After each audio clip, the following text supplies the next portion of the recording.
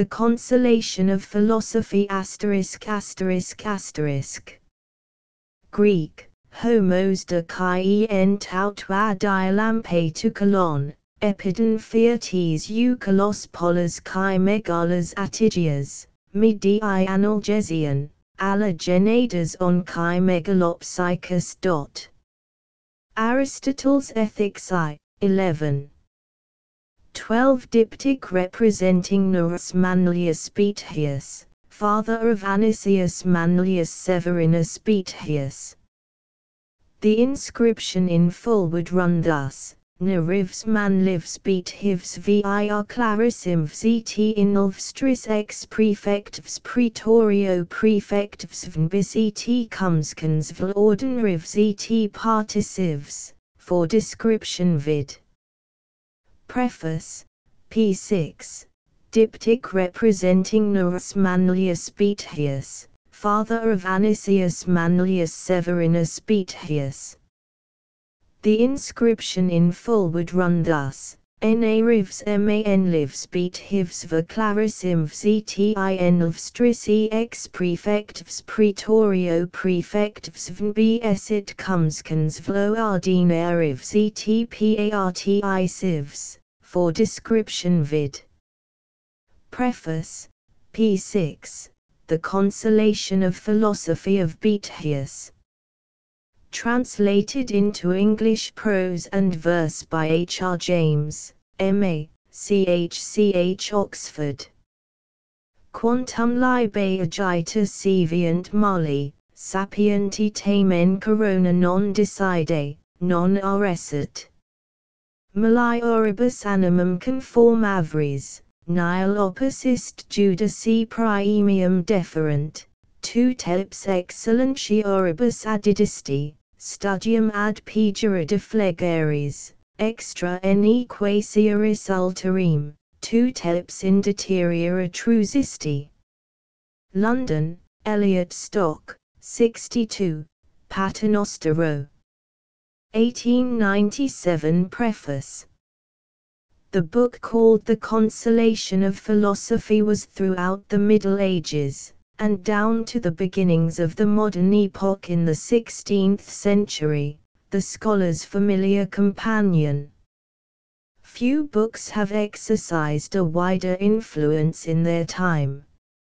It has been translated into every European tongue, and into English nearly a dozen times, from King Alfred's paraphrase to the translations of Lord Preston, Coston, Ridpath, and Duncan, in the 18th century. The belief that what once pleased so widely must still have some charm is my excuse for attempting the present translation. The great work of Boethius, with its alternate prose and verse, skillfully fitted together like dialogue and chorus in a Greek play, is unique in literature, and has a pathetic interest from the time and circumstances of its composition. It ought not to be forgotten. Those who can go to the original will find their reward. There may be room also for a new translation in English after an interval of close on 100 years. Some of the editions contain a reproduction of a bust purporting to represent Boethius. Lord Preston's translation, for example, has such a portrait, which it refers to an original in marble at Rome. This I have been unable to trace, and suspect that it is apocryphal. The Hope collection at Oxford contains a completely different portrait in a print, which gives no authority. I have ventured to use as a frontispiece a reproduction from a plaster cast in the Ashmolean Museum, taken from an ivory diptych preserved in the Bibliotheca Quiriniana at Brescia, which represents Nerus Manlius Boethius, the father of the philosopher. Portraiture of this period is so rare that it seemed that, failing a likeness of the author himself, This authentic representation of his father might have interest, as giving the consular dress and insignia of the time, and also as illustrating the decadence of contemporary art. The consul wears a richly embroidered cloak, his right hand holds a staff surmounted by the Roman eagle, his left the mappa circensis, or napkin used for starting the races in the circus. At his feet are palms and bags of money, prizes for the victors in the games. For permission to use this cast, my thanks are due to the authorities of the Ashmolean Museum, as also to Mr. T. W. Jackson, curator of the Hope Collection, who first called my attention to its existence. I have to thank my brother, Mr. L. James, of Radley College, for much valuable help and for correcting the proof sheets of the translation. The text used is that of paper, Leipzig, 1874. Proem. Annicus Manlius Severinus Boethius lived in the last quarter of the 5th century AD, and the first quarter of the 6th. He was growing to manhood, when Theodoric, the famous Ostrogoth, crossed the Alps and made himself master of Italy. Boethius belonged to an ancient family, which boasted a connection with the legendary glories of the Republic, and was still among the foremost in wealth and dignity in the days of Rome's abasement. His parents dying early, he was brought up by Symmachus, whom the age agreed to regard as of almost saintly character, and afterwards became his son-in-law. His varied gifts, aided by an excellent education, won for him the reputation of the most accomplished man of his time. He was orator, poet, musician, philosopher. It is his peculiar distinction to have handed on to the Middle Ages the tradition of Greek philosophy by his Latin translations of the works of Aristotle. Called early to a public career, the highest honors of the state came to him unsought. He was sole consul in 510 AD, and was ultimately raised by Theodoric to the dignity of Magister Officiorum, or head of the whole civil administration. He was no less happy in his domestic life, in the virtues of his wife, Rusticina, and the fair promise of his two sons, Symmachus and Boethius, happy also in the society of a refined circle of friends. Noble, wealthy, accomplished, universally esteemed for his virtues, high in the favor of the Gothic king, he appeared to all men a signal example of the union of merit and good fortune. His felicity seemed to culminate in the year 522 AD, when, by special and extraordinary favor, his two sons, young as they were for so exalted an honor, were created joint consuls and rode to the Senate house attended by a throng of senators, and the acclamations of the multitude. Boethius himself, amid the general applause, delivered the public speech in the king's honor usual on such occasions. Within a year he was a solitary prisoner at Pavia, stripped of honors, wealth, and friends, with death hanging over him, and a terror worse than death, in the fear lest those dearest to him should be involved in the worst results of his downfall. It is in this situation that the opening of the Consolation of Philosophy brings Boethius before us. He represents himself as seated in his prison distraught with grief, indignant at the injustice of his misfortunes, and seeking relief for his melancholy in writing verses descriptive of his condition. Suddenly there appears to him the divine figure of philosophy, in the guise of a woman of superhuman dignity and beauty, who by a succession of discourses convinces him of the vanity of regret for the lost gifts of fortune, raises his mind once more to the contemplation of the true good, and makes clear to him the mystery of the world's moral government.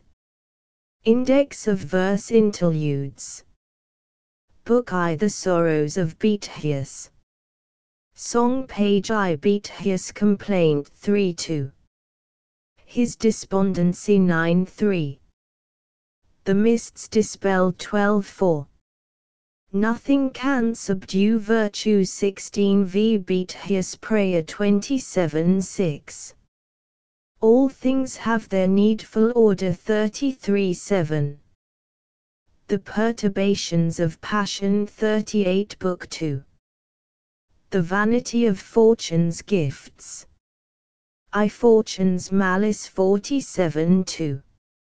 Man's Covetousness 51-3. All Passes 55-4. The Golden Mean 62 The Former Age 76. Nero's Infamy 76-7. Glory May Not Last 82-8. Love is Lord of All 85 Book 3. True Happiness and False. I. The Thorns of Error 93-2. The Bent of Nature 99-3. The Insatiableness OK Avarice 105-4. Disgrace of honors conferred by a tyrant 109 v Self-mastery 113-6. True Nobility 116-7. Pleasure's Sting 118-8. Human Folly 121-9. Invocation 130x The True Light 141-11. Reminiscence 150-12. Orpheus and Eurydice 158 Book 4. Good and Ill Fortune. I. The Soul's Flight 166-2. The Bondage of Passion 177-3. Circe's Cup 182-4. The Unreasonableness of Hatred 194 v Wonder and Ignorance 197-6. The Universal Aim 212-7. The Hero's Path 219 Book V Free Will and God's Fork Knowledge. I. Chance 229-2. The True Sun 233-3. Truth as Paradoxes 241-4. A Psychological Fallacy 250 v The Upward Look 255 Book I. The Sorrows of Boethius. Summary. Boethius Complaint, Song I.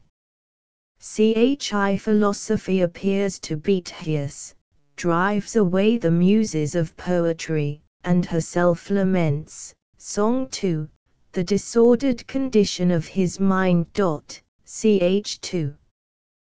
Boethius is speechless with amazement. Philosophy wipes away the tears that have clouded his eyesight. Ch. 3. Boethius recognizes his mistress philosophy. To his wondering inquiries she explains her presence, and recalls to his mind the persecutions to which philosophy has oftentimes from of old been subjected by an ignorant world. Ch. 4. Philosophy bids Boethius declare his griefs. He relates the story of his unjust accusation and ruin. He concludes with a prayer, Song V, that the moral disorder in human affairs may be set right. Chv philosophy admits the justice of Boethius' self-vindication, but grieves rather for the unhappy change in his mind. She will first tranquilize his spirit by soothing remedies. Ch. 6. Philosophy tests Boethius' mental state by certain questions, and discovers three chief causes of his soul's sickness. 1. He has forgotten his own true nature. 2. He knows not the end towards which the whole universe tends. 3. He knows not the means by which the world is governed. Book I Song I Boethius Complaint. Who wrought my studious numbers smoothly once in happier days, now perforce in tears and sadness learn a mournful strain to raise. Lo, the Muses, grief dishevelled, guide my pen and voice my woe, down their cheeks unfeigned the tear-drops to my sad complainings flow. These alone in dangers our faithful found, have dared attend on the footsteps of the exile to his lonely journey's end. These that were the pride and pleasure of my youth and high estate still remain the only solace of the old man's mournful fate. Old. Ah yes, swift, ere I knew it, by these sorrows on me pressed ageth come, lo, grief hath bid me wear the garb that fits her best. O'er my head untimely sprinkled these white hairs my woes proclaim, and the skin hangs loose and shriveled on this sorrow-shrunken frame. Blessed is death that intervenes not in the sweet, sweet years of peace, but unto the broken-hearted, when they call him, brings release. Yet death passes by the wretched, shuts his ear and slumbers deep, will not heed the cry of anguish, will not close the eyes that weep. For, while yet inconstant fortune poured her gifts and all was bright, death's dark hour had all but whelmed me in the gloom of endless night. Now, because misfortune's shadow o'erclouded that false face, cruel life still halts and lingers, though I loathe his weary race. Friends, why did ye once so lightly vaunt me happy among men? Surely he who so hath fallen was not firmly founded then. While I was thus mutely pondering within myself, and recording my sorrowful complainings with my pen, it seemed to me that there appeared above my head a woman of a countenance exceeding venerable. Her eyes were bright as fire, and of a more than human keenness, her complexion was lively, her vigor showed no trace of enfeeblement, and yet her years were right full, and she plainly seemed not of our age and time. Her stature was difficult to judge. At one moment it exceeded not the common height, at another her forehead seemed to strike the sky, and whenever she raised her head higher, she began to pierce within the very heavens, and to baffle the eyes of them that looked upon her. Her garments were of an imperishable fabric, wrought with the finest threads and of the most delicate workmanship, and these, as her own lips afterwards assured me, she had herself woven with her own hands. The beauty of this vesture had been somewhat tarnished by age and neglect, and wore that dingy look which marble contracts from exposure. On the lowermost edge was inwoven the Greek letter pi, Greek p, on the topmost the letter theta, Greek th, and between the two were to be seen steps, like a staircase, from the lower to the upper letter. This robe, moreover, had been torn by the hands of violent persons, who had each snatched away what he could clutch. b. Her right hand held a notebook, in her left she bore a staff. And when she saw the muses of poesy standing by my bedside, dictating the words of my lamentations, she was moved a while to wrath, and her eyes flashed sternly. Who, said she, has allowed yon play-acting wantons to approach this sick man, these who, so far from giving medicine to heal his malady, even feed it with sweet poison? These it is who kill the rich crop of reason with the barren thorns of passion, who accustom men's minds to disease, instead of setting them free. Now, were it some common man whom your allurements were seducing, as is usually your way, I should be less indignant. On such a one I should not have spent my pains for naught. But this is one nurtured in the Eleatic and academic philosophies. Nay, get ye gone, ye sirens, whose sweetness lasteth not, leave him for my muses to tend and heal.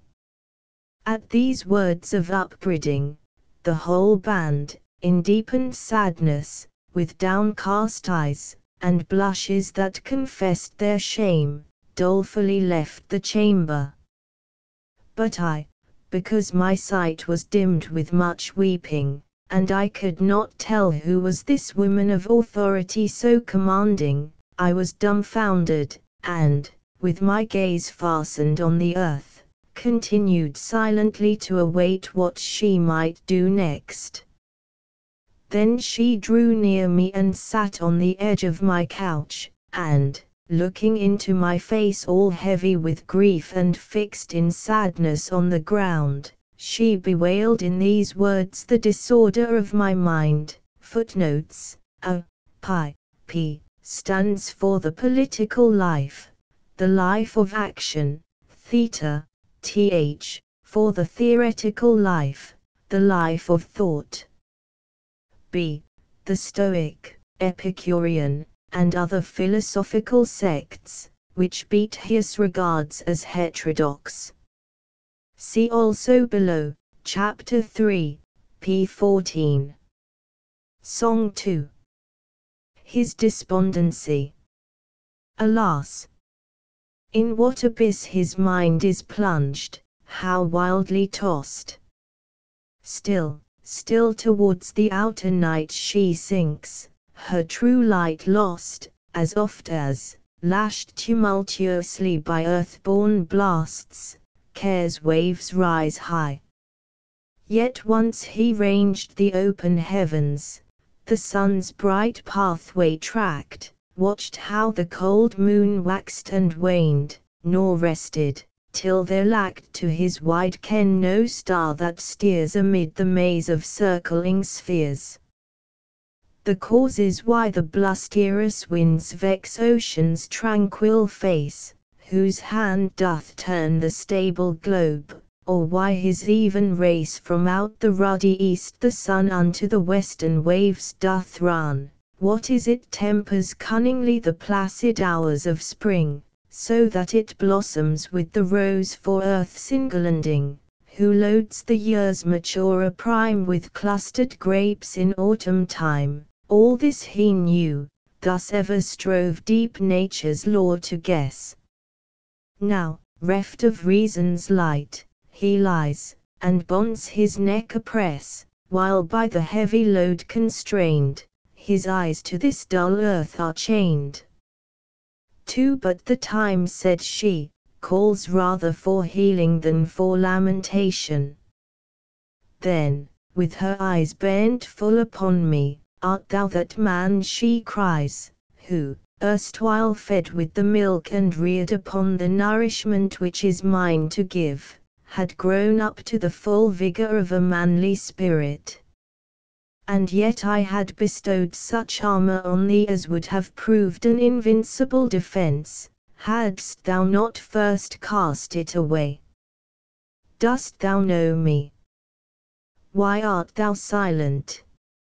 Is it shame or amazement that hath struck thee dumb? Would it were shame, but, as I see, a stupor hath seized upon thee. Then, when she saw me not only answering nothing, but mute and utterly incapable of speech, she gently touched my breast with her hand, and said, "There is no danger. These are the symptoms of lethargy, the usual sickness of deluded minds. For a while he has forgotten himself, he will easily recover his memory, if only he first recognizes me. And that he may do so, let me now wipe his eyes that are clouded with a mist of mortal things." Thereat, with a fold of her robe, she dried my eyes all swimming with tears. Song 3. The mists dispelled. Then the gloom of night was scattered, sight returned unto mine eyes. So, when haply rainy chorus rolls the storm clouds through the skies, hidden is the sun, all heaven is obscured in starless night. But if, in wild onset sweeping, Boreas frees day's prisoned light, all suddenly the radiant God outstreams, and strikes our dazzled eyesight with his beams. 3. Even so the clouds of my melancholy were broken up. I saw the clear sky, and regained the power to recognize the face of my physician. Accordingly, when I had lifted my eyes and fixed my gaze upon her, I beheld my nurse, Philosophy, whose halls I had frequented from my youth up. "Ah! Why," I cried, "Mistress of all excellence, hast thou come down from on high, and entered the solitude of this my exile? Is it that thou, too, even as I, mayst be persecuted with false accusations?" "Could I desert thee, child," said she, "and not lighten the burden which thou hast taken upon thee through the hatred of my name, by sharing this trouble? Even forgetting that it were not lawful for philosophy to leave companionless the way of the innocent, should I, thinkest thou, fear to incur reproach, or shrink from it, as though some strange new thing had befallen? Thinkest thou that now, for the first time in an evil age, wisdom hath been assailed by peril? Did I not often in days of old, before my servant Plato lived, wage stern warfare with the rashness of folly? In his lifetime, too, Socrates, his master, won with my aid the victory of an unjust death. And when, one after the other, the Epicurean herd, the Stoic, and the rest, each of them as far as in them lay, went about to seize the heritage he left, and were dragging me off protesting and resisting, as their booty, they tore in pieces the garment which I had woven with my own hands, and, clutching the torn pieces, went off, believing that the whole of me had passed into their possession. And some of them, because some traces of my vesture were seen upon them, were destroyed through the mistake of the lewd multitude, who falsely deemed them to be my disciples. It may be thou knowest not of the banishment of Anaxagoras, of the poison draught of Socrates, nor of Zeno's torturing, because these things happened in a distant country, yet mightest thou have learned the fate of Arius, of Seneca, of Serranus, whose stories are neither old nor unknown to fame.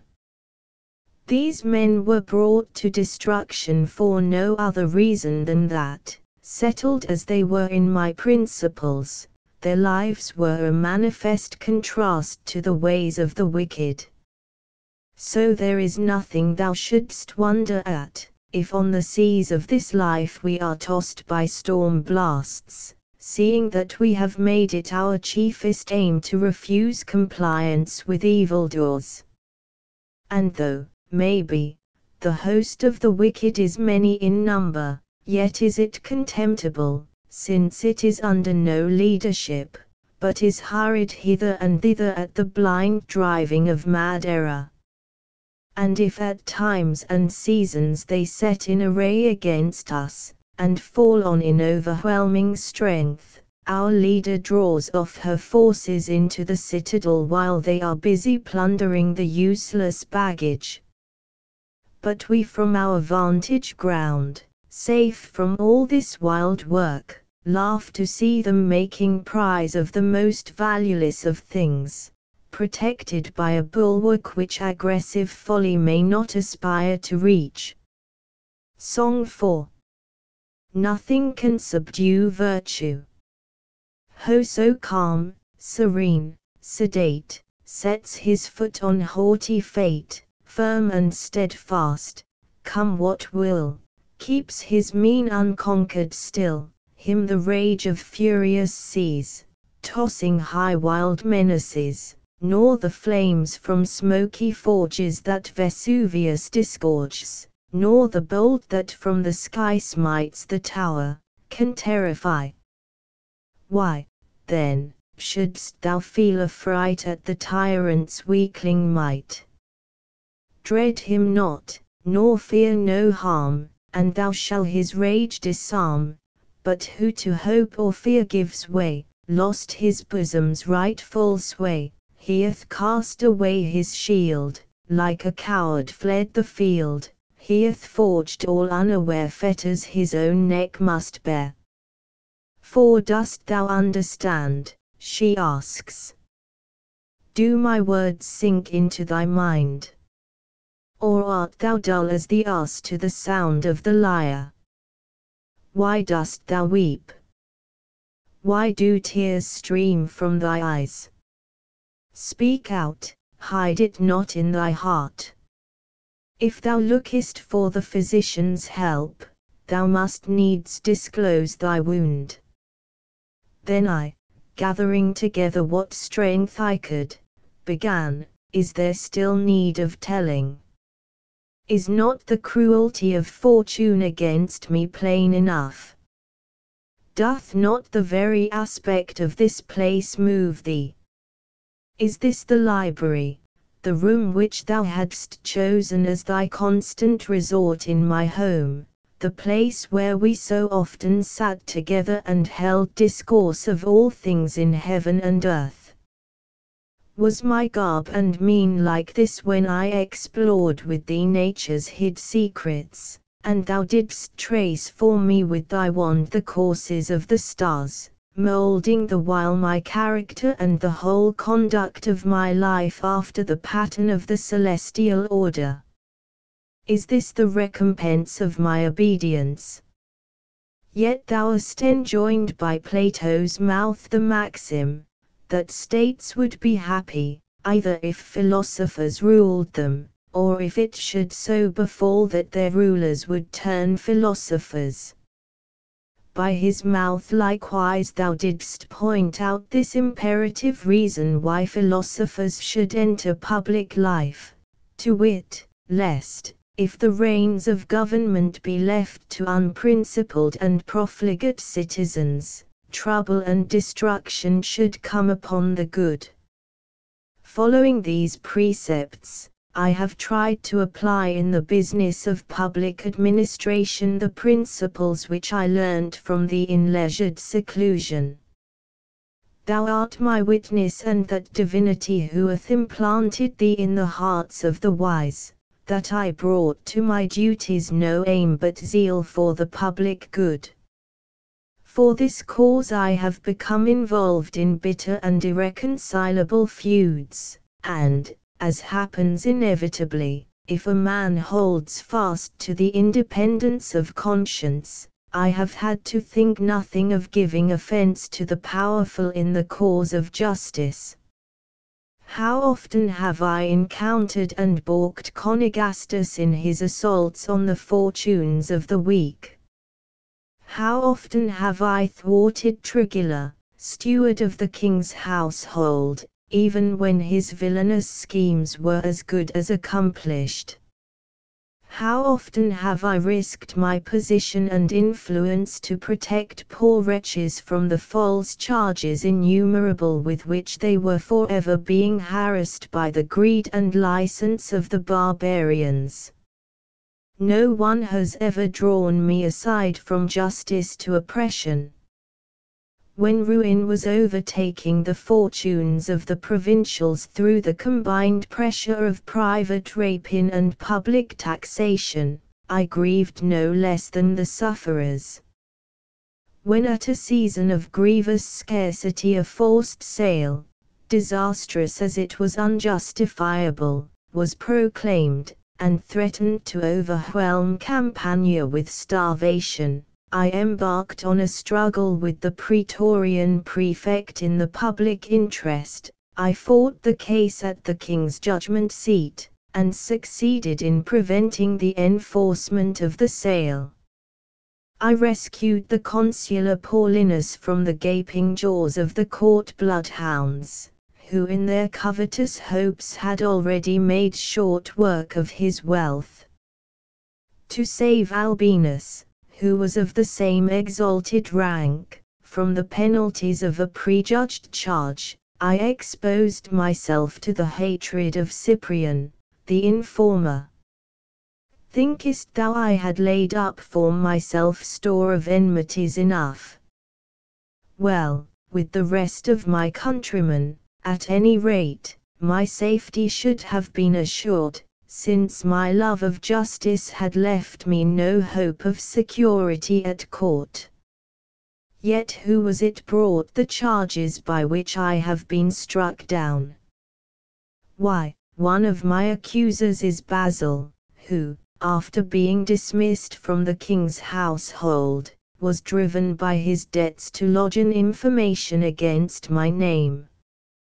There is Appiglio, there is Gaudentius, men who for many and various offences the king's sentence had condemned to banishment, and when they declined to obey, and sought to save themselves by taking sanctuary, the king, as soon as he heard of it, decreed that, if they did not depart from the city of Ravenna within a prescribed time, they should be branded on the forehead and expelled. What would exceed the rigor of this severity? And yet on that same day these very men lodged an information against me, and the information was admitted. Just heaven! Had I deserved this by my way of life? Did it make them fit accusers that my condemnation was a foregone conclusion? Has fortune no shame, if not at the accusation of the innocent, at least for the vileness of the accusers? Perhaps thou wonderest what is the sum of the charges laid against me. I wished, they say, to save the Senate. But how? I am accused of hindering an informer from producing evidence to prove the Senate guilty of treason. Tell me, then, what is thy counsel, O my mistress? Shall I deny the charge, lest I bring shame on thee? But I did wish it, and I shall never cease to wish it. Shall I admit it? Then the work of thwarting the informer will come to an end. Shall I call the wish for the preservation of that illustrious house a crime? Of a truth the Senate, by its decrees concerning me, has made it such.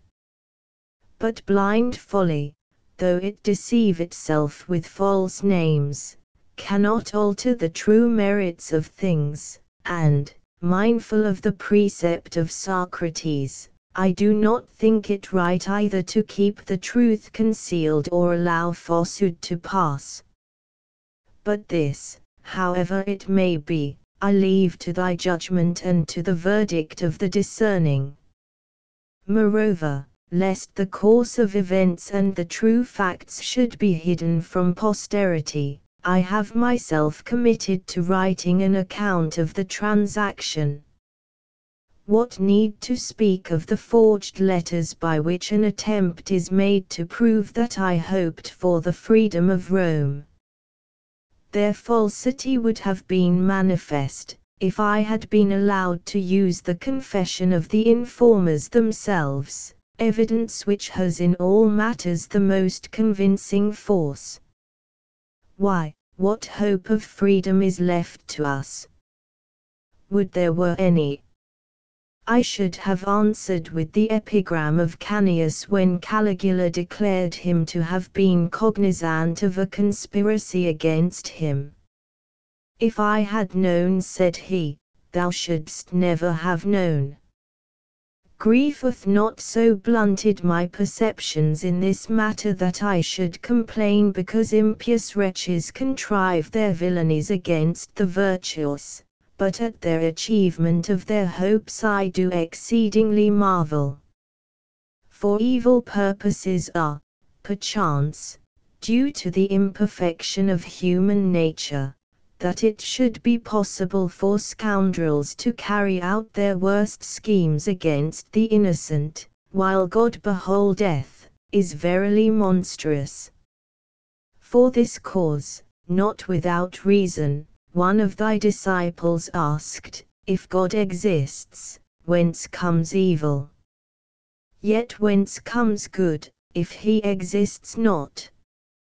However, it might well be that wretches who seek the blood of all honest men and of the whole Senate should wish to destroy me also, whom they saw to be a bulwark of the Senate and all honest men. But did I deserve such a fate from the fathers also?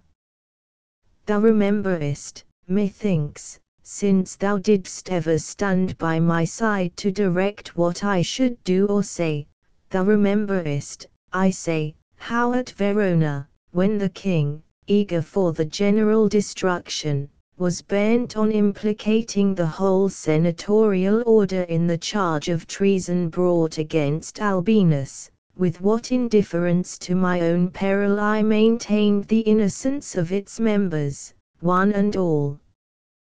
Thou knowest that what I say is the truth, and that I have never boasted of my good deeds in a spirit of self-praise.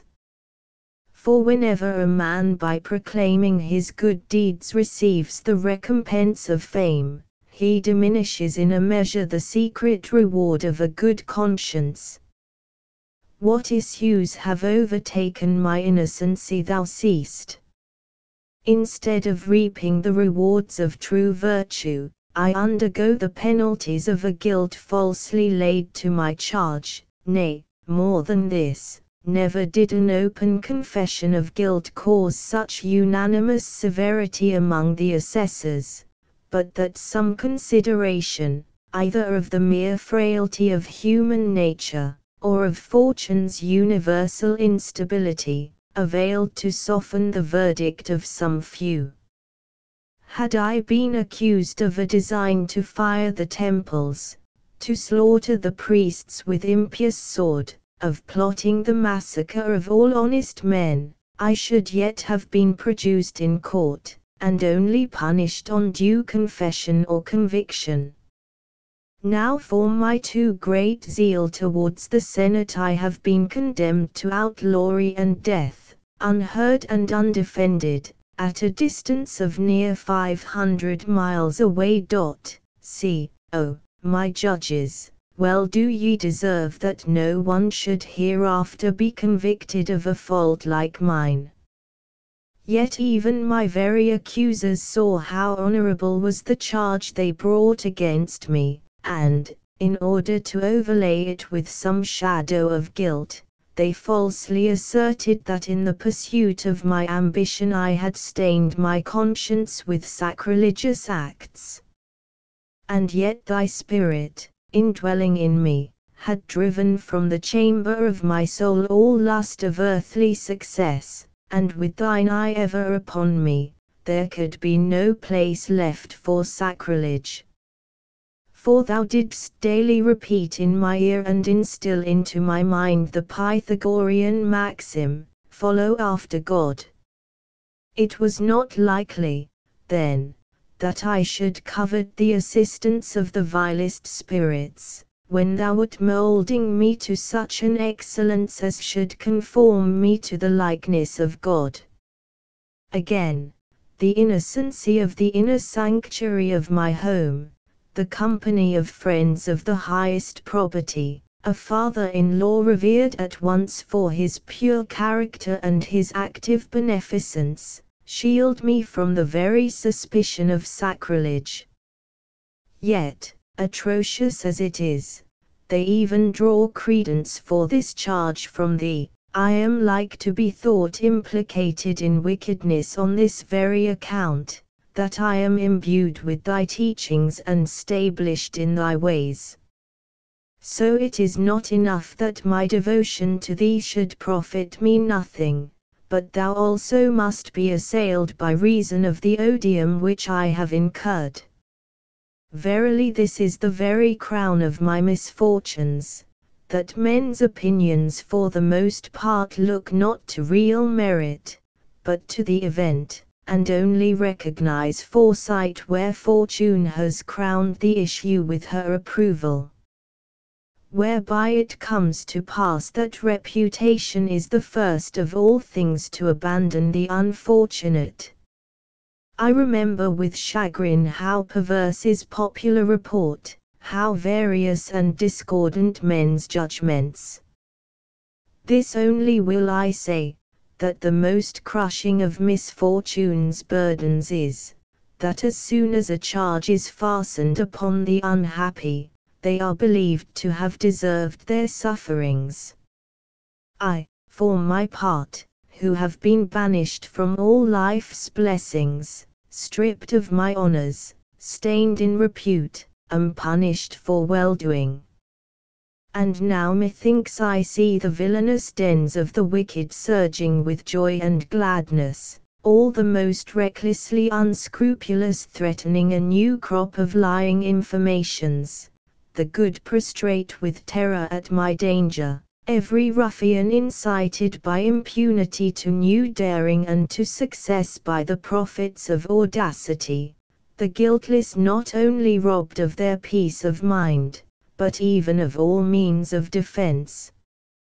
Wherefore I would fain cry out, footnotes, see, the distance from Rome to Pavia, the place of Boethius' imprisonment, is 455 Roman miles. Song v. Boethius Prayer. Builder of yon starry dome, thou that whirlest, throned eternal, heaven's swift globe, and, as they roam, guidest the stars by laws supernal, so in full sphered splendor dight Cynthia dims the lamps of night, but unto the orb fraternal closer drawn, doth lose her light. Who at fall of eventide, Hesper, his cold radiance showeth, Lucifer his beams doth hide, paling as the sun's light groweth, brief, while winter's frost holds sway, by thy will the space of day, swift, when summer's fervor gloweth, speed the hours of night away. Thou dost rule the changing year, when rude Boreas oppresses, fall the leaves, they reappear, wooed by Zephyr's soft caresses. Fields that Sirius burns deep grown by Arcturus' watch were sown, each the reign of law confesses, keeps the place that is his own. Sovereign ruler, Lord of all, can it be that thou disdainest only man? 'Gainst him, poor thrall, wanton fortune plays her vainest. Guilt's deserved punishment falleth on the innocent, high uplifted, the profanest on the just their malice vent. Virtue cowers in dark retreats, crimes foul stain the righteous bereath, perjury and false deceits hurt not him the wrong who dareth, But we know the wicked trust in ill strength to work their lust. Kings, whom nations or declareth mighty, grovel in the dust.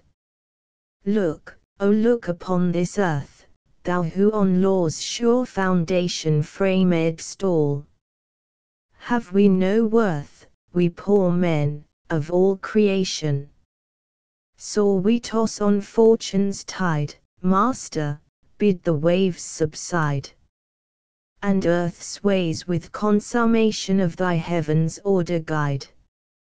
Footnotes, d. The moon is regarded as farthest from the sun at the full, and, as she wanes, approaching gradually nearer. When I had poured out my griefs in this long and unbroken strain of lamentation, she, with calm countenance, and in no wise disturbed at my complainings, thus spake: When I saw thee sorrowful, in tears, I straightway knew thee wretched and an exile. But how far distant that exile I should not know, had not thine own speech revealed it. Yet how far indeed from thy country hast thou, not been banished, but rather hast strayed, or, if thou wilt have it banishment, hast banished thyself.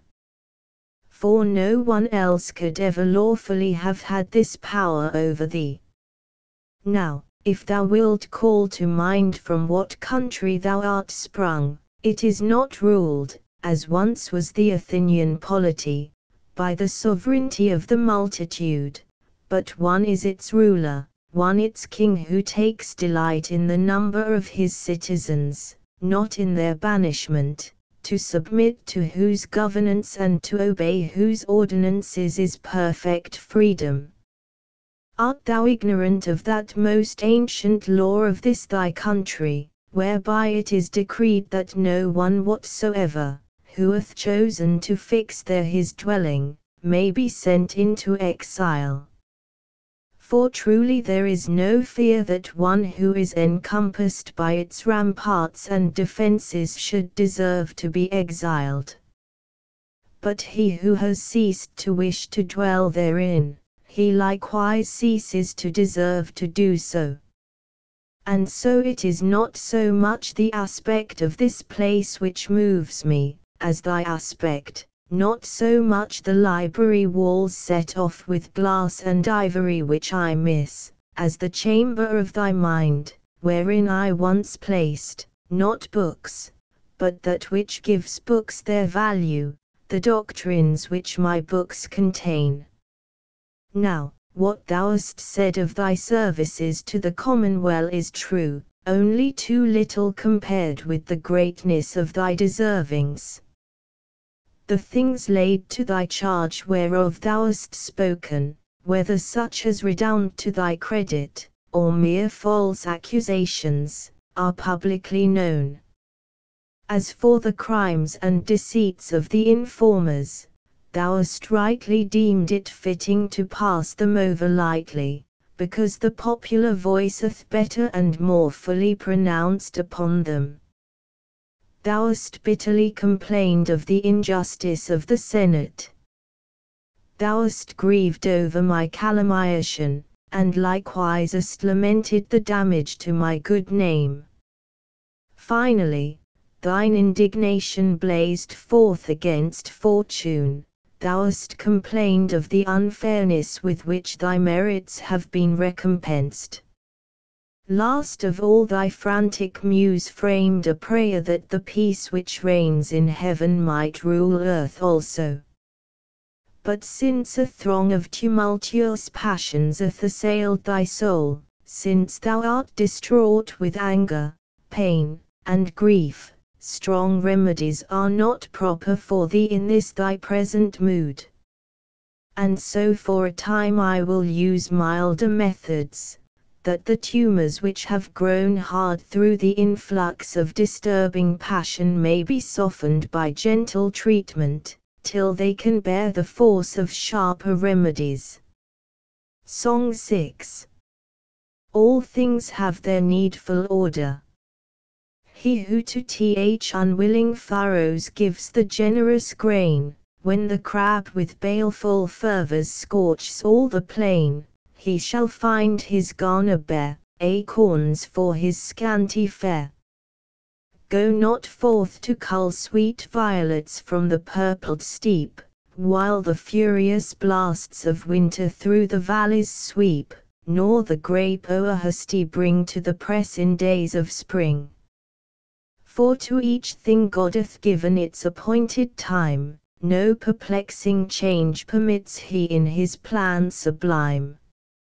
So who quits the order due shall a luckless issue rue. 6 First, then, wilt thou suffer me by a few questions to make some attempt to test the state of thy mind, that I may learn in what way to set about thy cure? Ask what thou wilt, said I, for I will answer whatever questions thou choosest to put. Then said she, this world of ours, thinkest thou it is governed haphazard and fortuitously, or believest thou that there is in it any rational guidance? Nay, said I, in no wise may I deem that such fixed motions can be determined by random hazard, but I know that God, the Creator, presideth over his work, nor will the day ever come that shall drive me from holding fast the truth of this belief. Yes, said she, thou didst even but now affirm it in song, lamenting that men alone had no portion in the divine care. As to the rest, thou wert unshaken in the belief that they were ruled by reason. Yet I marvel exceedingly how, in spite of thy firm hold on this opinion, thou art fallen into sickness. But let us probe more deeply. Something or other is missing, I think. Now, tell me, since thou doubtest not that God governs the world, dost thou perceive by what means he rules it? I scarcely understand what thou meanest, I said, much less can I answer thy question. Did I not say truly that something is missing, whereby, as through a breach in the ramparts, disease hath crept in to disturb thy mind? But, tell me, dost thou remember the universal end towards which the aim of all nature is directed? I once heard, said I, but sorrow hath dulled my recollection. And yet thou knowest whence all things have proceeded. Yes, that I know, said I, and have answered that it is from God.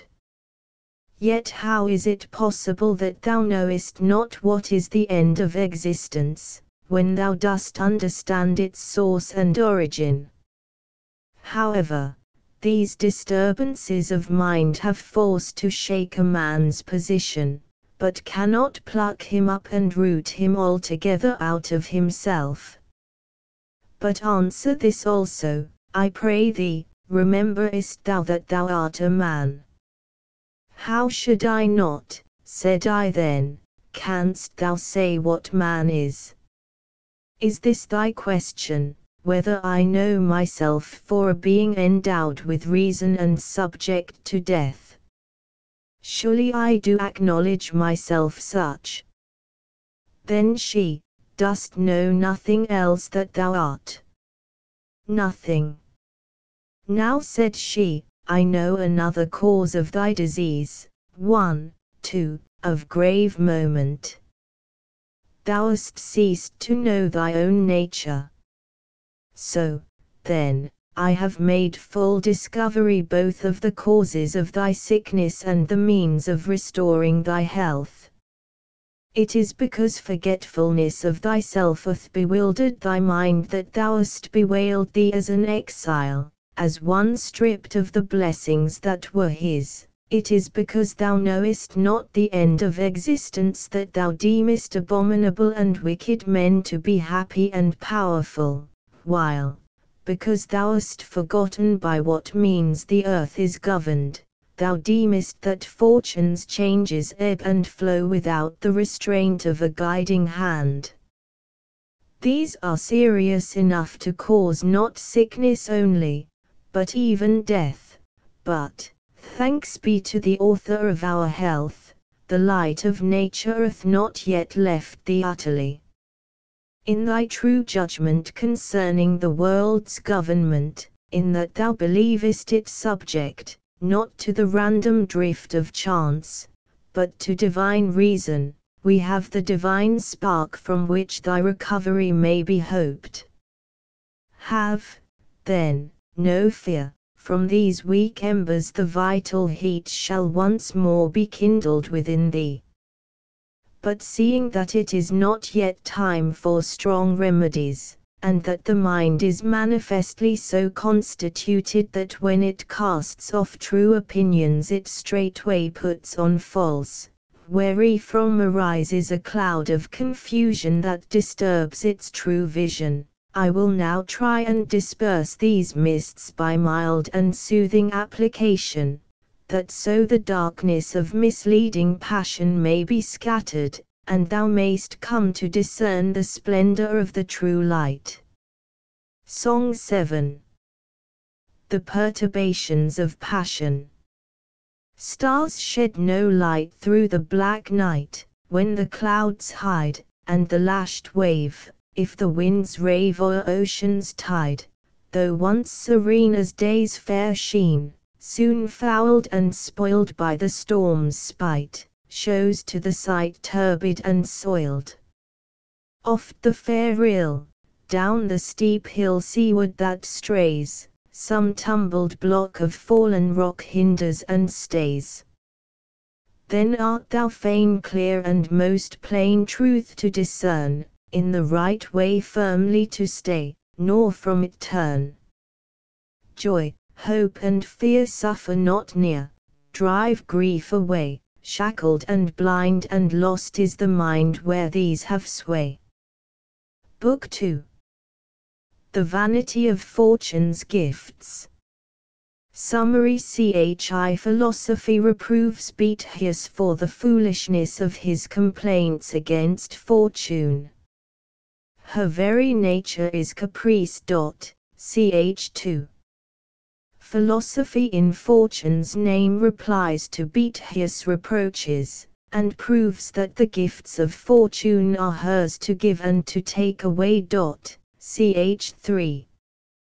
Boethius falls back upon his present sense of misery. Philosophy reminds him of the brilliancy of his former fortunes. Ch. 4. Boethius objects that the memory of past happiness is the bitterest portion of the lot of the unhappy. Philosophy shows that much is still left for which he may be thankful. None enjoy perfect satisfaction with their lot. But happiness depends not on anything which fortune can give. It is to be sought within. Chv. All the gifts of fortune are external, they can never truly be our own.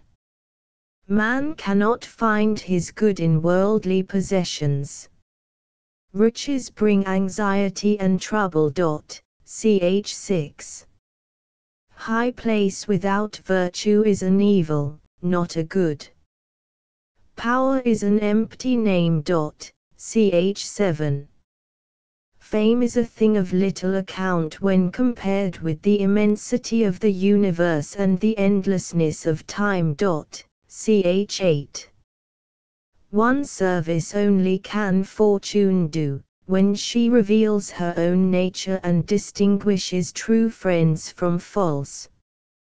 Book 2. I thereafter for a while she remained silent, and when she had restored my flagging attention by a moderate pause in her discourse, she thus began: If I have thoroughly ascertained the character and causes of thy sickness, thou art pining with regretful longing for thy former fortune. It is the change, as thou deemest, of this fortune that hath so wrought upon thy mind. Well do I understand that Siren's manifold wiles, the fatal charm of the friendship she pretends for her victims, so long as she is scheming to entrap them, how she unexpectedly abandons them and leaves them overwhelmed with insupportable grief. Bethink thee of her nature, character, and deserts, and thou wilt soon acknowledge that in her thou hast neither possessed, nor hast thou lost, aught of any worth. Methinks I need not spend much pains in bringing this to thy mind, since, even when she was still with thee, even while she was caressing thee, thou usedst to assail her in manly terms, to rebuke her, with maxims drawn from my holy treasure house. But all sudden changes of circumstances bring inevitably a certain commotion of spirit. Thus it hath come to pass that thou also for a while hast been parted from thy mind's tranquillity. But it is time for thee to take and drain a draught, soft and pleasant to the taste, which, as it penetrates within, may prepare the way for stronger potions. Wherefore I call to my aid the sweet persuasiveness of rhetoric, who then only walketh in the right way when she forsakes not my instructions, and music, my handmaid, I bid to join with her singing, now in lighter, now in graver strain. What is it, then, poor mortal, that hath cast thee into lamentation and mourning? Some strange, unwonted sight, methinks, have thine eyes seen. Thou deemest fortune to have changed towards thee, thou mistakest. Such ever were her ways, ever such her nature. Rather in her very mutability hath she preserved towards thee her true constancy. Such was she when she loaded thee with caresses, when she deluded thee with the allurements of a false happiness. Thou hast found out how changeful is the face of the blind goddess. She who still veils herself from others hath fully discovered to thee her whole character. If thou likest her, take her as she is, and do not complain. If thou abhorrest her perfidy, turn from her in disdain, renounce her, for baneful are her delusions. The very thing which is now the cause of thy great grief ought to have brought thee tranquillity. Thou hast been forsaken by one of whom no one can be sure that she will not forsake him. Or dost thou indeed set value on a happiness that is certain to depart?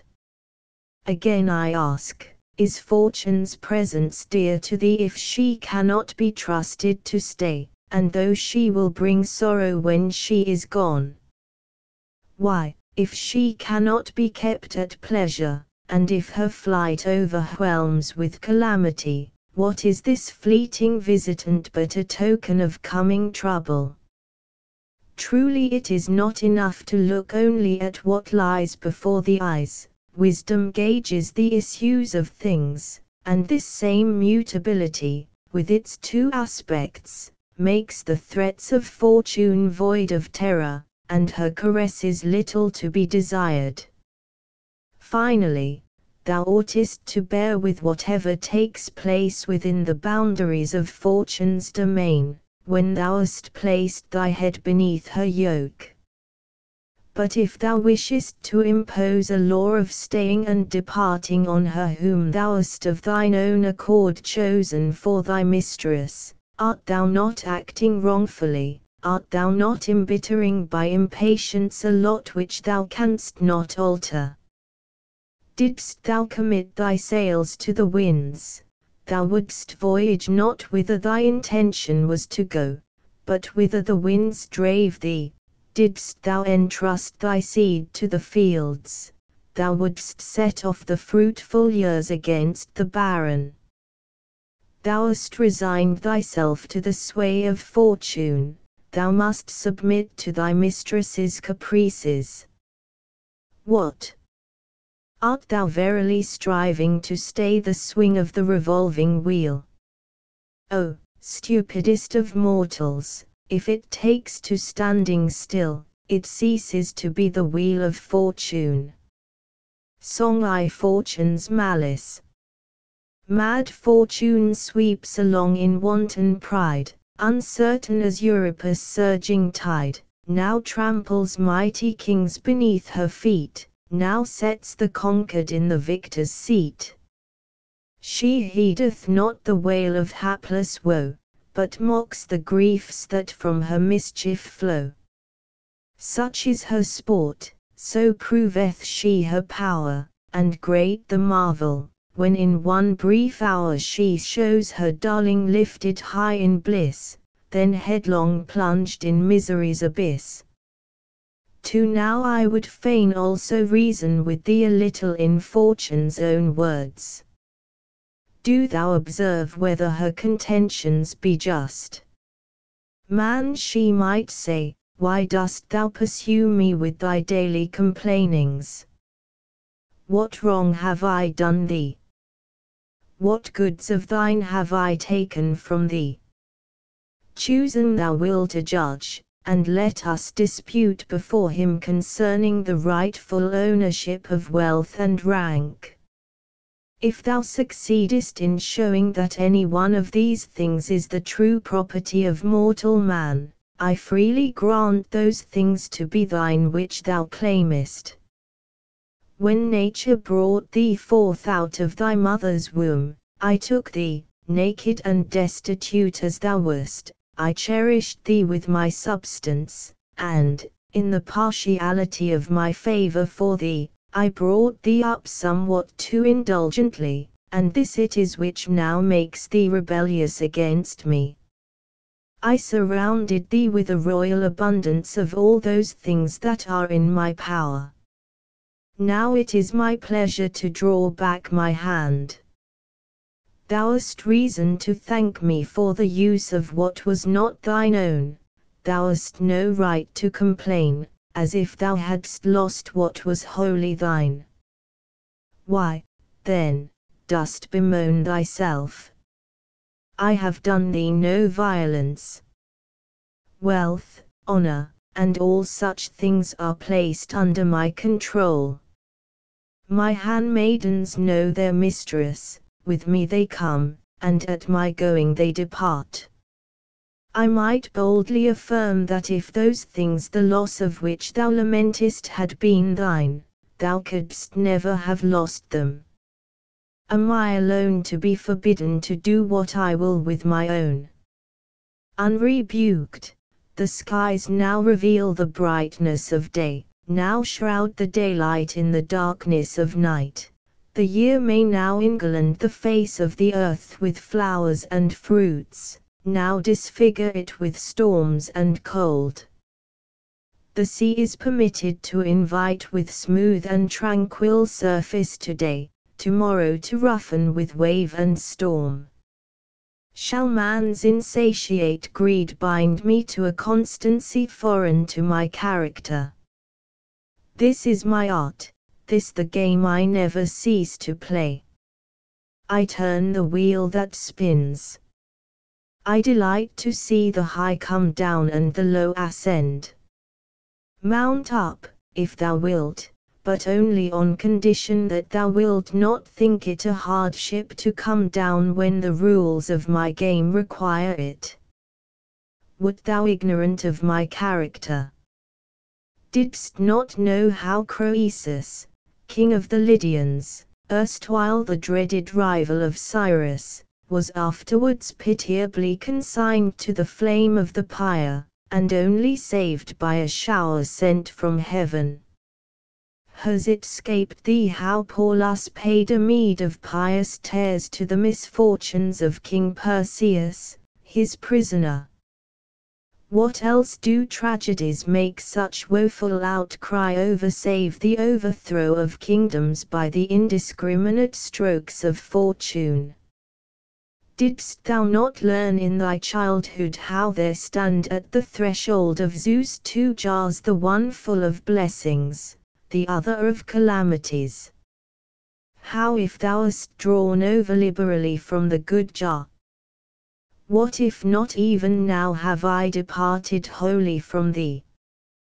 What if this very mutability of mine is a just ground for hoping better things? But listen now, and cease to let thy heart consume away with fretfulness, nor expect to live on thine own terms in a realm that is common to all. Song 2. Man's covetousness.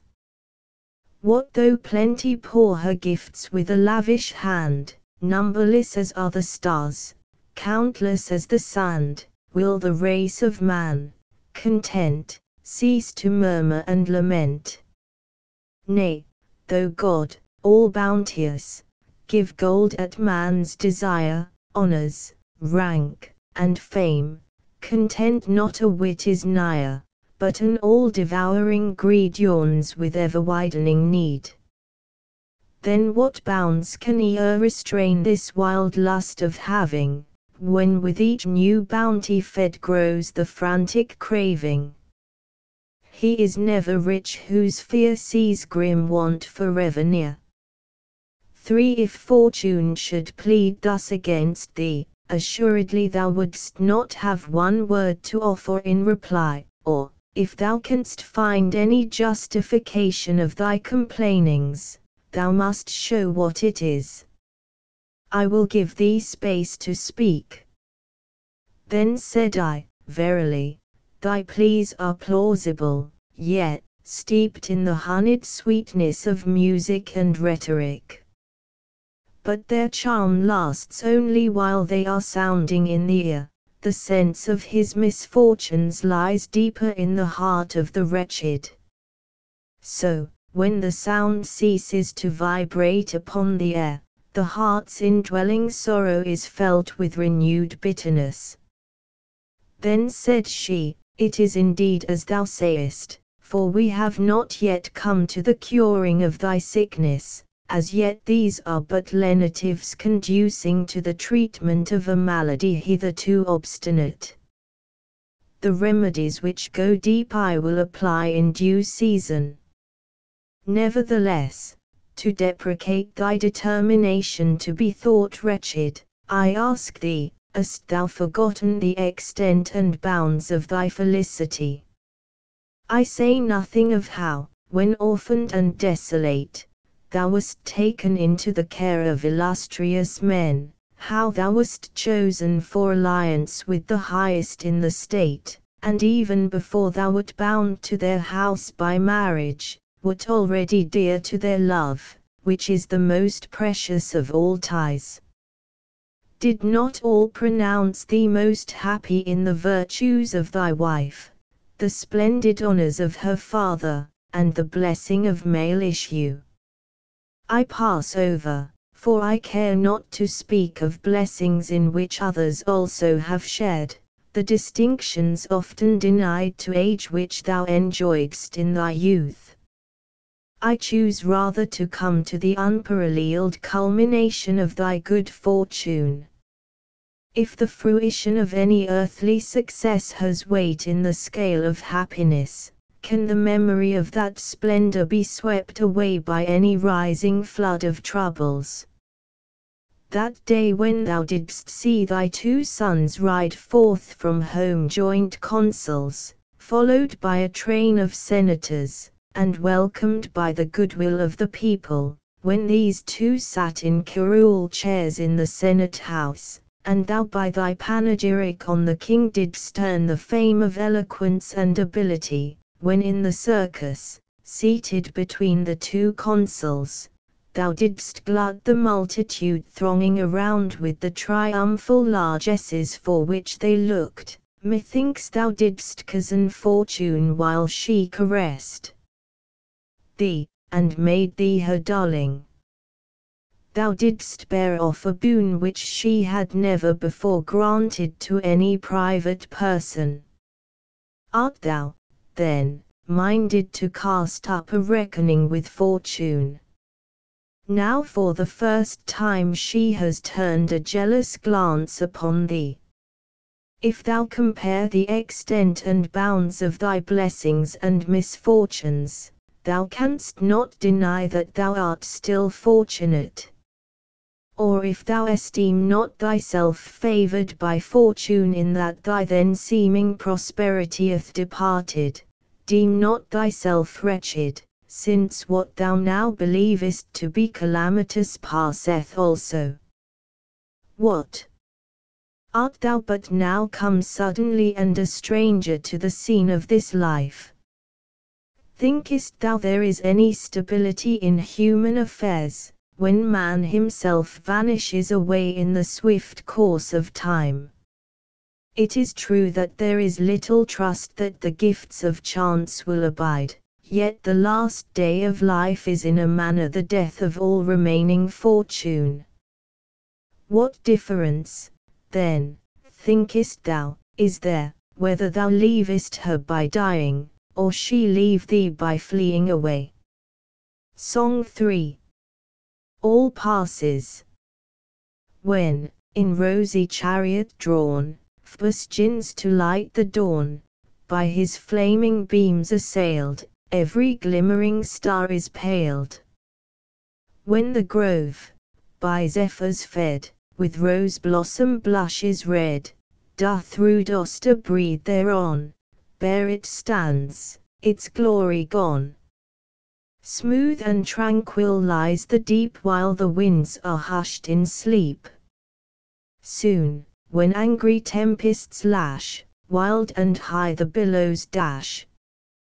Thus if nature's changing face holds not still a moment's space, fleeting deem man's fortunes, deem bliss as transient as a dream. One law only standeth fast, things created may not last. For then said I, true are thine admonishings, thou nurse of all excellence, nor can I deny the wonder of my fortune's swift career. Yet it is this which chafes me the more cruelly in the recalling. For truly in adverse fortune the worst sting of misery is to have been happy. Well said she, if thou art paying the penalty of a mistaken belief, thou canst not rightly impute the fault to circumstances. If it is the felicity which fortune gives that moves thee, mere name though it be, come reckon up with me how rich thou art in the number and weightiness of thy blessings.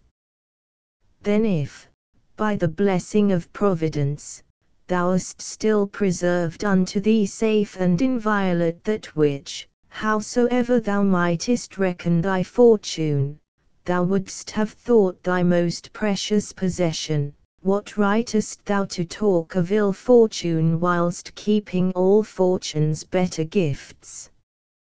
Yet Symmachus, thy wife's father, a man whose splendid character does honour to the human race, is safe and unharmed, and while he bewails thy wrongs, this rare nature, in whom wisdom and virtue are so nobly blended, is himself out of danger, a boon thou wouldst have been quick to purchase at the price of life itself. Thy wife yet lives, with her gentle disposition, her peerless modesty and virtue, this the epitome of all her graces, that she is the true daughter of her sire, she lives, I say, and for thy sake only preserves the breath of life, though she loathes it, and pines away in grief and tears for thy absence, wherein, if in naught else, I would allow some marring of thy felicity. What shall I say of thy sons and their consular dignity, how in them, so far as may be in youths of their age, the example of their fathers and grandfathers' character shines out? Since, then, the chief care of mortal man is to preserve his life. How happy art thou, couldst thou but recognize thy blessings, who possessest even now what no one doubts to be dearer than life. Wherefore, now dry thy tears. Fortune's hateth not involved all thy dear ones. The stress of the storm that has assailed thee is not beyond measure intolerable, since there are anchors still holding firm which suffer thee not to lack either consolation in the present or hope for the future. I pray that they still may hold. For while they still remain, however things may go, I shall ride out the storm. Yet thou seest how much is shorn of the splendor of my fortunes. We are gaining a little ground, said she, if there is something in thy lot wherewith thou art not yet altogether discontented. But I cannot stomach thy daintiness when thou complainest with such violence of grief and anxiety because thy happiness falls short of completeness. Why, who enjoys such settled felicity as not to have some quarrel with the circumstances of his lot? A troublous matter are the conditions of human bliss, either they are never realized in full, or never stay permanently. One has abundant riches, but is shamed by his ignoble birth. Another is conspicuous for his nobility, but through the embarrassments of poverty would prefer to be obscure. A third, richly endowed with both, laments the loneliness of an unwed life. Another, though happily married, is doomed to childlessness, and nurses his wealth for a stranger to inherit. Yet another, blessed with children, mournfully bewails the misdeeds of son or daughter. Wherefore, it is not easy for anyone to be at perfect peace with the circumstances of his lot.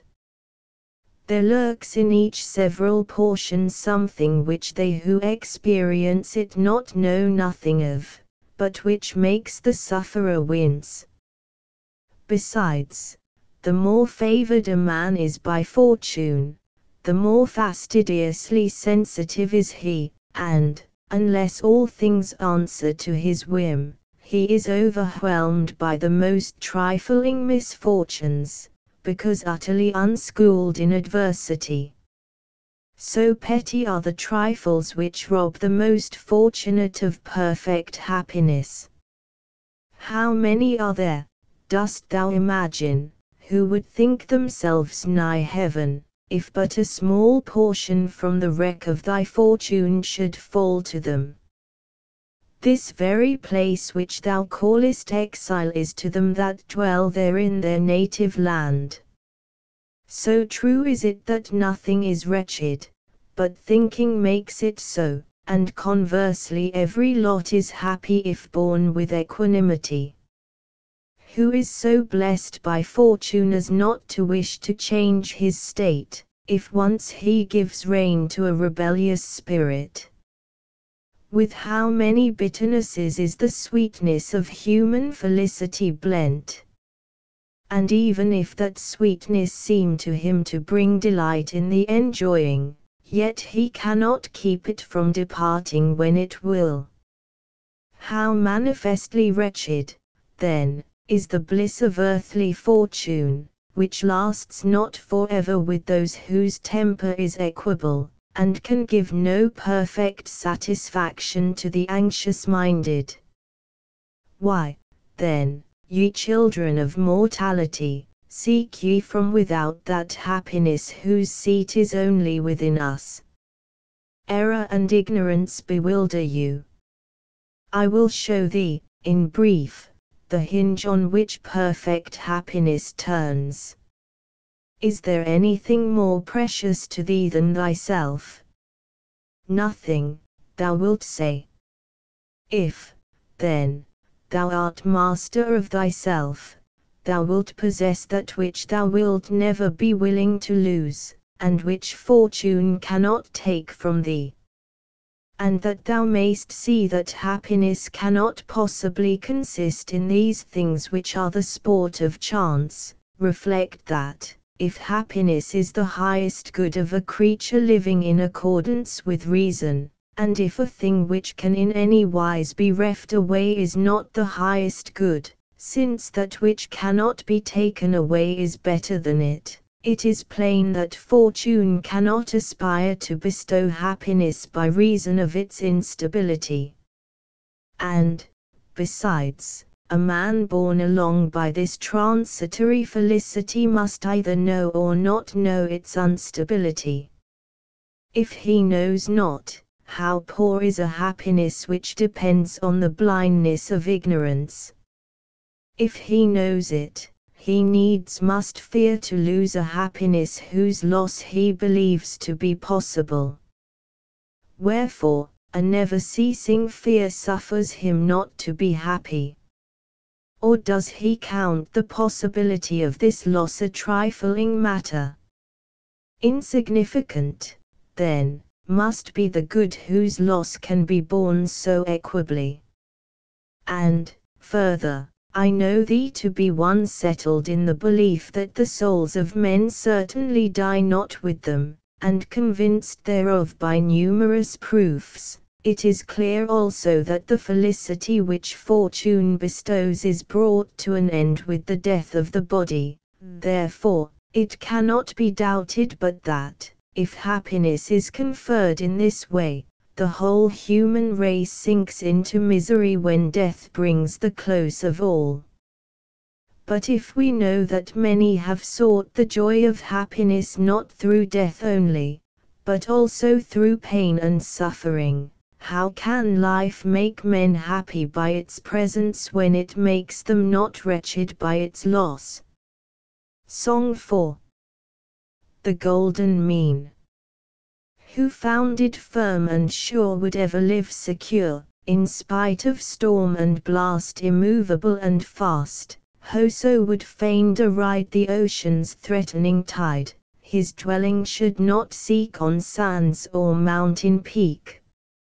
Upon the mountain's height the storm winds wreak their spite, the shifting sands disdain their burden to sustain. Do thou these perils flee, fair though the prospect be, and fix thy resting place on some low rock's sure base. Then, though the tempests roar, seas thunder on the shore, thou in thy stronghold blessed and undisturbed shalt rest, live all thy days serene, and mock the heavens' spleen. But since my reasonings begin to work a soothing effect within thy mind, methinks I may resort to remedies somewhat stronger. Come, suppose, now, the gifts of fortune were not fleeting and transitory, what is there in them capable of ever becoming truly thine, or which does not lose value when looked at steadily and fairly weighed in the balance? Are riches, I pray thee, precious either through thy nature or in their own? What are they but mere gold and heaps of money? Yet these fine things show their quality better in the spending than in the hoarding, for I suppose 'tis plain that greed always makes men hateful, while liberality brings fame. But that which is transferred to another cannot remain in one's own possession, and if that be so, then money is only precious when it is given away, and, by being transferred to others, ceases to be one's own. Again, if all the money in the world were heaped up in one man's possession, all others would be made poor. Sound fills the ears of many at the same time without being broken into parts, but your riches cannot pass to many without being lessened in the process. And when this happens, they must needs impoverish those whom they leave. How poor and cramped a thing, then, is riches, which more than one cannot possess as an unbroken whole, which falls not to any one man's lot without the impoverishment of everyone else? Or is it the glitter of gems that allures the eye? Yet, how rarely excellent soever may be their splendor, remember the flashing light is in the jewels, not in the man. Indeed, I greatly marvel at men's admiration of them, for what can rightly seem beautiful to a being endowed with life and reason, if it lack the movement and structure of life? And although such things do in the end take on them more beauty from their Maker's care and their own brilliancy, still they in no wise merit your admiration, since their excellence is set at a lower grade than your own. Does the beauty of the fields delight you? Surely, yes, it is a beautiful part of a right beautiful whole. Fitly indeed do we at times enjoy the serene calm of the sea, admire the sky, the stars, the moon, the sun.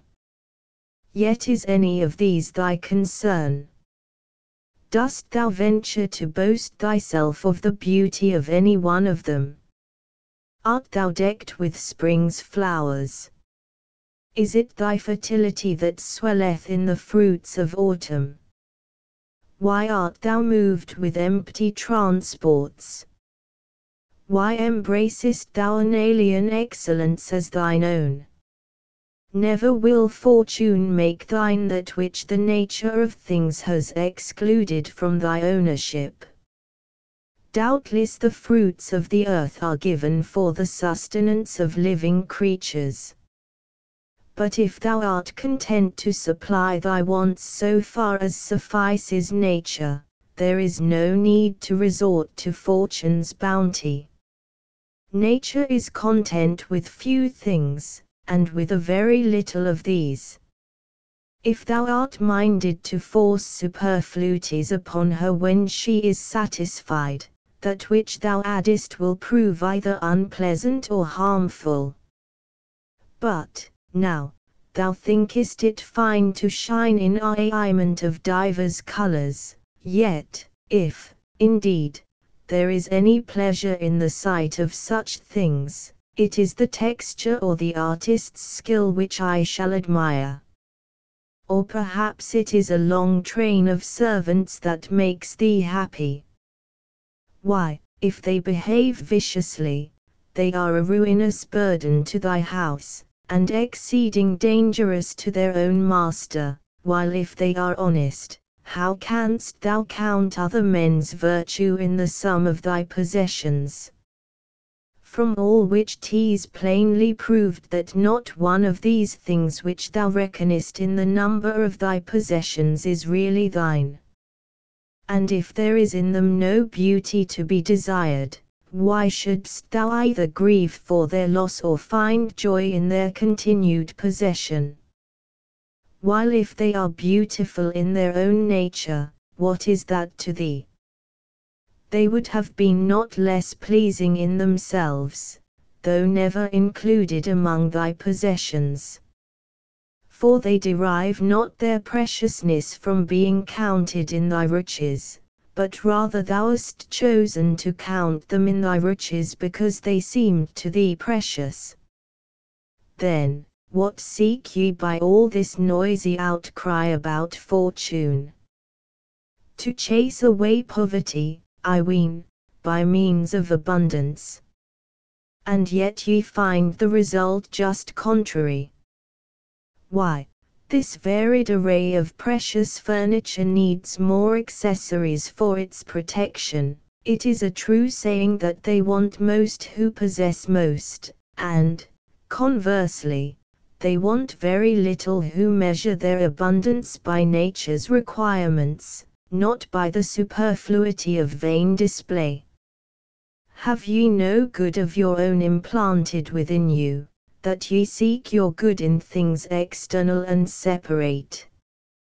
Is the nature of things so reversed that a creature divine by right of reason can in no other way be splendid in his own eyes save by the possession of lifeless chattels?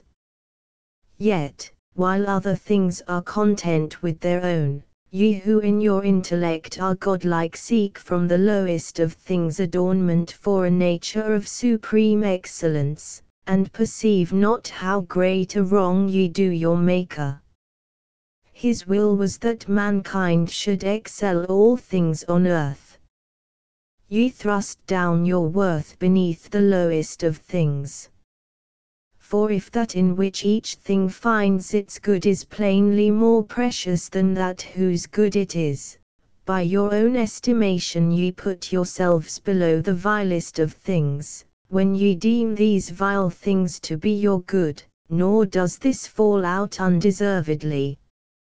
Indeed, man is so constituted that he then only excels other things when he knows himself, but he is brought lower than the beasts if he lose this self-knowledge.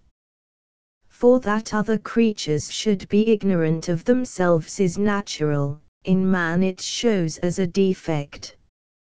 How extravagant, then, is this error of yours, in thinking that anything can be embellished by adornments not its own. It cannot be. For if such accessories add any luster, it is the accessories that get the praise, while that which they veil and cover remains in its pristine ugliness.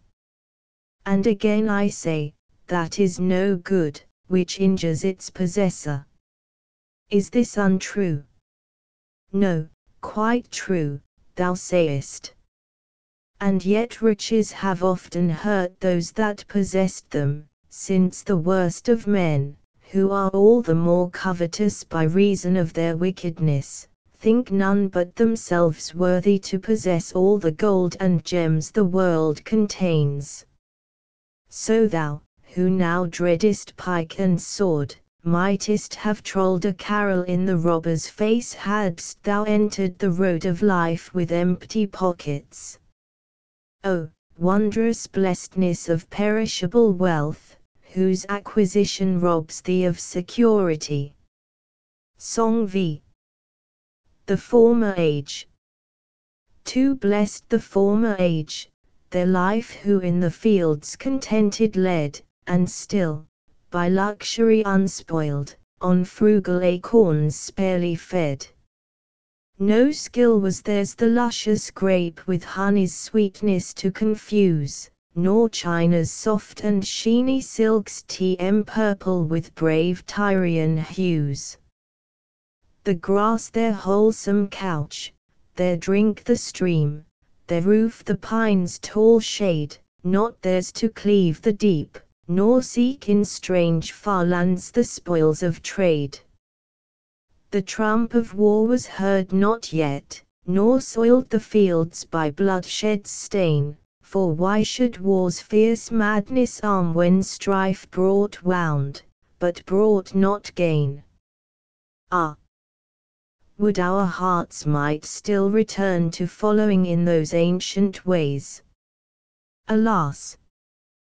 The greed of getting glows more fierce than Etna's fiery blaze. Woe, woe for him, who it was, who first gold's hidden store revealed, and, perilous treasure trove, dug out the gems that fain would be concealed. 6. What now shall I say of rank and power, whereby, because ye know not true power and dignity, ye hope to reach the sky? Yet, when rank and power have fallen to the worst of men, did ever an Etna, belching forth flame and fiery deluge, work such mischief? Verily, as I think, thou dost remember how thine ancestors sought to abolish the consular power, which had been the foundation of their liberties, on account of the overweening pride of the consuls, and how for that self-same pride they had already abolished the kingly title. And if, as happens but rarely, these prerogatives are conferred on virtuous men, it is only the virtue of those who exercise them that pleases. So it appears that honour cometh not to virtue from rank, but to rank from virtue. Look, too, at the nature of that power which ye find so attractive and glorious. Do ye never consider, ye creatures of earth, what ye are, and over whom ye exercise your fancied lordship? Suppose, now, that in the mouse tribe there should rise up one claiming rights and powers for himself above the rest, would ye not laugh consumedly? Yet if thou lookest to his body alone, what creature canst thou find more feeble than man, who oftentimes is killed by the bite of a fly, or by some insect creeping into the inner passage of his system? Yet what rights can one exercise over another, save only as regards the body, and that which is lower than the body, I mean fortune? What? Wilt thou bind with thy mandates the free spirit? Canst thou force from its due tranquillity the mind that is firmly composed by reason? A tyrant thought to drive a man of free birth to reveal his accomplices in a conspiracy, but the prisoner bit off his tongue and threw it into the furious tyrant's face. Thus, the tortures which the tyrant thought the instrument of his cruelty the sage made an opportunity for heroism. Moreover, what is there that one man can do to another which he himself may not have to undergo in his turn? We are told that Busiris, who used to kill his guests, was himself slain by his guest, Hercules. Regulus had thrown into bonds many of the Carthaginians whom he had taken in war. Soon after he himself submitted his hands to the chains of the vanquished. Then, thinkest thou that man hath any power who cannot prevent another's being able to do to him what he himself can do to others? Besides, if there were any element of natural and proper good in rank and power, they would never come to the utterly bad, since opposites are not wont to be associated. Nature brooks not the union of contraries. So, seeing there is no doubt that wicked wretches are oftentimes set in high places, it is also clear that things which suffer association with the worst of men cannot be good in their own nature. Indeed, this judgment may with some reason be passed concerning all the gifts of fortune which fall so plentifully to all the most wicked. This ought also to be considered here. I think, no one doubts a man to be brave in whom he has observed a brave spirit residing. It is plain that one who is endowed with speed is swift-footed. So also music makes men musical, the healing art physicians, rhetoric public speakers. For each of these has naturally its own proper working, there is no confusion with the effects of contrary things, nay, even of itself it rejects what is incompatible. And yet wealth cannot extinguish insatiable greed. Nor has power ever made him master of himself whom vicious lusts kept bound in indissoluble fetters. Dignity conferred on the wicked not only fails to make them worthy, but contrarily reveals and displays their unworthiness. Why does it so happen? Because ye take pleasure in calling by false names things whose nature is quite incongruous thereto, by names which are easily proved false by the very effects of the things themselves. Even so it is, these riches, that power, this dignity, are none of them rightly so called. Finally, we may draw the same conclusion concerning the whole sphere of fortune, within which there is plainly nothing to be truly desired, nothing of intrinsic excellence, for she neither always joins herself to the good, nor does she make good men of those to whom she is united. Song 6. Nero's infamy. We know what mischief dire he wrought, Rome fired, the fathers slain, whose hand with brothers' slaughter wet a mother's blood did stain. No pitying tear his cheek bedewed, as on the corse he gazed, that mother's beauty, once so fair, a critic's voice appraised. Yet far and wide, from east to west, his sway the nations own, and scorching south and icy north obey his will alone. Did, then, high power a curb impose on Nero's frenzied will? Ah, woe when to the evil heart is joined the sword to kill. 7 Then said I, thou knowest thyself that ambition for worldly success hath but little swayed me. Yet I have desired opportunity for action, lest virtue, in default of exercise, should languish away.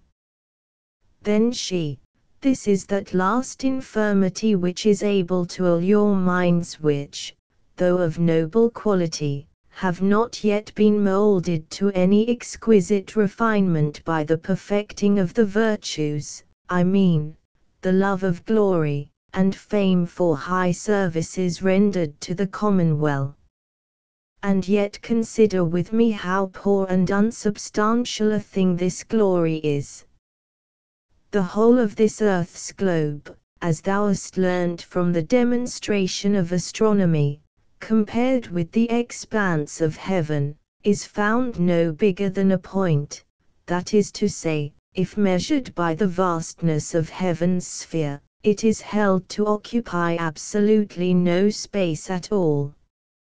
Now, of this so insignificant portion of the universe, it is about a fourth part, as Ptolemy's proofs have taught us, which is inhabited by living creatures known to us. If from this fourth part you take away in thought all that is usurped by seas and marshes, or lies a vast waste of waterless desert, barely is an exceeding narrow area left for human habitation. You, then, who are shut in and prisoned in this merest fraction of a point's space, do ye take thought for the blazoning of your fame, for the spreading abroad of your renown? Why, what amplitude or magnificence has glory when confined to such narrow and petty limits? Besides, the straitened bounds of this scant dwelling place are inhabited by many nations differing widely in speech, in usages, in mode of life. To many of these, from the difficulty of travel, from diversities of speech, from want of commercial intercourse, the fame not only of individual men, but even of cities, is unable to reach. Why, in Cicero's days, as he himself somewhere points out, the fame of the Roman Republic had not yet crossed the Caucasus, and yet by that time her name had grown formidable to the Parthians and other nations of those parts. Seest thou, then, how narrow, how confined, is the glory ye take pains to spread abroad and extend? Can the fame of a single Roman penetrate where the glory of the Roman name fails to pass? Moreover, the customs and institutions of different races agree not together, so that what is deemed praiseworthy in one country is thought punishable in another.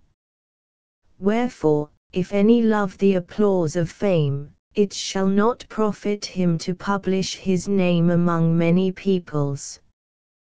Then, each must be content to have the range of his glory limited to his own people. The splendid immortality of fame must be confined within the bounds of a single race. Once more, how many of high renown in their own times have been lost in oblivion for want of a record? Indeed, of what avail are written records even, which, with their authors, are overtaken by the dimness of age after a somewhat longer time? But ye, when ye think on future fame, fancy it an immortality that ye are begetting for yourselves. Why, if thou scannest the infinite spaces of eternity, what room hast thou left for rejoicing in the durability of thy name? Verily, if a single moment's space be compared with 10,000 years, it has a certain relative duration, however little, since each period is definite. But this same number of years, and a number many times as great, cannot even be compared with endless duration, for, indeed, finite periods may in a sort be compared one with another, but a finite and an infinite never. So it comes to pass that fame, though it extend to ever so wide a space of years, if it be compared to never-lessening eternity, seems not short-lived merely, but altogether nothing. But as for you, ye know not how to act aright, unless it be to court the popular breeze, and win the empty applause of the multitude. Nay, ye abandon the superlative worth of conscience and virtue, and ask a recompense from the poor words of others. Let me tell thee how wittily one did mock the shallowness of this sort of arrogance. A certain man assailed one who had put on the name of philosopher as a cloak to pride and vainglory, not for the practice of real virtue, and added, Now shall I know if thou art a philosopher if thou bearest reproaches calmly and patiently. The other for a while affected to be patient, and, having endured to be abused, cried out derisively, Now, do you see that I am a philosopher? The other, with biting sarcasm, retorted, I should have hadst thou held thy peace. Moreover, what concern have choice spirits, for it is of such men we speak, men who seek glory by virtue, what concern, I say, have these with fame after the dissolution of the body in death's last hour? For if men die wholly, which our reasonings forbid us to believe, there is no such thing as glory at all, since he to whom the glory is said to belong is altogether non-existent.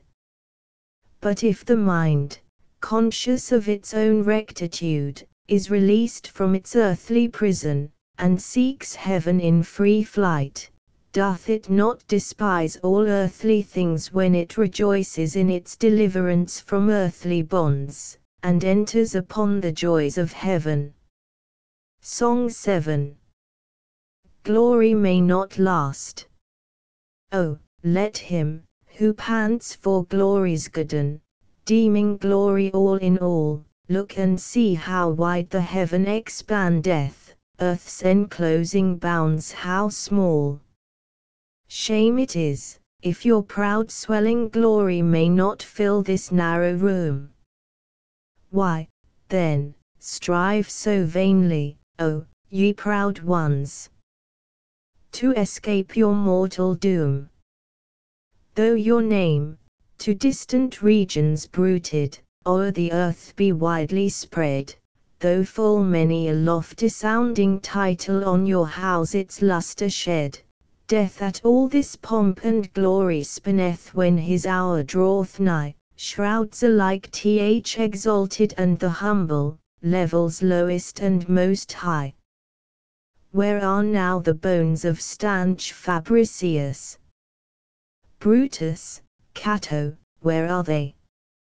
Lingering fame, with a few graven letters, doth their empty name display. But to know the great dead is not given from a gilded name alone, nay, ye all alike must lie forgotten, 'tis not you that fame makes known. Fondly do ye deem life's little hour lengthened by fame's mortal breath, there but waits you, when this, too, is taken, at the last a second death. 8. But that thou mayst not think that I wage implacable warfare against fortune, I own there is a time when the deceitful goddess serves men well, I mean when she reveals herself, uncovers her face, and confesses her true character. Perhaps thou dost not yet grasp my meaning. Strange is the thing I am trying to express, and for this cause I can scarce find words to make clear my thought.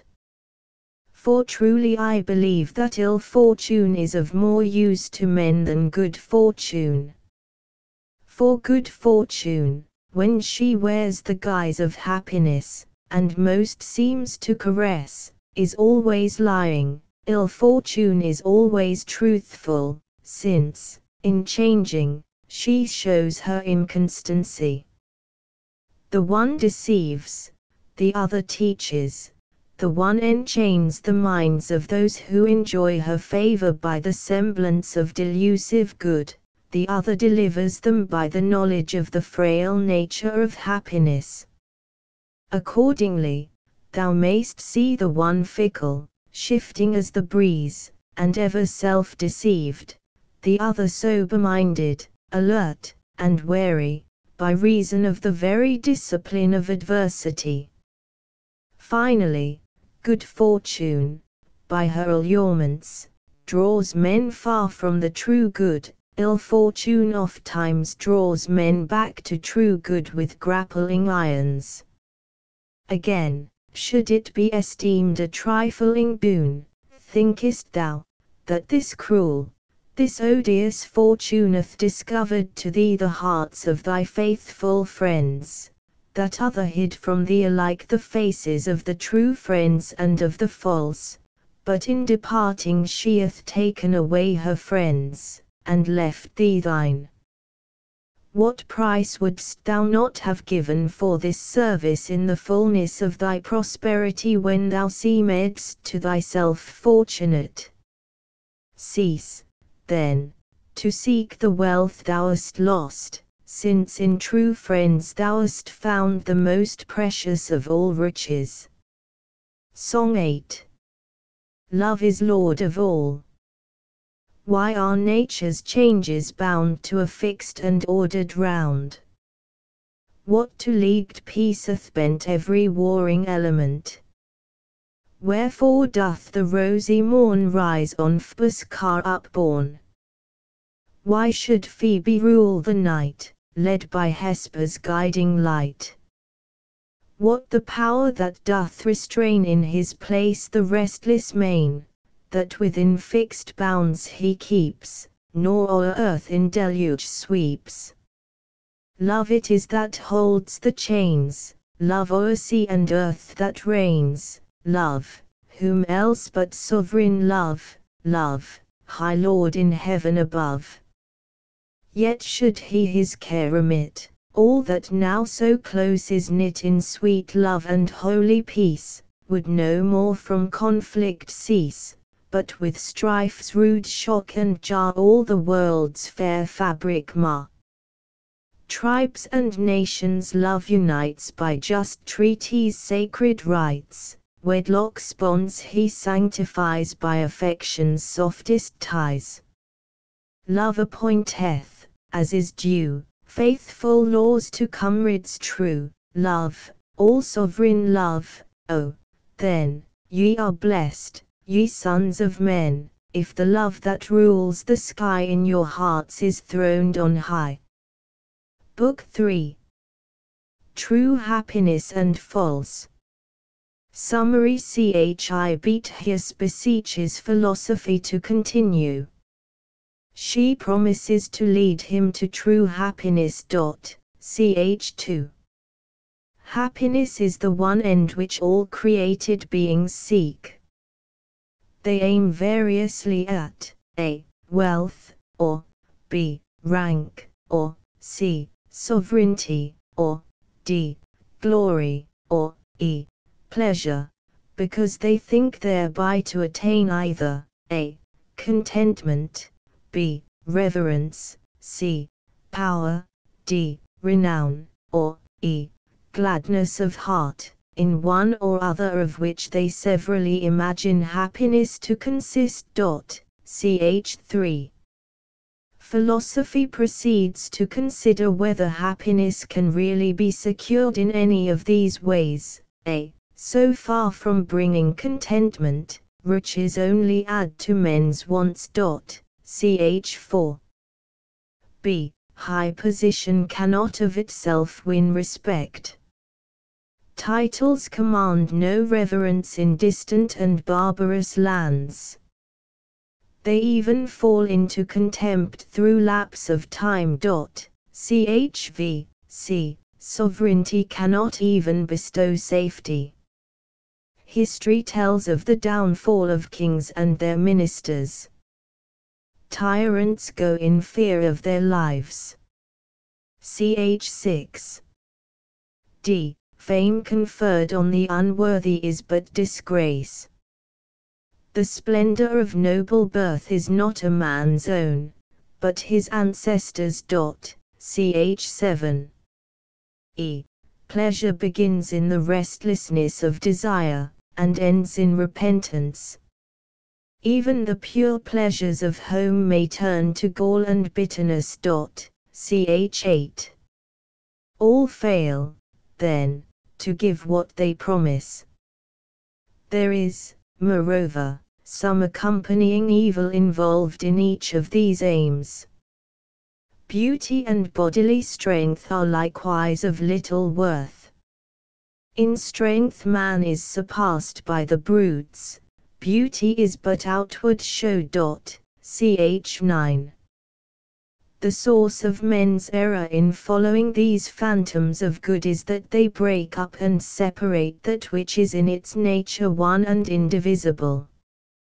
Contentment, power, reverence, renown, and joy are essentially bound up one with the other, and, if they are to be attained at all, must be attained together.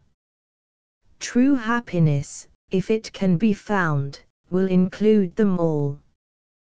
But it cannot be found among the perishable things hitherto considered. Chx. Such a happiness necessarily exists. Its seat is in God. Nay, God is very happiness, and in a manner, therefore, the happy man partakes also of the divine nature.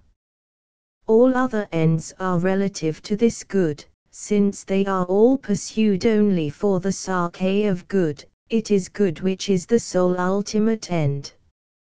And since the sole end is also happiness, it is plain that this good and happiness are in essence the same. Ch 11.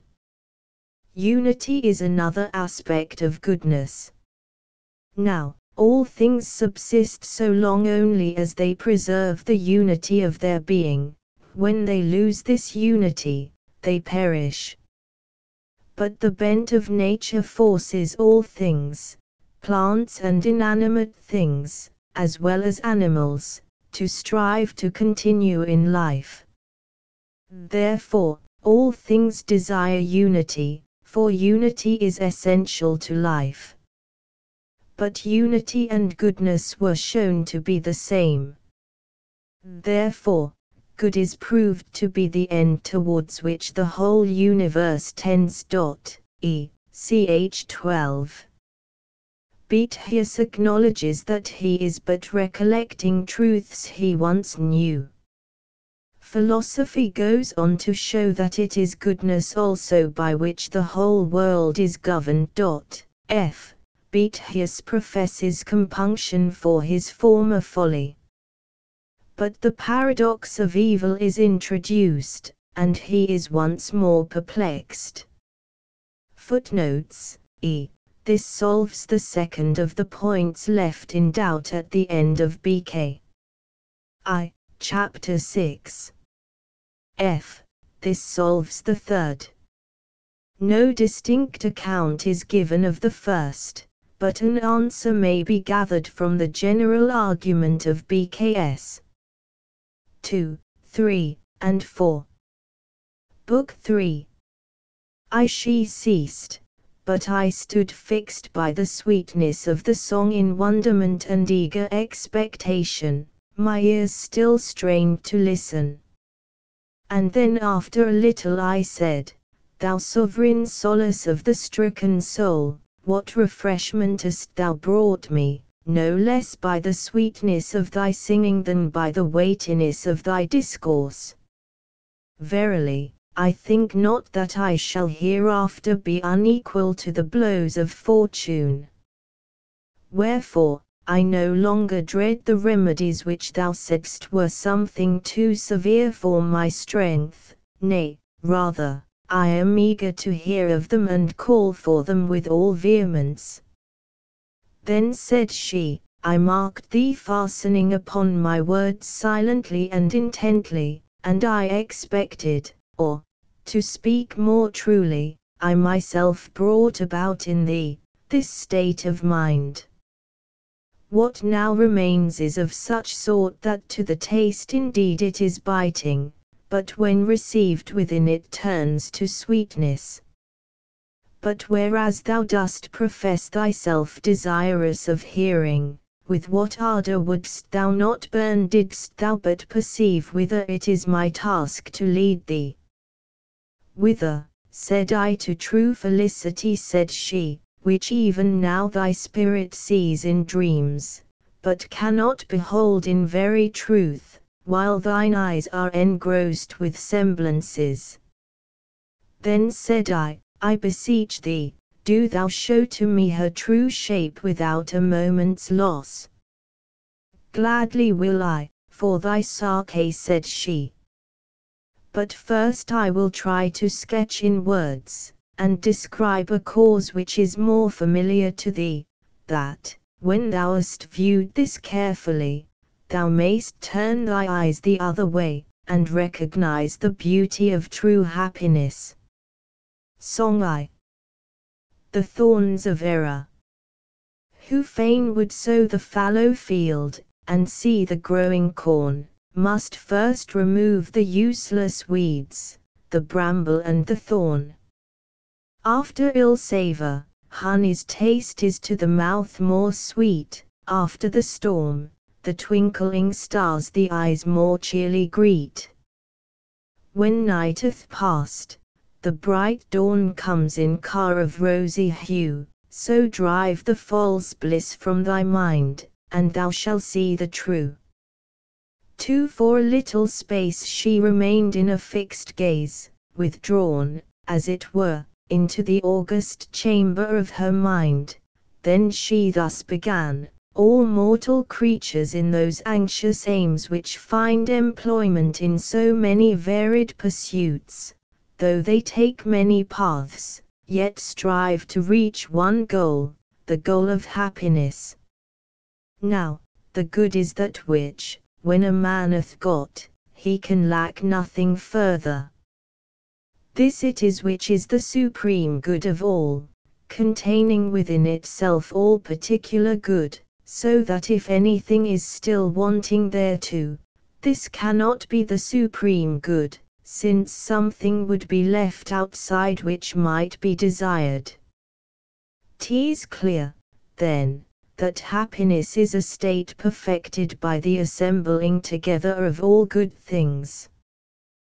To this state, as we have said, all men try to attain, but by different paths. For the desire of the true good is naturally implanted in the minds of men, only error leads them aside out of the way in pursuit of the false. Some, deeming it the highest good to want for nothing, spare no pains to attain affluence. Others, judging the good to be that to which respect is most worthily paid, strive to win the reverence of their fellow citizens by the attainment of official dignity. Some there are who fix the chief good in supreme power. These either wish themselves to enjoy sovereignty, or try to attach themselves to those who have it. Those, again, who think renown to be something of supreme excellence are in haste to spread abroad the glory of their name either through the arts of war or of peace. A great many measure the attainment of good by joy and gladness of heart. These think it the height of happiness to give themselves over to pleasure. Others there are, again, who interchange the ends and means one with the other in their aims. For instance, some want riches for the sake of pleasure and power. Some covet power either for the sake of money or in order to bring renown to their name. So it is on these ends, then, that the aim of human acts and wishes is centered, and on others like to these, for instance, noble birth and popularity, which seem to compass a certain renown, wife and children, which are sought for the sweetness of their possession, while as for friendship, the most sacred kind indeed is counted in the category of virtue, not of fortune, but other kinds are entered upon for the sake of power or of enjoyment. And as for bodily excellences, it is obvious that they are to be ranged with the above. For strength and stature surely manifest power. Beauty and fleetness of foot bring celebrity, health brings pleasure. It is plain, then, that the only object sought for in all these ways is happiness. For that which each seeks in preference to all else, that is in his judgment the supreme good. And we have defined the supreme good to be happiness. Therefore, that state which each wishes in preference to all others is in his judgment happy.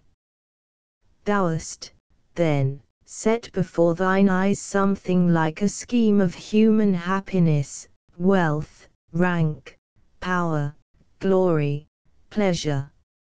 Now Epicurus, from a sole regard to these considerations, with some consistency concluded the highest good to be pleasure, because all the other objects seem to bring some delight to the soul. But to return to human pursuits and aims, man's mind seeks to recover its proper good, in spite of the mistiness of its recollection, but, like a drunken man, knows not by what path to return home.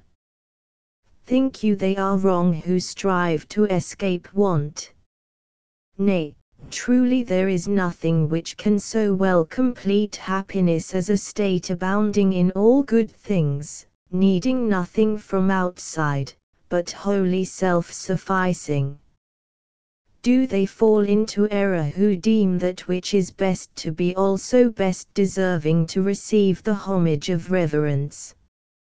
Not at all. That cannot possibly be vile and contemptible, to attain which the endeavors of nearly all mankind are directed. Then, is power not to be reckoned in the category of good? Why, can that which is plainly more efficacious than anything else be esteemed a thing feeble and void of strength? Or is renown to be thought of no account? Nay, it cannot be ignored that the highest renown is constantly associated with the highest excellence.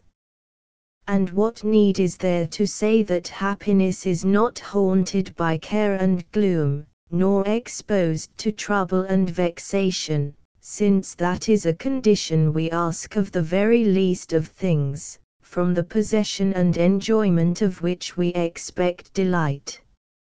So, then, These are the blessings men wish to win. They want riches, rank, sovereignty, glory, pleasure, because they believe that by these means they will secure independence, reverence, power, renown, and joy of heart. Therefore, it is the good which men seek by such divers courses, and herein is easily shown the might of nature's power, since, although opinions are so various and discordant, yet they agree in cherishing good as the end. Song 2. The bent of nature. How the might of nature sways all the world in ordered ways, how resistless laws control each least portion of the whole, fain would I in sounding verse on my pliant strings rehearse. Lo, the lion captive ta'en meekly wears his gilded chain, yet though he by hand be fed, though a master's whip he dread, if but once the taste of gore wet his cruel lips once more, straight his slumbering fierceness wakes, with one roar his bonds he breaks, and first wreaks his vengeful force on his trainer's mangled corse. And the woodland songster, pent in forlorn imprisonment, though a mistress lavish care store of honeyed sweets prepare, yet, if in his narrow cage, as he hops from bar to bar, he should spy the woods afar, cool with sheltering foliage, all these dainties he will spurn, to the woods his heart will turn, only for the woods he longs, pipes the woods in all his songs. To rude force the sapling bends, while the hand its pressure lends, if the hand its pressure slack, straight the supple wood springs back. Phoebus in the western main sinks, but swift his car again by a secret path is borne to the wonted gates of morn. Thus are all things seen to yearn in due time for due return, and no order fixed may stay, save which in th appointed way joins the end to the beginning in a steady cycle spinning. 3. Ye, too, creatures of earth, have some glimmering of your origin, however faint, and though in a vision dim and clouded, yet in some wise, notwithstanding, ye discern the true end of happiness, and so the aim of nature leads you thither, to that true good, while error in many forms leads you astray therefrom. For reflect whether men are able to win happiness by those means through which they think to reach the proposed end. Truly, if either wealth, rank, or any of the rest, bring with them anything of such sort as seems to have nothing wanting to it that is good, we, too, acknowledge that some are made happy by the acquisition of these things. But if they are not able to fulfill their promises, and, moreover, lack many good things, is not the happiness men seek in them clearly discovered to be a false show? Therefore do I first ask thee thyself, who but lately wert living in affluence, amid all that abundance of wealth, was thy mind never troubled in consequence of some wrong done to thee?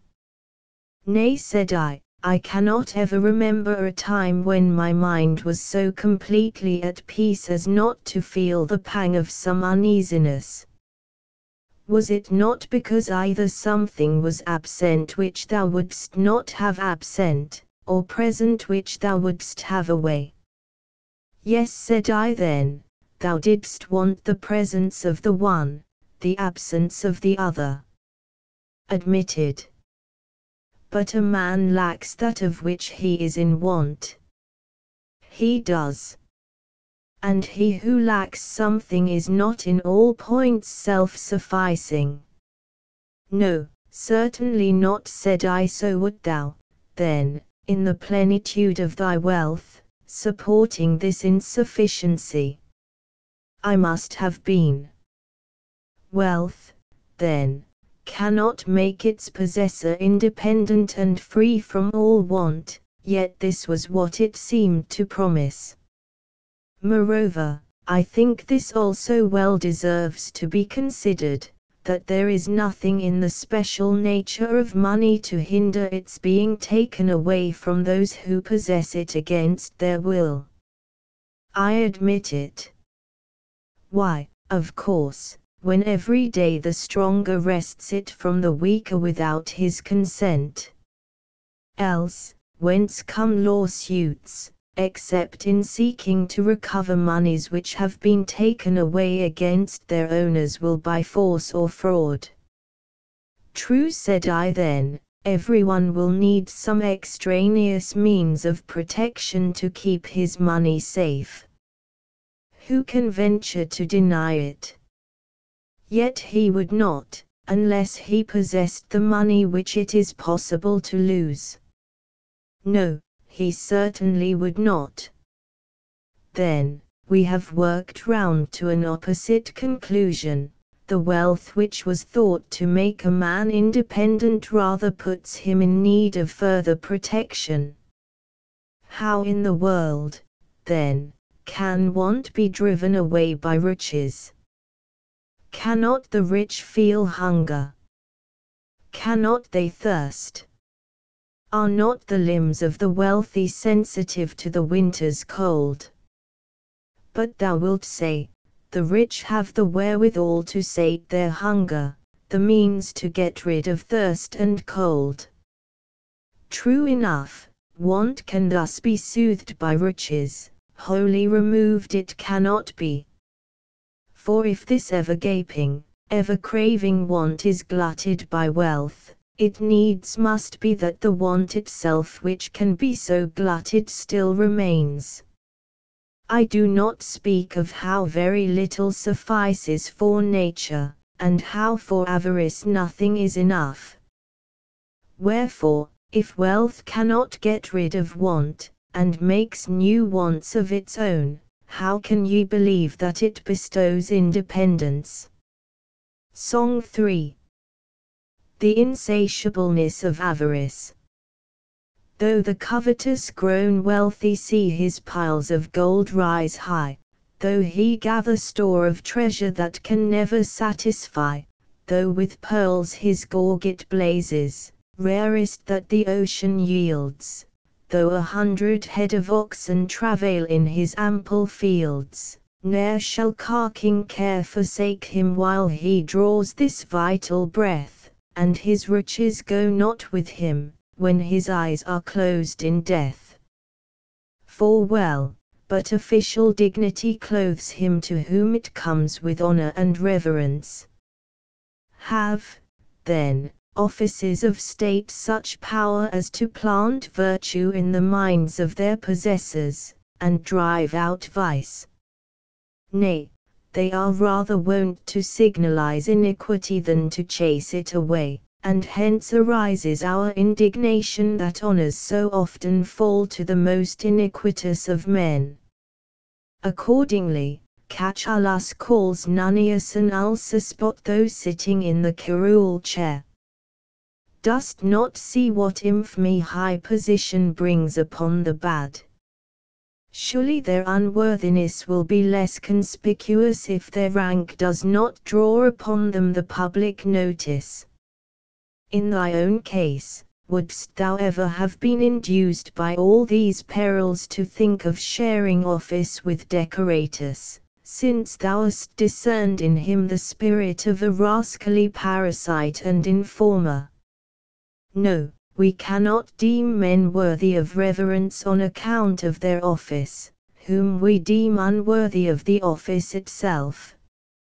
But didst thou see a man endued with wisdom, couldst thou suppose him not worthy of reverence, nor of that wisdom with which he was endued? No, certainly not. There is in virtue a dignity of her own which she forthwith passes over to those to whom she is united. And since public honors cannot do this, it is clear that they do not possess the true beauty of dignity. And here this well deserves to be noticed, that if a man is the more scorned in proportion as he is despised by a greater number, high position not only fails to win reverence for the wicked, but even loads them the more with contempt by drawing more attention to them. But not without retribution, for the wicked pay back a return in kind to the dignities they put on by the pollution of their touch. Perhaps, too, another consideration may teach thee to confess that true reverence cannot come through these counterfeit dignities. It is this: if one who had been many times consul chanced to visit barbaric lands, would his office win him the reverence of the barbarians? And yet if reverence were the natural effect of dignities, they would not forego their proper function in any part of the world, even as fire never anywhere fails to give forth heat. But since this effect is not due to their own efficacy, but is attached to them by the mistaken opinion of mankind, they disappear straightway when they are set before those who do not esteem them dignities. Thus the case stands with foreign peoples. But does their repute last forever, even in the land of their origin? Why, the prefecture, which was once a great power, is now an empty name, a burden merely on the senator's fortune. The commissioner of the public corn supply was once a personage, now what is more contemptible than this office? For, as we said just now, that which hath no true comeliness of its own now receives, now loses, lustre at the caprice of those who have to do with it. So, then, if dignities cannot win men reverence, if they are actually sullied by the contamination of the wicked, if they lose their splendor through time's changes, if they come into contempt merely for lack of public estimation, what precious beauty have they in themselves, much less to give to others? Song 4. Disgrace of honors conferred by a tyrant. The royal purple soothes his pride, and snowy pearls his neck adorn. Nero in all his riot lives the mark of universal scorn. Yet he on reverend heads conferred inglorious honors of the state. Shall we, then, deem them truly blessed whom such preferment hath made great? Well, then, does sovereignty and the intimacy of kings prove able to confer power? Why, surely does not the happiness of kings endure forever? And yet antiquity is full of examples, and these days also, of kings whose happiness has turned into calamity. How glorious a power, which is not even found effectual for its own preservation! But if happiness has its source in sovereign power, is not happiness diminished, and misery inflicted in its stead, in so far as that power falls short of completeness? Yet, however widely human sovereignty be extended, there must still be more peoples left, over whom each several king holds no sway. Now, at whatever point the power on which happiness depends ceases, here powerlessness steals in and makes wretchedness. So, by this way of reckoning, there must needs be a balance of wretchedness in the lot of the king. The tyrant who had made trial of the perils of his condition figured the fears that haunt a throne under the image of a sword hanging over a man's head. What sort of power, then, is this which cannot drive away the gnawings of anxiety, or shun the stings of terror? Fain would they themselves have lived secure, but they cannot, then they boast about their power. Dost thou count him to possess power whom thou seest to wish what he cannot bring to pass? Dost thou count him to possess power who encompasses himself with a bodyguard, who fears those he terrifies more than they fear him, who, to keep up the semblance of power, is himself at the mercy of his slaves? Need I say anything of the friends of kings, when I show royal dominion itself so utterly and miserably weak? Why ofttimes the royal power in its plenitude brings them low, ofttimes involves them in its fall. Nero drove his friend and preceptor, Seneca, to the choice of the manner of his death.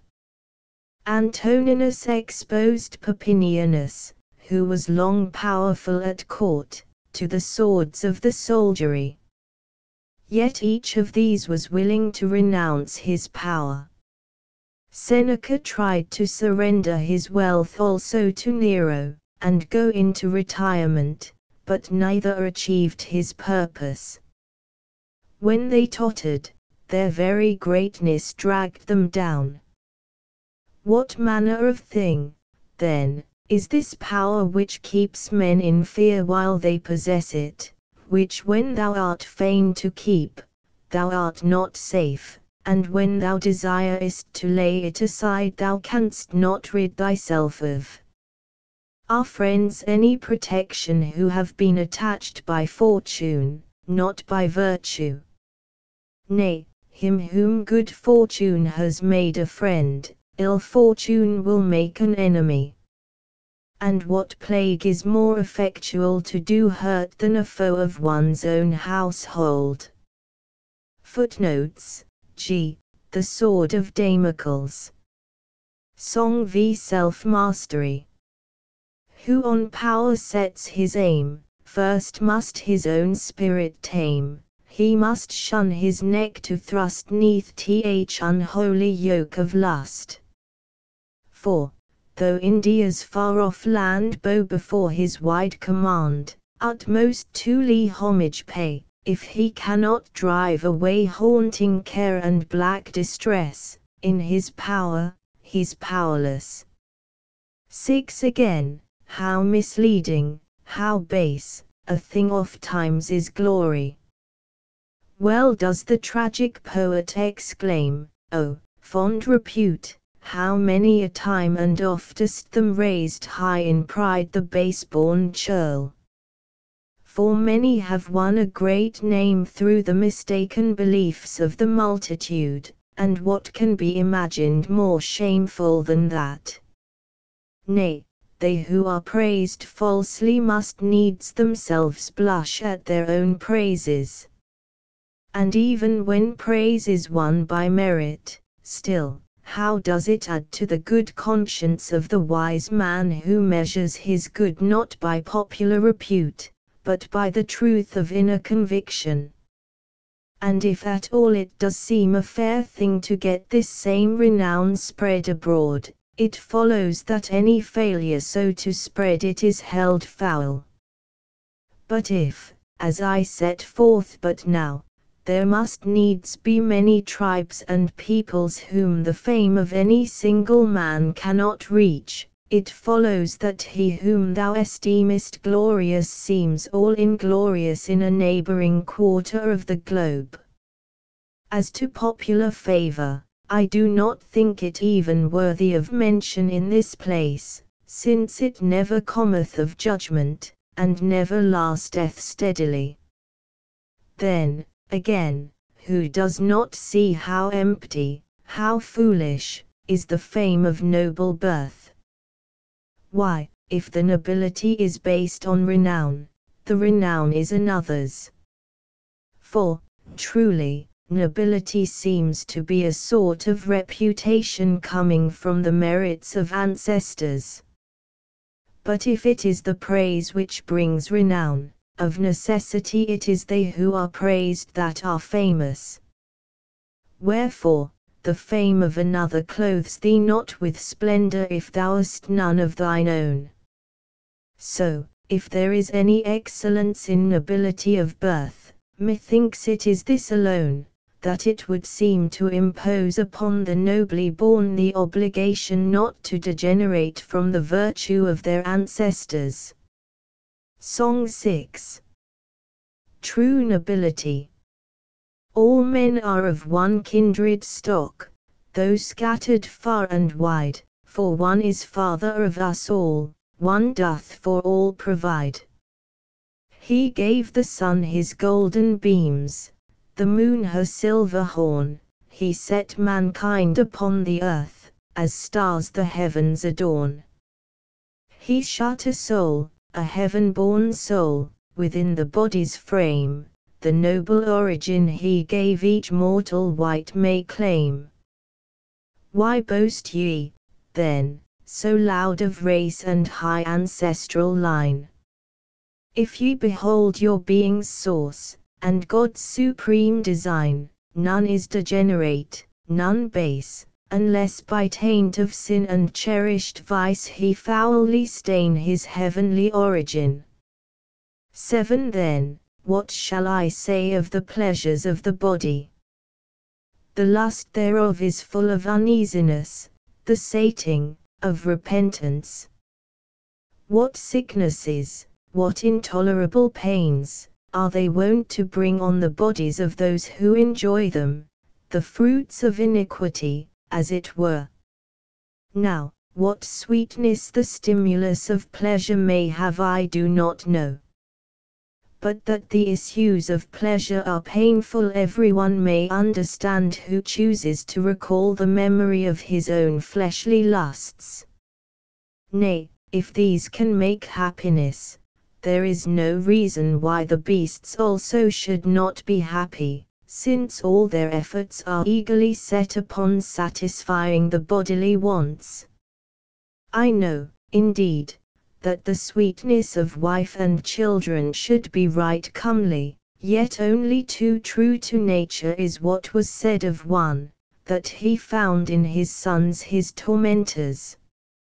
And how galling such a contingency would be, I must needs put thee in mind, since thou hast never in any wise suffered such experiences, nor art thou now under any uneasiness. In such a case, I agree with my servant Euripides, who said that a man without children was fortunate in his misfortune. Footnotes. Paley translates the lines in Euripides and Ramesh. They, the childless, are indeed spared from much pain and sorrow, but their supposed happiness is after all but wretchedness. Euripides' meaning is therefore really just the reverse of that which Boethius makes it. See Euripides, and Ramesh ill. 418 to 420 Song 7. Pleasure's sting. This is the way of pleasure, she stings them that despoil her, and, like the winged toiler who's lost her honeyed treasure, she flies, but leaves her smart deep rankling in the heart. 8. It is beyond doubt, then, that these paths do not lead to happiness, they cannot guide anyone to the promised goal. Now, I will very briefly show what serious evils are involved in following them. Just consider. Is it thy endeavor to heap up money? Why, thou must wrest it from its present possessor. Art thou minded to put on the splendor of official dignity? Thou must beg from those who have the giving of it. Thou who covetest to outvie others in honor must lower thyself to the humble posture of petition. Dost thou long for power? Thou must face perils, for thou wilt be at the mercy of thy subjects' plots. Is glory thy aim? Thou art lured on through all manner of hardships, and there is an end to thy peace of mind. Art fain to lead a life of pleasure? Yet who does not scorn and contemn one who is the slave of the weakest and vilest of things, the body? Again, on how slight and perishable a possession do they rely who set before themselves bodily excellences? Can ye ever surpass the elephant in bulk or the bull in strength? Can ye excel the tiger in swiftness? Look upon the infinitude, the solidity, the swift motion, of the heavens, and for once cease to admire things mean and worthless. And yet the heavens are not so much to be admired on this account as for the reason which guides them. Then, how transient is the lustre of beauty! How soon gone, more fleeting than the fading bloom of spring flowers! And yet if, as Aristotle says, men should see with the eyes of Linnaeus, so that their sight might pierce through obstructions, would not that body of Alcibiades, so gloriously fair in outward seeming, appear altogether loathsome when all its inward parts lay open to the view? Therefore, it is not thy own nature that makes thee seem beautiful, but the weakness of the eyes that see thee. Yet prize as unduly as ye will that body's excellences, so long as ye know that this that ye admire, whatever its worth, can be dissolved away by the feeble flame of a 3 days' fever. From all which considerations we may conclude as a whole, that these things which cannot make good the advantages they promise, which are never made perfect by the assemblage of all good things, these neither lead as byways to happiness, nor themselves make men completely happy. Song 8. Human folly. Alas! How wide astray doth ignorance these wretched mortals lead from truth's own way! For not on leafy stems do ye within the greenwood look for gold, nor strip the vine for gems, your nets ye do not spread upon the hill-tops, that the groaning board with fish be furnished. If ye are fain to chase the bounding goat, ye sweep not in vain search the ocean's ruffled face. The sea's far depths they know, each hidden nook, wherein the waves o'erwash the pearl as white as snow, where lurks the Tyrian shell, where fish and prickly urchins do abound, all this they know full well. But not to know or care where hidden lies the good all hearts desire, this blindness they can bear, with gaze on earth low bent, they seek for that which reacheth far beyond the starry firmament. What curse shall I call down on hearts so dull? May they the race still run for wealth and high renown. And when with much ado the false good they have grasped, then too late, may they discern the true. 9. This much may well suffice to set forth the form of false happiness. If this is now clear to thine eyes, the next step is to show what true happiness is. Indeed, said I see clearly enough that neither is independence to be found in wealth, nor power in sovereignty, nor reverence in dignities, nor fame in glory, nor true joy in pleasures. Hast thou discerned also the causes why this is so? I seem to have some inkling, but I should like to learn more at large from thee. Why, truly the reason is hard at hand. That which is simple and indivisible by nature human error separates, and transforms from the true and perfect to the false and imperfect. Dost thou imagine that which lacketh nothing can want power? Certainly not. Right, for if there is any feebleness of strength in anything, in this there must necessarily be need of external protection. That is so. Accordingly, the nature of independence and power is one and the same. It seems so. Well, but dost think that anything of such a nature as this can be looked upon with contempt, or is it rather of all things most worthy of veneration? Nay, there can be no doubt as to that. Let us, then, add reverence to independence and power, and conclude these three to be one. We must if we will acknowledge the truth. Thinkest thou, then, this combination of qualities to be obscure and without distinction, or rather famous in all renown? Just consider, can that want renown which has been agreed to be lacking in nothing, to be supreme in power, and right worthy of honor, for the reason that it cannot bestow this upon itself, and so comes to appear somewhat poor in esteem? I cannot but acknowledge that, being what it is, this union of qualities is also right famous.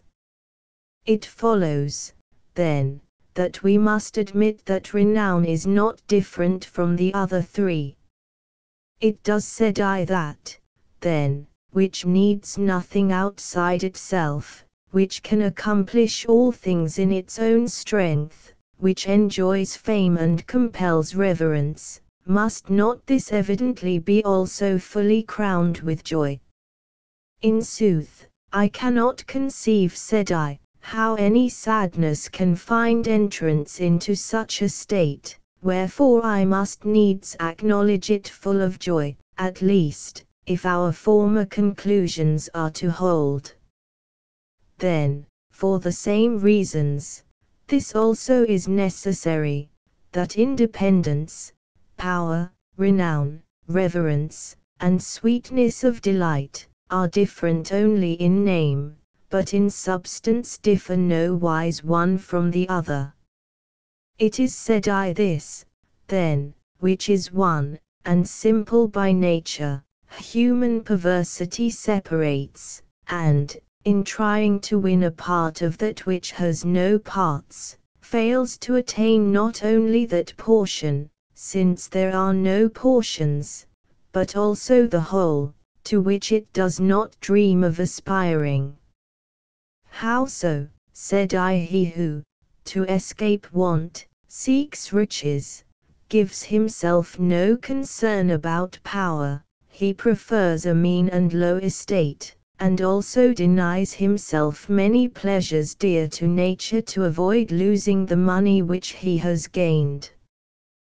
But at this rate he does not even attain to independence, a weakling void of strength, vexed by distresses, mean and despised, and buried in obscurity.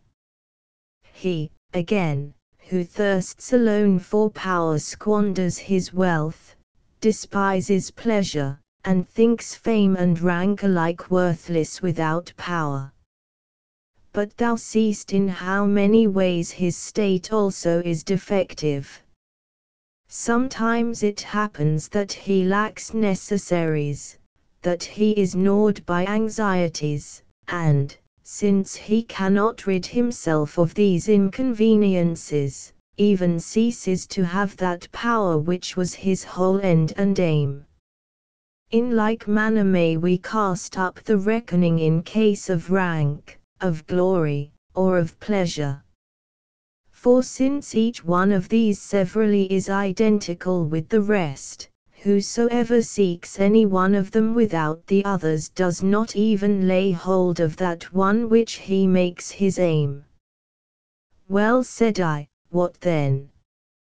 Suppose anyone desire to obtain them together, he does indeed wish for happiness as a whole, but will he find it in these things which, as we have proved, are unable to bestow what they promise? Nay, by no means, said I. Then, happiness must certainly not be sought in these things which severally are believed to afford some one of the blessings most to be desired. They must not, I admit. No conclusion could be more true. So, then, the form and the causes of false happiness are set before thine eyes. Now turn thy gaze to the other side, there thou wilt straightway see the true happiness I promised. Yea, indeed, 'tis plain to the blind, said I, thou didst point it out even now in seeking to unfold the causes of the false. For, unless I am mistaken, that is true and perfect happiness which crowns one with the union of independence, power, reverence, renown, and joy. And to prove to thee with how deep an insight I have listened, since all these are the same, that which can truly bestow one of them I know to be without doubt full and complete happiness. Happy art thou, my scholar, in this thy conviction, only one thing shouldst thou add. What is that? Said I. Is there aught, thinkest thou, amid these mortal and perishable things which can produce a state such as this? Nay, surely not, and this thou hast so amply demonstrated that no word more is needed. Well, then, these things seem to give to mortals shadows of the true good, or some kind of imperfect good, but the true and perfect good they cannot bestow. Even so said I, since, then, thou hast learnt what that true happiness is, and what men falsely call happiness, it now remains that thou shouldst learn from what source to seek this. Yes, to this I have long been eagerly looking forward. Well, since, as Plato maintains in the Timaeus, we ought even in the most trivial matters to implore the divine protection, what thinkest thou should we now do in order to deserve to find the seat of that highest good? We must invoke the Father of all things, said I, for without this no enterprise sets out from a right beginning. Thou sayest well, said she, and forthwith lifted up her voice and sang, Song 9. Invocation. Maker of earth and sky, from age to age who rulest the world by reason, at whose word time issues from eternity's abyss, to all that moves the source of movement, fixed thyself and moveless. Thee no cause impelled extrinsic this proportioned frame to shape from shapeless matter, but, deep set within thy inmost being, the form of perfect good, from envy free, and thou didst mould the whole to that supernal pattern. Beauteous the world in thee thus imaged, being thyself most beautiful. So thou the work didst fashion in that fair likeness, bidding it put on perfection through the exquisite perfectness of every part's contrivance. Thou dost bind the elements in balanced harmony, so that the hot and cold, the moist and dry, contend not, nor the pure fire leaping up escape, or weight of waters whelm the earth. Thou joinest and diffusest through the whole, linking accordantly its several parts, a soul of threefold nature, moving all. This, cleft in twain, and in two circles gathered, speeds in a path that on itself returns, encompassing mind's limits, and conforms the heavens to her true semblance. Lesser souls and lesser lives by a like ordinance thou sendest forth, each to its starry car affixing, and dost strew them far and wide o'er earth and heaven. These by a law benign thou biddest turn again, and render back to thee their fires. O, grant, Almighty Father, grant us on reason's wing to soar aloft to heaven's exalted height. Grant us to see the fount of good, grant us, the true light found, to fix our steadfast eyes in vision clear on thee. Disperse the heavy mists of earth, and shine in thine own splendor. For thou art the true serenity and perfect rest of every pious soul, to see thy face, the end and the beginning, one the guide, the traveler, the pathway, and the goal. Footnotes: The substance of this poem is taken from Plato's Timaeus 29-42. See Jowett, Volume 3, pp. 448-462, 3rd edition. Since now thou hast seen what is the form of the imperfect good, and what the form of the perfect also, methinks I should next show in what manner this perfection of felicity is built up. And here I conceive it proper to inquire, first, whether any excellence, such as thou hast lately defined, can exist in the nature of things, lest we be deceived by an empty fiction of thought to which no true reality answers. But it cannot be denied that such does exist, and is, as it were, the source of all things good. For everything which is called imperfect is spoken of as imperfect by reason of the privation of some perfection, so it comes to pass that, whenever imperfection is found in any particular, there must necessarily be a perfection in respect of that particular also. For were there no such perfection, it is utterly inconceivable how that so-called imperfection should come into existence. Nature does not make a beginning with things mutilated and imperfect, she starts with what is whole and perfect, and falls away later to these feeble and inferior productions. So if there is, as we showed before, a happiness of a frail and imperfect kind, it cannot be doubted but there is also a happiness substantial and perfect. Most true is thy conclusion, and most sure said I next to consider where the dwelling place of this happiness may be. The common belief of all mankind agrees that God, the supreme of all things, is good. For since nothing can be imagined better than God, how can we doubt him to be good than whom there is nothing better? Now, reason shows God to be good in such wise as to prove that in him is perfect good. For were it not so, he would not be supreme of all things, for there would be something else more excellent, possessed of perfect good, which would seem to have the advantage in priority and dignity, since it has clearly appeared that all perfect things are prior to those less complete.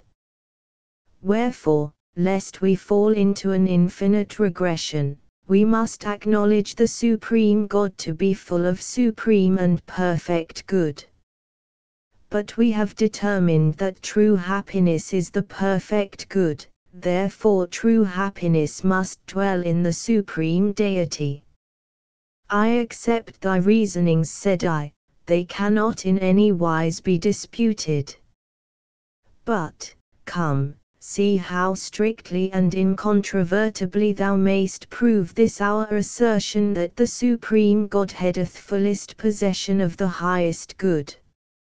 In what way, pray? Said I. Do not rashly suppose that he who is the Father of all things hath received that highest good of which he is said to be possessed either from some external source, or hath it as a natural endowment in such sort that thou mightest consider the essence of the happiness possessed, and of the God who possesses it, distinct and different. For if thou deemest it received from without, thou mayst esteem that which gives more excellent than that which has received. But him we most worthily acknowledge to be the most supremely excellent of all things. If, however, it is in him by nature, yet is logically distinct, the thought is inconceivable, since we are speaking of God, who is supreme of all things. Who was there to join these distinct essences? Finally, when one thing is different from another, the things so conceived as distinct cannot be identical. Therefore that which of its own nature is distinct from the highest good is not itself the highest good, an impious thought of him than whom, 'tis plain, nothing can be more excellent. For universally nothing can be better in nature than the source from which it has come. Therefore on most true grounds of reason would I conclude that which is the source of all things to be in its own essence the highest good. And most justly said I, but the highest good has been admitted to be happiness. Yes. Then said she, it is necessary to acknowledge that God is very happiness. Yes, said I cannot gainsay my former admissions, and I see clearly that this is a necessary inference therefrom. Reflect, also said she, whether the same conclusion is not further confirmed by considering that there cannot be two supreme goods distinct one from the other. For the goods which are different clearly cannot be severally each what the other is. Wherefore neither of the two can be perfect, since to either the other is wanting, but since it is not perfect, it cannot manifestly be the supreme good. By no means, then, can goods which are supreme be different one from the other. But we have concluded that both happiness and God are the supreme good.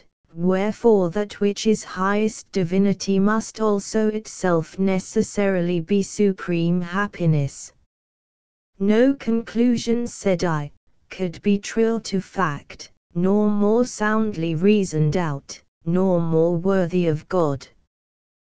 Then, further said she, just as geometricians are wont to draw inferences from their demonstrations to which they give the name deductions, so will I add here a sort of corollary. For since men become happy by the acquisition of happiness, while happiness is very godship, it is manifest that they become happy by the acquisition of godship. But as by the acquisition of justice men become just, and wise by the acquisition of wisdom, so by parity of reasoning by acquiring godship they must of necessity become gods. So every man who is happy is a god, and though in nature God is one only, yet there is nothing to hinder that very many should be gods by participation in that nature.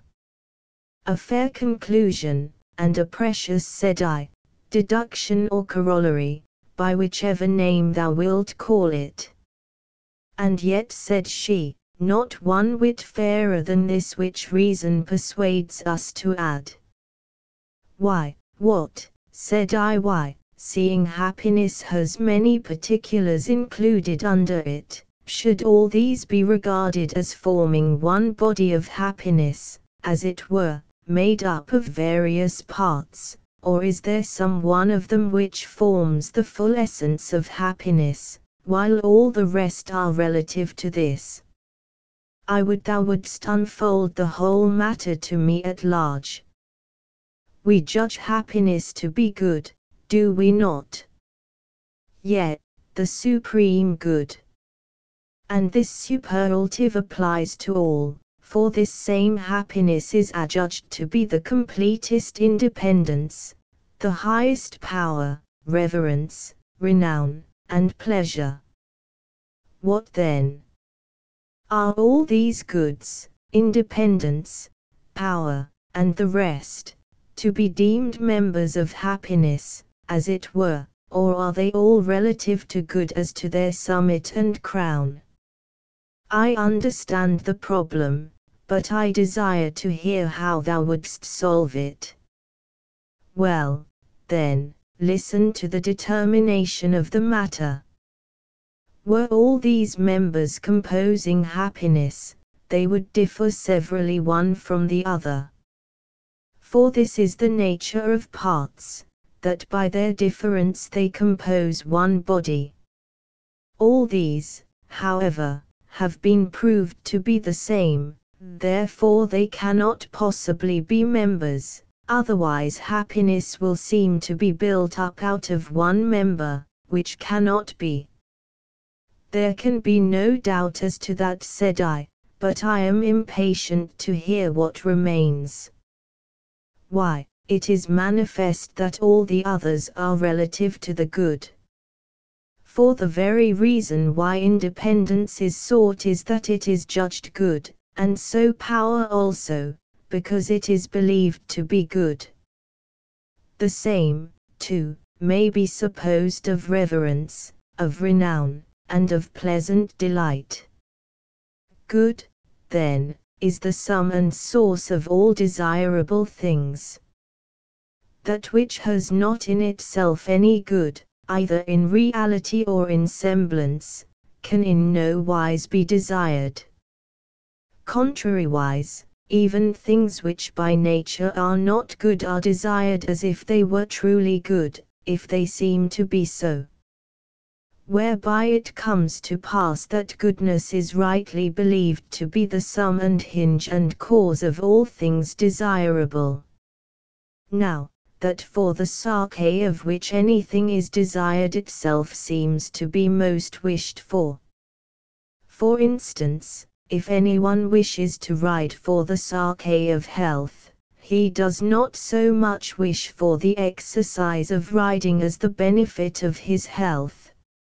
Since, then, all things are sought for the sake of the good, it is not these so much as good itself that is sought by all, but that on account of which all other things are wished for was, we agreed, happiness, wherefore thus also it appears that it is happiness alone which is sought.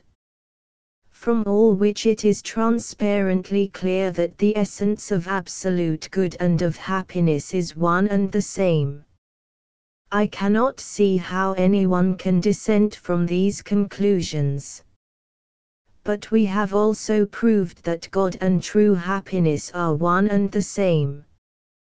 Yes, said I, then we can safely conclude, also, that God's essence is seated in absolute good, and nowhere else. Song X. The true light. Hither come, all ye whose minds lust with rosy fetters binds, lust to bondage hard compelling earthy souls that are his dwelling, here shall be your labors close, here your haven of repose. Come, to your one refuge press, wide it stands to all distress. Not the glint of yellow gold down bright Hermus current rolled, not the Tagus precious sands, nor in far-off scorching lands all the radiant gems that hide under Indus' storied tide, emerald green and glistering white, can illume our feeble sight, but they rather leave the mind in its native darkness blind.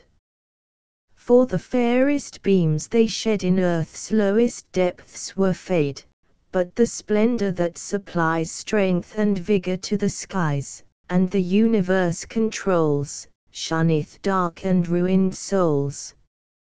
He who once hath seen this light will not call the sunbeam bright. 11 I quite agree, said I, truly all thy reasonings hold admirably together.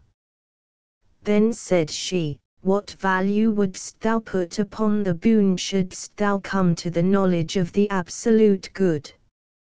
Oh, an infinite, said I, if only I were so blessed as to learn to know God also who is the good.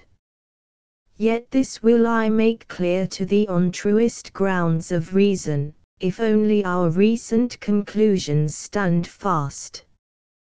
They will.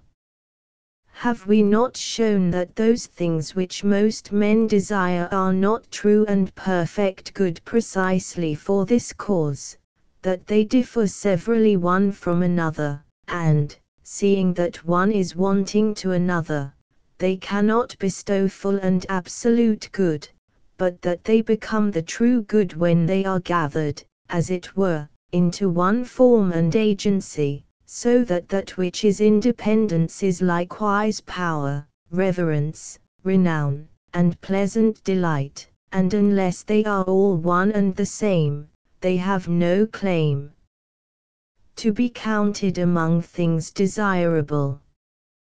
Yes, this was clearly proved, and cannot in any wise be doubted.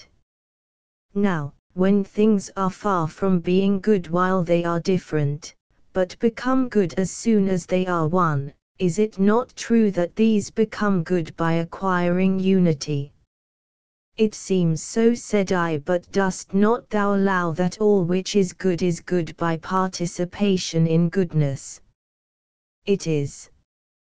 Then, thou must on similar grounds admit that unity and goodness are the same, for when the effects of things in their natural working differ not, their essence is one and the same.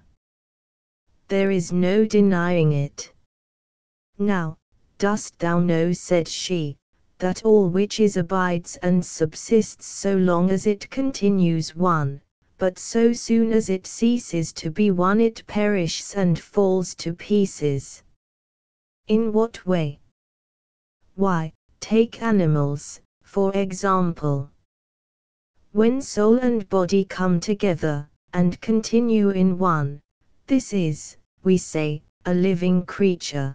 But when this unity is broken by the separation of these two, the creature dies, and is clearly no longer living. The body also, while it remains in one form by the joining together of its members, presents a human appearance, but if the separation and dispersal of the parts break up the body's unity, it ceases to be what it was. And if we extend our survey to all other things, without doubt it will manifestly appear that each several thing subsists while it is one, but when it ceases to be one perishes. Yes, when I consider further, I see it to be even as thou sayest. Well, is there aught, said she, which, in so far as it acts conformably to nature, abandons the wish for life, and desires to come to death and corruption? Looking to living creatures, which have some faults of choice, I find none that, without external compulsion, forego the will to live, and of their own accord hasten to destruction. For every creature diligently pursues the end of self-preservation, and shuns death and destruction. As to herbs and trees, and inanimate things generally, I am altogether in doubt what to think. And yet there is no possibility of question about this either, since thou seest how herbs and trees grow in places suitable for them, where, as far as their nature admits, they cannot quickly wither and die. Some spring up in the plains, others in the mountains, some grow in marshes, others cling to rocks, and others, again, find a fertile soil in the barren sands, and if you try to transplant these elsewhere, they wither away.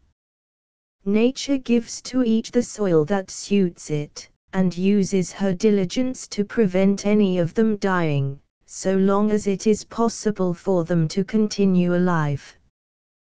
Why do they all draw their nourishment from roots as from a mouth dipped into the earth, and distribute the strong bark over the pith? Why are all the softer parts like the pith deeply encased within, while the external parts have the strong texture of wood, and outside of all is the bark to resist the weather's inclemency, like a champion stout in endurance? Again, how great is nature's diligence to secure universal propagation by multiplying seed! Who does not know all these to be contrivances, not only for the present maintenance of a species, but for its lasting continuance, generation after generation, forever? And do not also the things believed inanimate on like grounds of reason seek each what is proper to itself? Why do the flames shoot lightly upward, while the earth presses downward with its weight, if it is not that these motions and situations are suitable to their respective natures? Moreover, each several thing is preserved by that which is agreeable to its nature, even as it is destroyed by things inimical. Things solid like stones resist disintegration by the close adhesion of their parts. Things fluid like air and water yield easily to what divides them, but swiftly flow back and mingle with those parts from which they have been severed, while fire, again, refuses to be cut at all. And we are not now treating of the voluntary motions of an intelligent soul, but of the drift of nature. Even so is it that we digest our food without thinking about it, and draw our breath unconsciously in sleep. Nay, even in living creatures the love of life cometh not of conscious will, but from the principles of nature. For oftentimes in the stress of circumstances will chooses the death which nature shrinks from, and contrarily, in spite of natural appetite, will restrains that work of reproduction by which alone the persistence of perishable creatures is maintained. So entirely does this love of self come from drift of nature, not from animal impulse. Providence has furnished things with this most cogent reason for continuance: they must desire life, so long as it is naturally possible for them to continue living. Wherefore in no way mayst thou doubt but that things naturally aim at continuance of existence, and shun destruction. I confess, said I, that what I lately thought uncertain, I now perceive to be indubitably clear. Now, that which seeks to subsist and continue desires to be one, for if its oneness be gone, its very existence cannot continue. True, said I, all things, then, desire to be one. I agree. But we have proved that one is the very same thing as good. We have. All things, then, seek the good. Indeed, you may express the fact by defining good as that which all desire. Nothing could be more truly thought out. Either there is no single end to which all things are relative, or else the end to which all things universally hasten must be the highest good of all. Then she, exceedingly do I rejoice, dear pupil, thine eye is now fixed on the very central mark of truth. Moreover, herein is revealed that of which thou didst erstwhile profess thyself ignorant. What is that? Said I. The end and aim of the whole universe. Surely it is that which is desired of all, and, since we have concluded the good to be such, we ought to acknowledge the end and aim of the whole universe to be the good. Song 11. Reminiscence. J. Who truth pursues, who from false ways his heedful steps would keep, by inward light must search within in meditation deep. All outward bent he must repress his soul's true treasure to possess. Then all that error's mists obscured shall shine more clear than light. This fleshly frame's oblivious waiteth quenched not reason quite.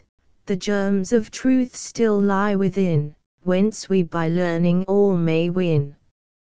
Else how could ye the answer due untaught to questions give, were 't not that deep within the soul truth's secret sparks do live? If Plato's teaching erreth not, we learn but that we have forgot. Footnotes, J.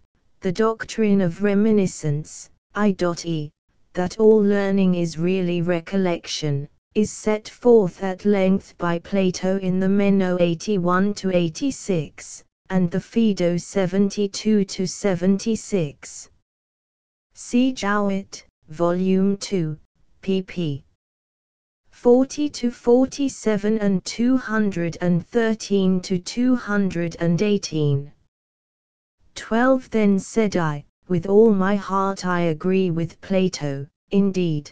This is now the second time that these things have been brought back to my mind. First I lost them through the clogging contact of the body, then after through the stress of heavy grief.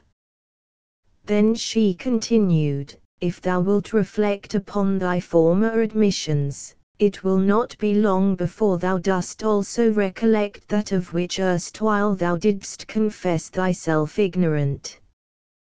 What is that? Said I. The principles of the world's government, said she. Yes, I remember my confession, and, although I now anticipate what thou intendest, I have a desire to hear the argument plainly set forth. A while ago thou deemedst it beyond all doubt that God doth govern the world. I do not think it doubtful now, nor shall I ever, and by what reasons I am brought to this assurance I will briefly set forth. This world could never have taken shape as a single system out of parts so diverse and opposite were it not that there is one who joins together these so diverse things. And when it had once come together, the very diversity of natures would have deceived it and torn it asunder in universal discord were there not one who keeps together what he has joined. Nor would the order of nature proceed so regularly, nor could its course exhibit motions so fixed in respect of position, time, range, efficacy, and character, unless there were one who, himself abiding, disposed these various vicissitudes of change. This power, whatsoever it be, whereby they remain as they were created, and are kept in motion, I call by the name which all recognize, God. Then said she, seeing that such is thy belief, it will cost me little trouble, I think, to enable thee to win happiness, and return in safety to thy own country. But let us give our attention to the task that we have set before ourselves. Have we not counted independence in the category of happiness, and agreed that God is absolute happiness? Truly, we have. Then, he will need no external assistance for the ruling of the world. Otherwise, if he stands in need of aught, he will not possess complete independence. That is necessarily so, said I then. By his own power alone he disposes all things. It cannot be denied. Now, God was proved to be absolute good. Yes, I remember. Then, he disposes all things by the agency of good, if it be true that he rules all things by his own power whom we have agreed to be good, and he is, as it were, the rudder and helm by which the world's mechanism is kept steady and in order. Heartily do I agree, and, indeed, I anticipated what thou wouldst say, though it may be in feeble surmise only. I well believe it, said she, for, as I think, thou now bringest to the search eyes quicker in discerning truth, but what I shall say next is no less plain and easy to see. What is it? Said I. Why, said she, since God is rightly believed to govern all things with the rudder of goodness, and since all things do likewise, as I have taught, haste towards good by the very aim of nature, can it be doubted that his governance is willingly accepted, and that all submit themselves to the sway of the disposer as conformed and attempered to his rule? Necessarily so, said I. No rule would seem happy if it were a yoke imposed on reluctant wills, and not the safekeeping of obedient subjects. There is nothing, then, which, while it follows nature, endeavors to resist good. No, nothing. But if anything should, will it have the least success against him whom we rightly agreed to be supreme Lord of happiness? It would be utterly impotent. There is nothing, then, which has either the will or the power to oppose this supreme good. No, I think not. So, then, said she, it is the supreme good which rules in strength, and graciously disposes all things. Then said I, how delighted am I at thy reasonings, and the conclusion to which thou hast brought them, but most of all at these very words which thou usest. I am now at last ashamed of the folly that so sorely vexed me.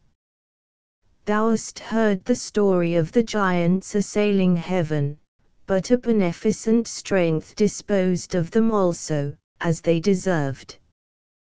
But shall we submit our arguments to the shock of mutual collision? It may be from the impact some fair spark of truth may be struck out.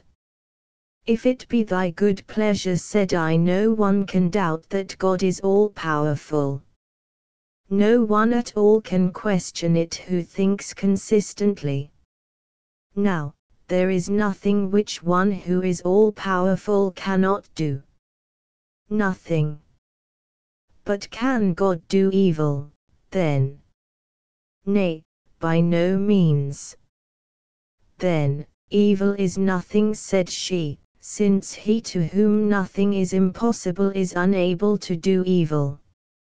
Art thou mocking me, said I, weaving a labyrinth of tangled arguments, now seeming to begin where thou didst end, and now to end where thou didst begin, or dost thou build up some wondrous circle of divine simplicity?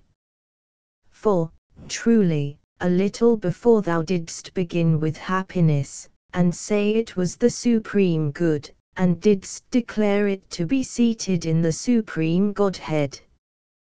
God himself, too, thou didst affirm to be supreme good and all complete happiness, and from this thou didst go on to add, as by the way, the proof that no one would be happy unless he were likewise God.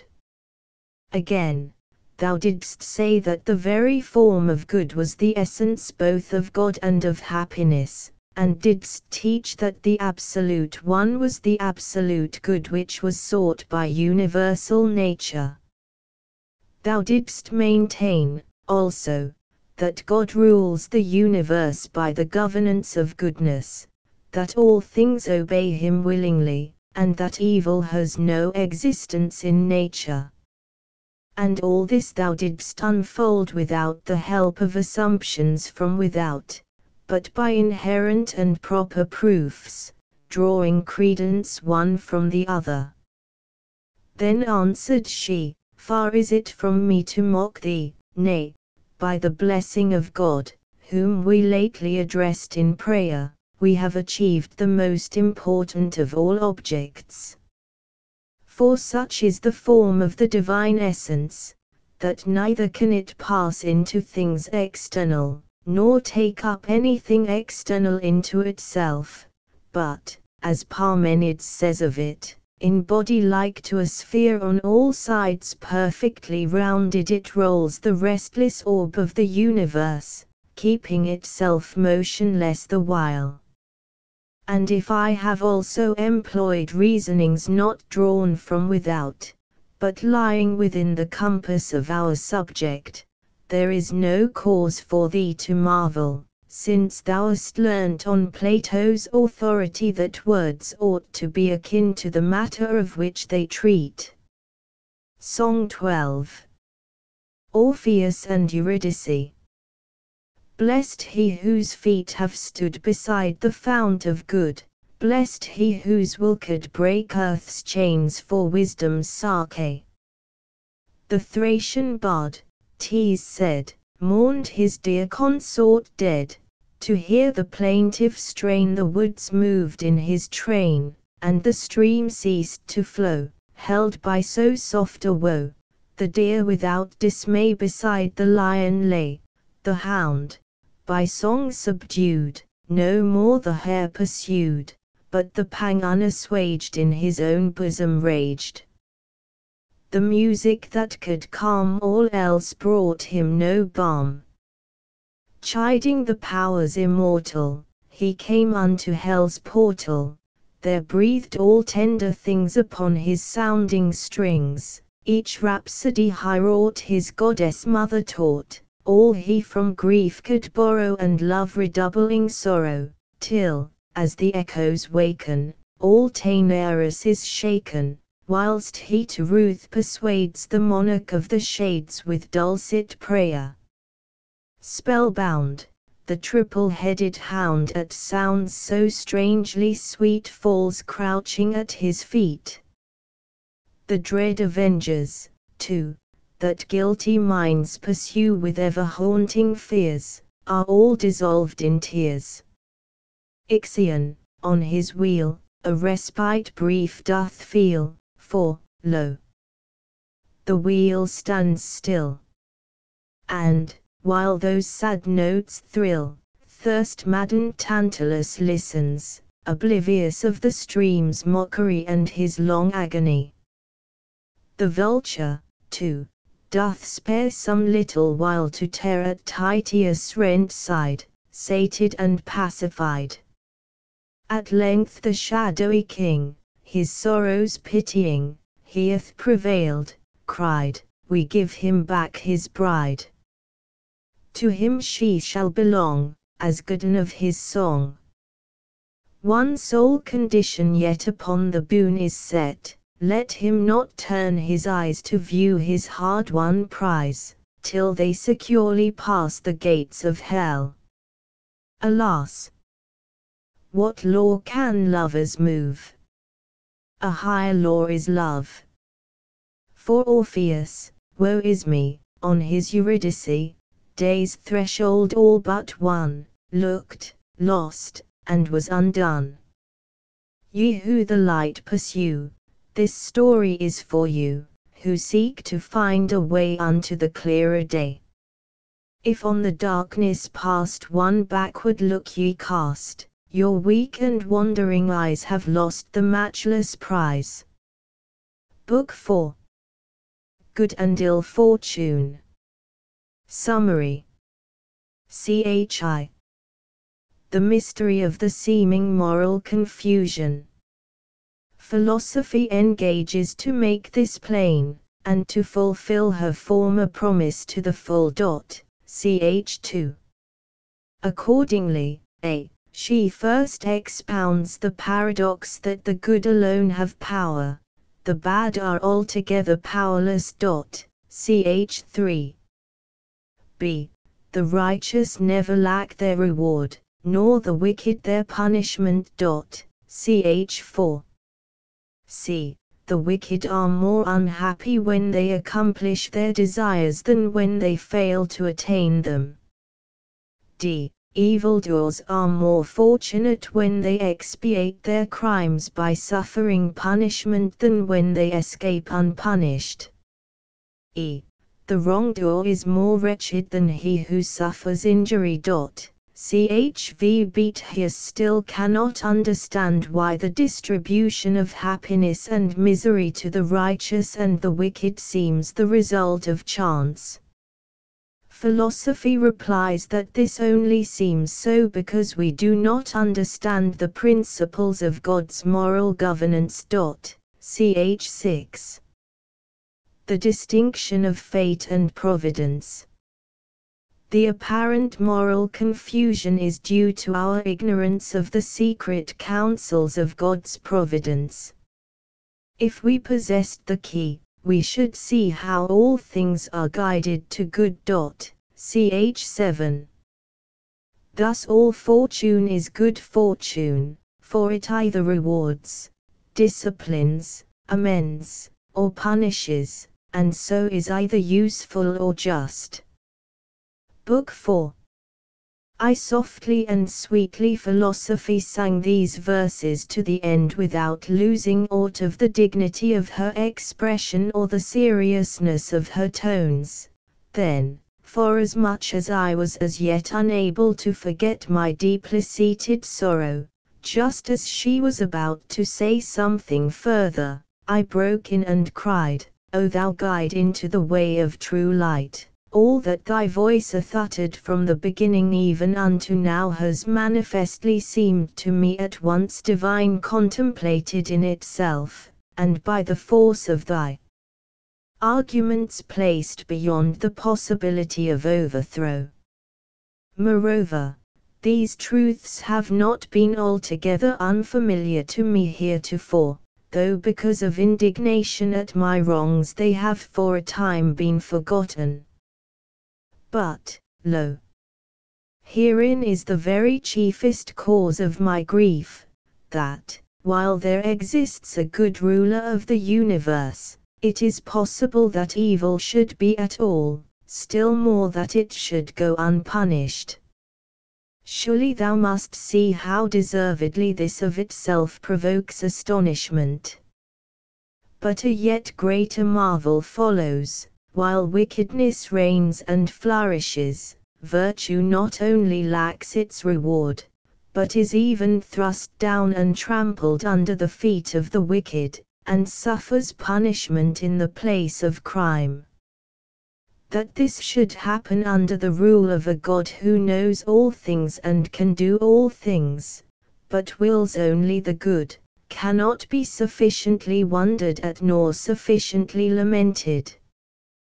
Then said she, it would indeed be infinitely astounding, and of all monstrous things most horrible, if, as thou esteemest, in the well-ordered home of so great a householder, the base vessels should be held in honor, the precious left to neglect.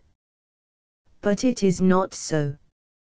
For if we hold unshaken those conclusions which we lately reached, thou shalt learn that, by the will of him of whose realm we are speaking, the good are always strong, the bad always weak and impotent, that vices never go unpunished, nor virtues unrewarded, that good fortune ever befalls the good, and ill fortune the bad, and much more of the sort, which shall hush thy murmurings, and stablish thee in the strong assurance of conviction. And since by my late instructions thou hast seen the form of happiness, hast learnt, too, the seat where it is to be found, all due preliminaries being discharged, I will now show thee the road which will lead thee home. Wings, also, will I fasten to thy mind wherewith thou mayst soar aloft, that so, all disturbing doubts removed, thou mayst return safe to thy country, under my guidance, in the path I will show thee, and by the means which I furnish. Song I. The Soul's Flight. Wings are mine, above the pole far aloft I soar. Clothed with these, my nimble soul scorns earth's hated shore, cleaves the skies upon the wind, sees the clouds left far behind.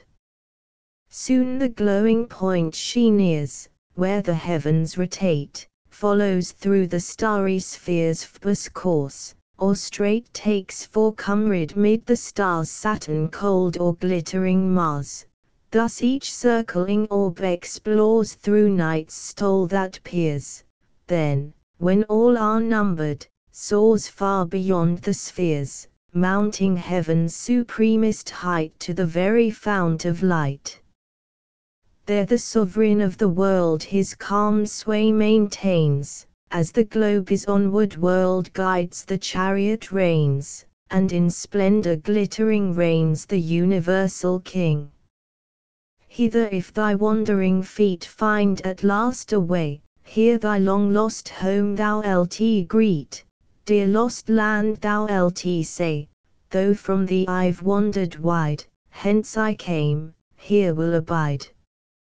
Yet if ever thou art fain visitant to be of earth's gloomy night again, surely thou wilt see tyrants whom the nations fear dwell in hapless exile here.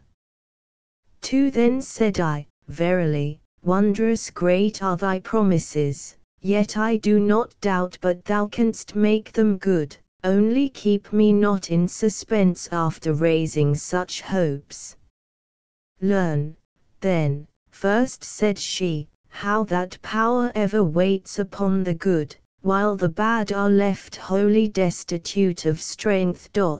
K. Of these truths the one proves the other. For since good and evil are contraries, if it is made plain that good is power, the feebleness of evil is clearly seen, and, conversely, if the frail nature of evil is made manifest, the strength of good is thereby known. However, to win ampler credence for my conclusion, I will pursue both paths, and draw confirmation for my statements first in one way and then in the other. The carrying out of any human action depends upon two things, to wit, will and power. If either be wanting, nothing can be accomplished. For if the will be lacking, no attempt at all is made to do what is not willed, whereas if there be no power, the will is all in vain. And so, if thou seest any man wishing to attain some end, yet utterly failing to attain it, thou canst not doubt that he lacked the power of getting what he wished for. Why, certainly not, there is no denying it. Canst thou, then, doubt that he whom thou seest to have accomplished what he willed had also the power to accomplish it? Of course not. Then, in respect of what he can accomplish a man is to be reckoned strong, in respect of what he cannot accomplish weak. Granted, said I then, dost thou remember that, by our former reasonings, it was concluded that the whole aim of man's will, though the means of pursuit vary, is set intently upon happiness? I do remember that this, too, was proved. Dost thou also call to mind how happiness is absolute good, and therefore that, when happiness is sought, it is good which is in all cases the object of desire? Nay, I do not so much call to mind as keep it fixed in my memory. Then, all men, good and bad alike, with one indistinguishable purpose strive to reach good. Yes, that follows. But it is certain that by the attainment of good men become good. It is. Then, do the good attain their object? It seems so. But if the bad were to attain the good which is their object, they could not be bad.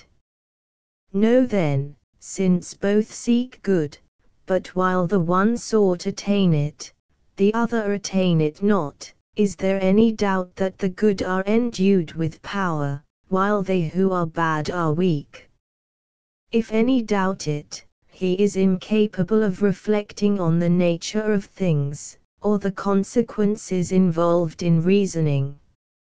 Again, supposing there are two things to which the same function is prescribed in the course of nature, and one of these successfully accomplishes the function by natural action, the other is altogether incapable of that natural action, instead of which, in a way other than is agreeable to its nature, it, I will not say fulfills its function, but feigns to fulfill it. Which of these two would in thy view be the stronger?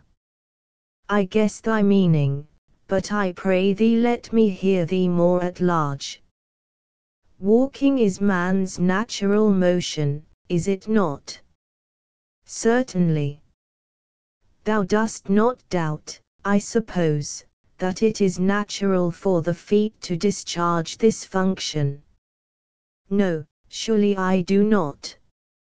Now, if one man who is able to use his feet walks, and another to whom the natural use of his feet is wanting tries to walk on his hands, which of the two wouldst thou rightly esteem the stronger?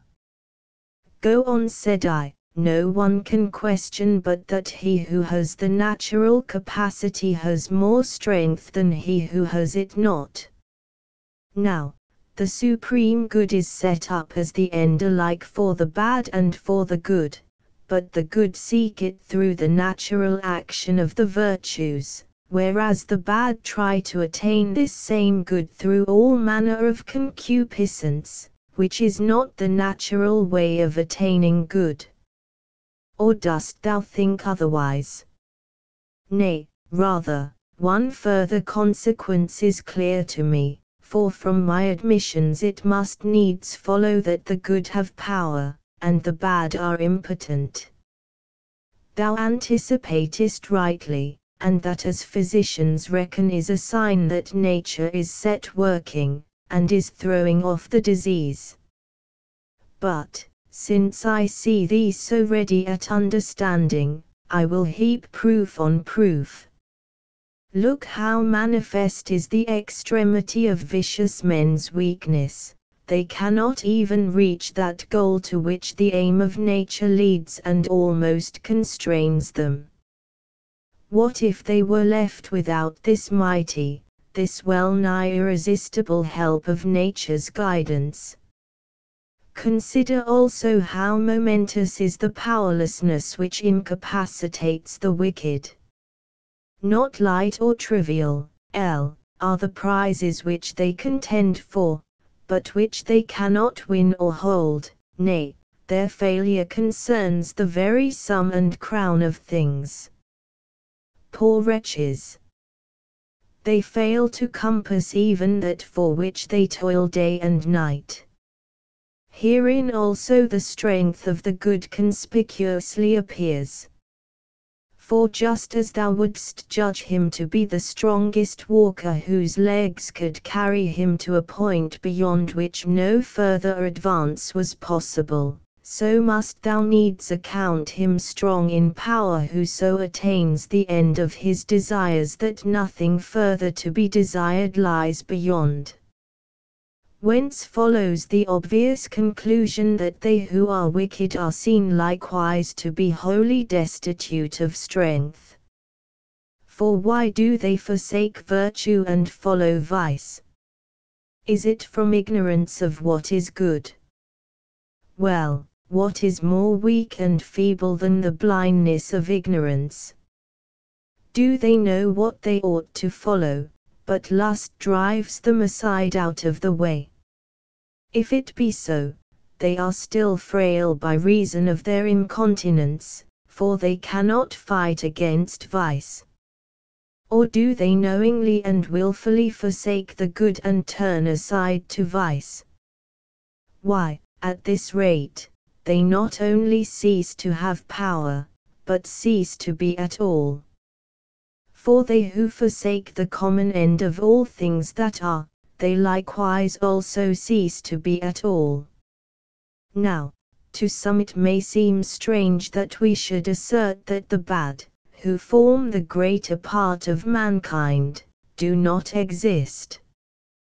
but the fact is so. I do not, indeed, deny that they who are bad, but that they are in an unqualified and absolute sense I deny. Just as we call a corpse a dead man, but cannot call it simply man, so I would allow the vicious to be bad, but that they are in an absolute sense I cannot allow. That only is which maintains its place and keeps its nature. Whatever falls away from this forsakes the existence which is essential to its nature. But thou wilt say, the bad have an ability. Nor do I wish to deny it, only this ability of theirs comes not from strength, but from impotence. For their ability is to do evil, which would have had no efficacy at all if they could have continued in the performance of good. So this ability of theirs proves them still more plainly to have no power. For if, as we concluded just now, evil is nothing, 'tis clear that the wicked can effect nothing, since they are only able to do evil. 'Tis evident. And that thou mayst understand what is the precise force of this power, we determined, did we not, a while back, that nothing has more power than supreme good. We did, said I, but that same highest good cannot do evil. Certainly not. Is there anyone, then, who thinks that men are able to do all things? None but a madman. Yet they are able to do evil. Would they could not. Since, then, he who can do only good is omnipotent, while they who can do evil also are not omnipotent, it is manifest that they who can do evil have less power. There is this also, we have shown that all power is to be reckoned among things desirable, and that all desirable things are referred to good as to a kind of consummation of their nature. But the ability to commit crime cannot be referred to the good, therefore it is not a thing to be desired. And yet all power is desirable. It is clear, then, that ability to do evil is not power. From all which considerations appeareth the power of the good, and the indubitable weakness of the bad, and it is clear that Plato's judgment was true. The wise alone are able to do what they would, while the wicked follow their own heart's lust, but cannot accomplish what they would. For they go on in their wilfulness fancying they will attain what they wish for in the paths of delight, but they are very far from its attainment, since shameful deeds lead not to happiness. Footnotes, K. The paradoxes in this chapter and chapter 4 are taken from Plato's Gorgias. See Jowett, Volume 2, pp. 348 to 366, and also pp. 400, 401, Gorgias 466 to 479, and 508, 509. No trivial game is here, the strife is waged for Turnus' own dear life. Conington. See Virgil, Aeneid 12. 764, 745, compare Iliad XY. 159 to 162 Song 2. The bondage of passion.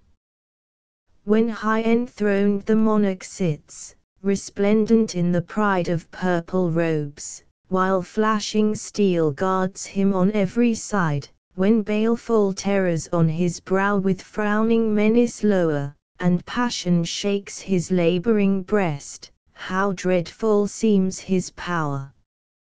But if the vesture of his state from such a one thou tear, thou lt see what load of secret bonds this lord of earth doth wear. Lust's poison rankles, o'er his mind rage sweeps in tempest rude, sorrow his spirit vexes sore, and empty hopes delude. Then thou lt confess, one hapless wretch, whom many lords oppress, does never what he would, but lives in thraldom's helplessness. 3. Thou seest, then, in what foulness unrighteous deeds are sunk, with what splendor righteousness shines. Whereby it is manifest that goodness never lacks its reward, nor crime its punishment. For, verily, in all manner of transactions that for the sake of which the particular action is done may justly be accounted the reward of that action, even as the wreath for the sake of which the race is run is the reward offered for running. Now, we have shown happiness to be that very good for the sake of which all things are done. Absolute good, then, is offered as the common prize, as it were, of all human actions. But, truly, this is a reward from which it is impossible to separate the good man, for one who is without good cannot properly be called good at all, wherefore righteous dealing never misses its reward. Rage the wicked, then, never so violently, the crown shall not fall from the head of the wise, nor wither. Verily, other men's unrighteousness cannot pluck from righteous souls their proper glory. Were the reward in which the soul of the righteous delighteth received from without, then might it be taken away by him who gave it, or some other, but since it is conferred by his own righteousness, then only will he lose his prize when he has ceased to be righteous. Lastly, since every prize is desired because it is believed to be good, who can account him who possesses good to be without reward? And what a prize, the fairest and grandest of all! For remember the corollary which I chiefly insisted on a little while back, and reason thus. Since absolute good is happiness, 'tis clear that all the good must be happy for the very reason that they are good. But it was agreed that those who are happy are gods. So, then, the prize of the good is one which no time may impair, no man's power lessen, no man's unrighteousness tarnish, 'tis very godship. And this being so, the wise man cannot doubt that punishment is inseparable from the bad.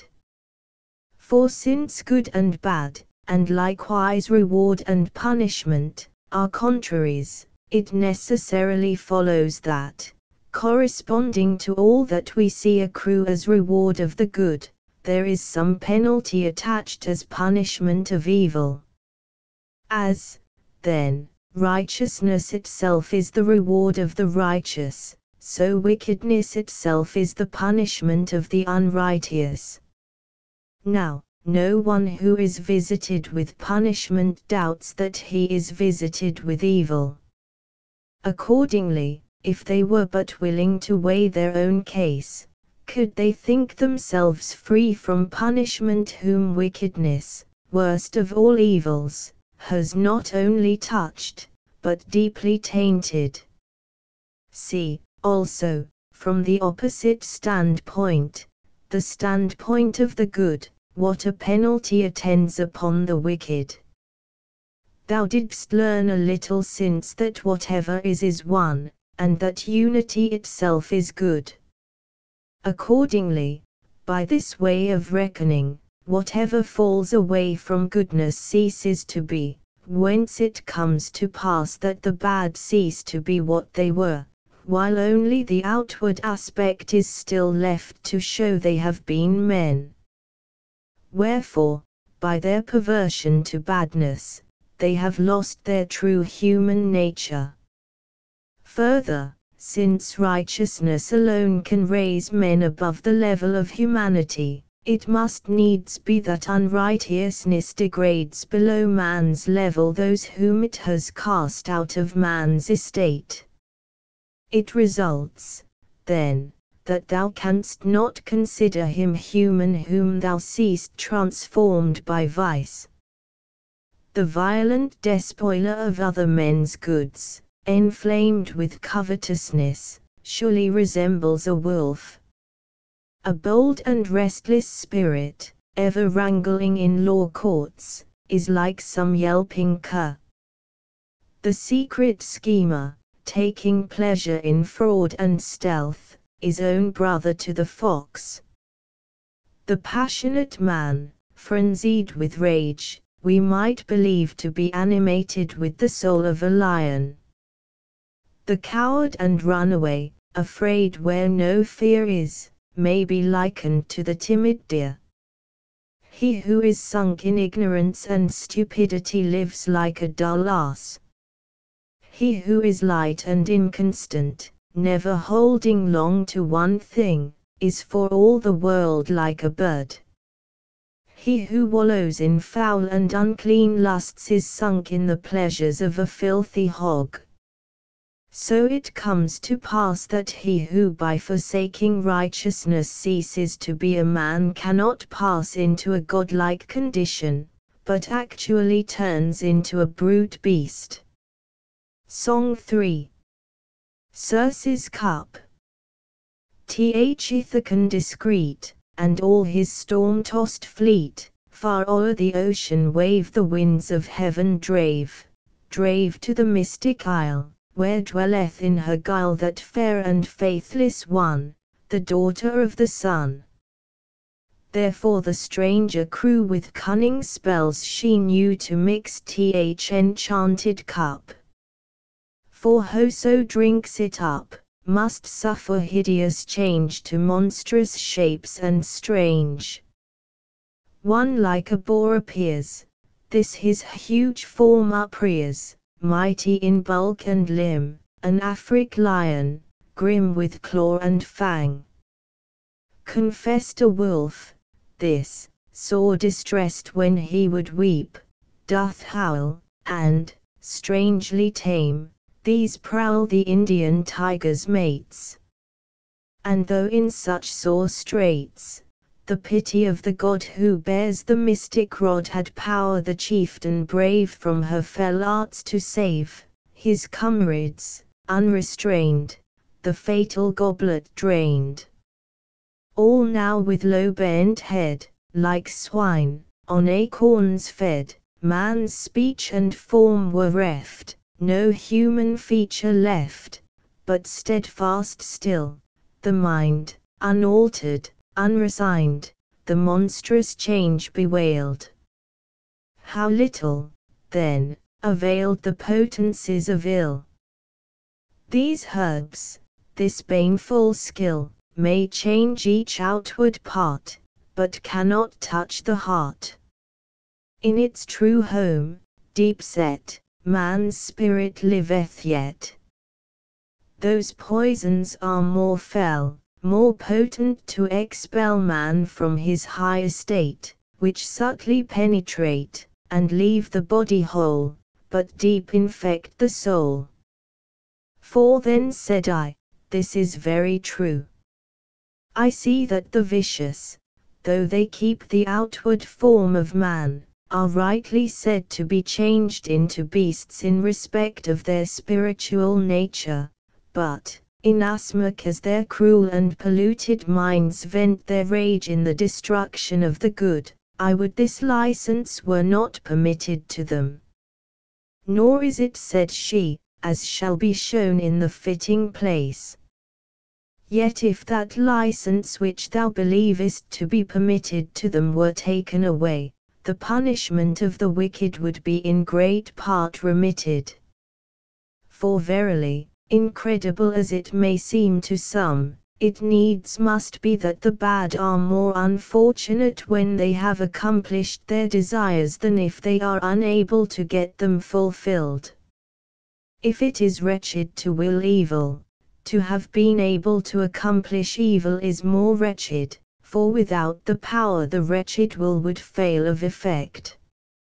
Accordingly, those whom thou seest to will, to be able to accomplish, and to accomplish crime, must needs be the victims of a threefold wretchedness, since each one of these states has its own measure of wretchedness.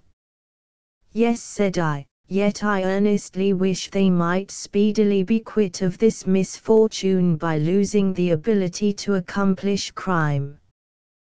They will lose it, said she, sooner than perchance thou wishest, or they themselves think likely, since, verily, within the narrow bounds of our brief life there is nothing so late in coming that anyone, least of all an immortal spirit, should deem it long to wait for. Their great expectations, the lofty fabric of their crimes, is oft overthrown by a sudden and unlooked for ending, and this but sets a limit to their misery. For if wickedness makes men wretched, he is necessarily more wretched who is wicked for a longer time, and were it not that death, at all events, puts an end to the evil doings of the wicked, I should account them wretched to the last degree. Indeed, if we have formed true conclusions about the ill fortune of wickedness, that wretchedness is plainly infinite which is doomed to be eternal. Then said I, a wonderful inference, and difficult to grant, but I see that it agrees entirely with our previous conclusions. Thou art right, said she, but if anyone finds it hard to admit the conclusion, he ought in fairness either to prove some falsity in the premises, or to show that the combination of propositions does not adequately enforce the necessity of the conclusion. Otherwise, if the premises be granted, nothing whatever can be said against the inference of the conclusion. And here is another statement which seems not less wonderful, but on the premises assumed is equally necessary. What is that? The wicked are happier in undergoing punishment than if no penalty of justice chastened them. And I am not now meaning what might occur to anyone, that bad character is amended by retribution, and is brought into the right path by the terror of punishment, or that it serves as an example to warn others to avoid transgression. But I believe that in another way the wicked are more unfortunate when they go unpunished, even though no account be taken of amendment, and no regard be paid to example. Why, what other way is there beside these? Said I. Then said she, have we not agreed that the good are happy, and the evil wretched? Yes, said I. Now, if, said she, to one in affliction there be given along with his misery some good thing, is he not happier than one whose misery is misery pure and simple without admixture of any good? It would seem so. But if to one thus wretched, one destitute of all good, some further evil be added besides those which make him wretched, is he not to be judged far more unhappy than he whose ill fortune is alleviated by some share of good? It could scarcely be otherwise. Surely, then, the wicked, when they are punished, have a good thing added to them, to wit, the punishment which by the law of justice is good, and likewise, when they escape punishment, a new evil attaches to them in that very freedom from punishment which thou hast rightly acknowledged to be an evil in the case of the unrighteous. I cannot deny it. Then, the wicked are far more unhappy when indulged with an unjust freedom from punishment than when punished by a just retribution. Now, it is manifest that it is just for the wicked to be punished, and for them to escape unpunished is unjust. Why, who would venture to deny it? This, too, no one can possibly deny, that all which is just is good, and, conversely, all which is unjust is bad.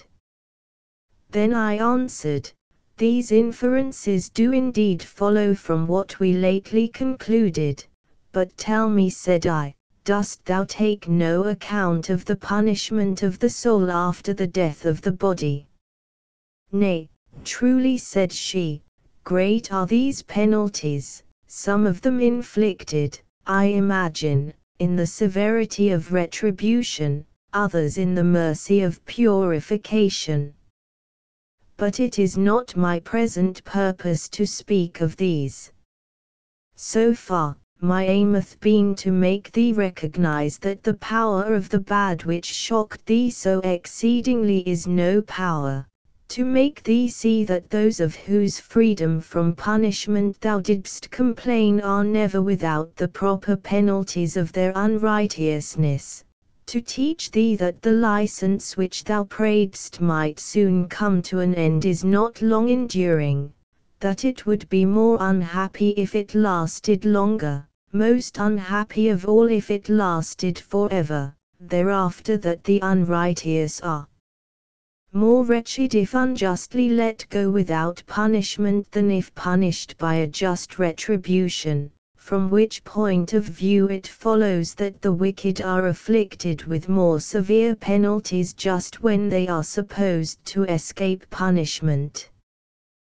Then said I, while I follow thy reasonings, I am deeply impressed with their truth, but if I turn to the common convictions of men, I find few who will even listen to such arguments, let alone admit them to be credible. True, said she, they cannot lift eyes accustomed to darkness to the light of clear truth, and are like those birds whose vision night illumines and day blinds, for while they regard, not the order of the universe, but their own dispositions of mind, they think the license to commit crime, and the escape from punishment, to be fortunate. But mark the ordinance of eternal law. Hast thou fashioned thy soul to the likeness of the better, thou hast no need of a judge to award the prize. By thine own act hast thou raised thyself in the scale of excellence, hast thou perverted thy affections to baser things. Look not for punishment from one without thee, thine own act hath degraded thee, and thrust thee down. Even so, if alternately thou turn thy gaze upon the vile earth and upon the heavens, though all without thee stand still, by the mere laws of sight thou seemest now sunk in the mire, now soaring among the stars. But the common herd regards not these things. What, then? Shall we go over to those whom we have shown to be like brute beasts? Why, suppose, now, one who had quite lost his sight should likewise forget that he had ever possessed the faculty of vision, and should imagine that nothing was wanting in him to human perfection. Should we deem those who saw as well as ever blind? Why, they will not even assent to this, either, that they who do wrong are more wretched than those who suffer wrong, though the proof of this rests on grounds of reason no less strong. Let me hear these same reasons, said I. Wouldst thou deny that every wicked man deserves punishment? I would not, certainly. And that those who are wicked are unhappy is clear in manifold ways. Yes, I replied. Thou dost not doubt, then, that those who deserve punishment are wretched? Agreed, said I. So, then, if thou wert sitting in judgment, on whom wouldst thou decree the infliction of punishment, on him who had done the wrong, or on him who had suffered it? Without doubt, I would compensate the sufferer at the cost of the doer of the wrong. Then, the injurer would seem more wretched than the injured. Yes, it follows. And so for this and other reasons resting on the same ground, inasmuch as baseness of its own nature makes men wretched, it is plain that a wrong involves the misery of the doer, not of the sufferer. And yet, says she, the practice of the law courts is just the opposite. Advocates try to arouse the commiseration of the judges for those who have endured some grievous and cruel wrong, whereas pity is rather due to the criminal, who ought to be brought to the judgment seat by his accusers in a spirit not of anger, but of compassion and kindness, as a sick man to the physician, to have the ulcer of his fault cut away by punishment. Whereby the business of the advocate would either wholly come to a standstill, or, did men prefer to make it serviceable to mankind, would be restricted to the practice of accusation. The wicked themselves also, if through some chink or cranny they were permitted to behold the virtue they have forsaken, and were to see that by the pains of punishment they would rid themselves of the uncleanness of their vices, and win in exchange the recompense of righteousness, they would no longer think these sufferings pains, they would refuse the help of advocates, and would commit themselves wholly into the hands of their accusers and judges. Whence it comes to pass that for the wise no place is left for hatred, only the most foolish would hate the good, and to hate the bad is unreasonable. For if vicious propensity is, as it were, a disease of the soul like bodily sickness, even as we account the sick in body by no means deserving of hate, but rather of pity, so, and much more, should they be pitied whose minds are assailed by wickedness, which is more frightful than any sickness. Song 4. The unreasonableness of hatred. Why all this furious strife? Oh, why with rash and wilful hand provoke death's destined day? If death ye seek, lo, death is nigh. Not of their masters will those coursers swift delay.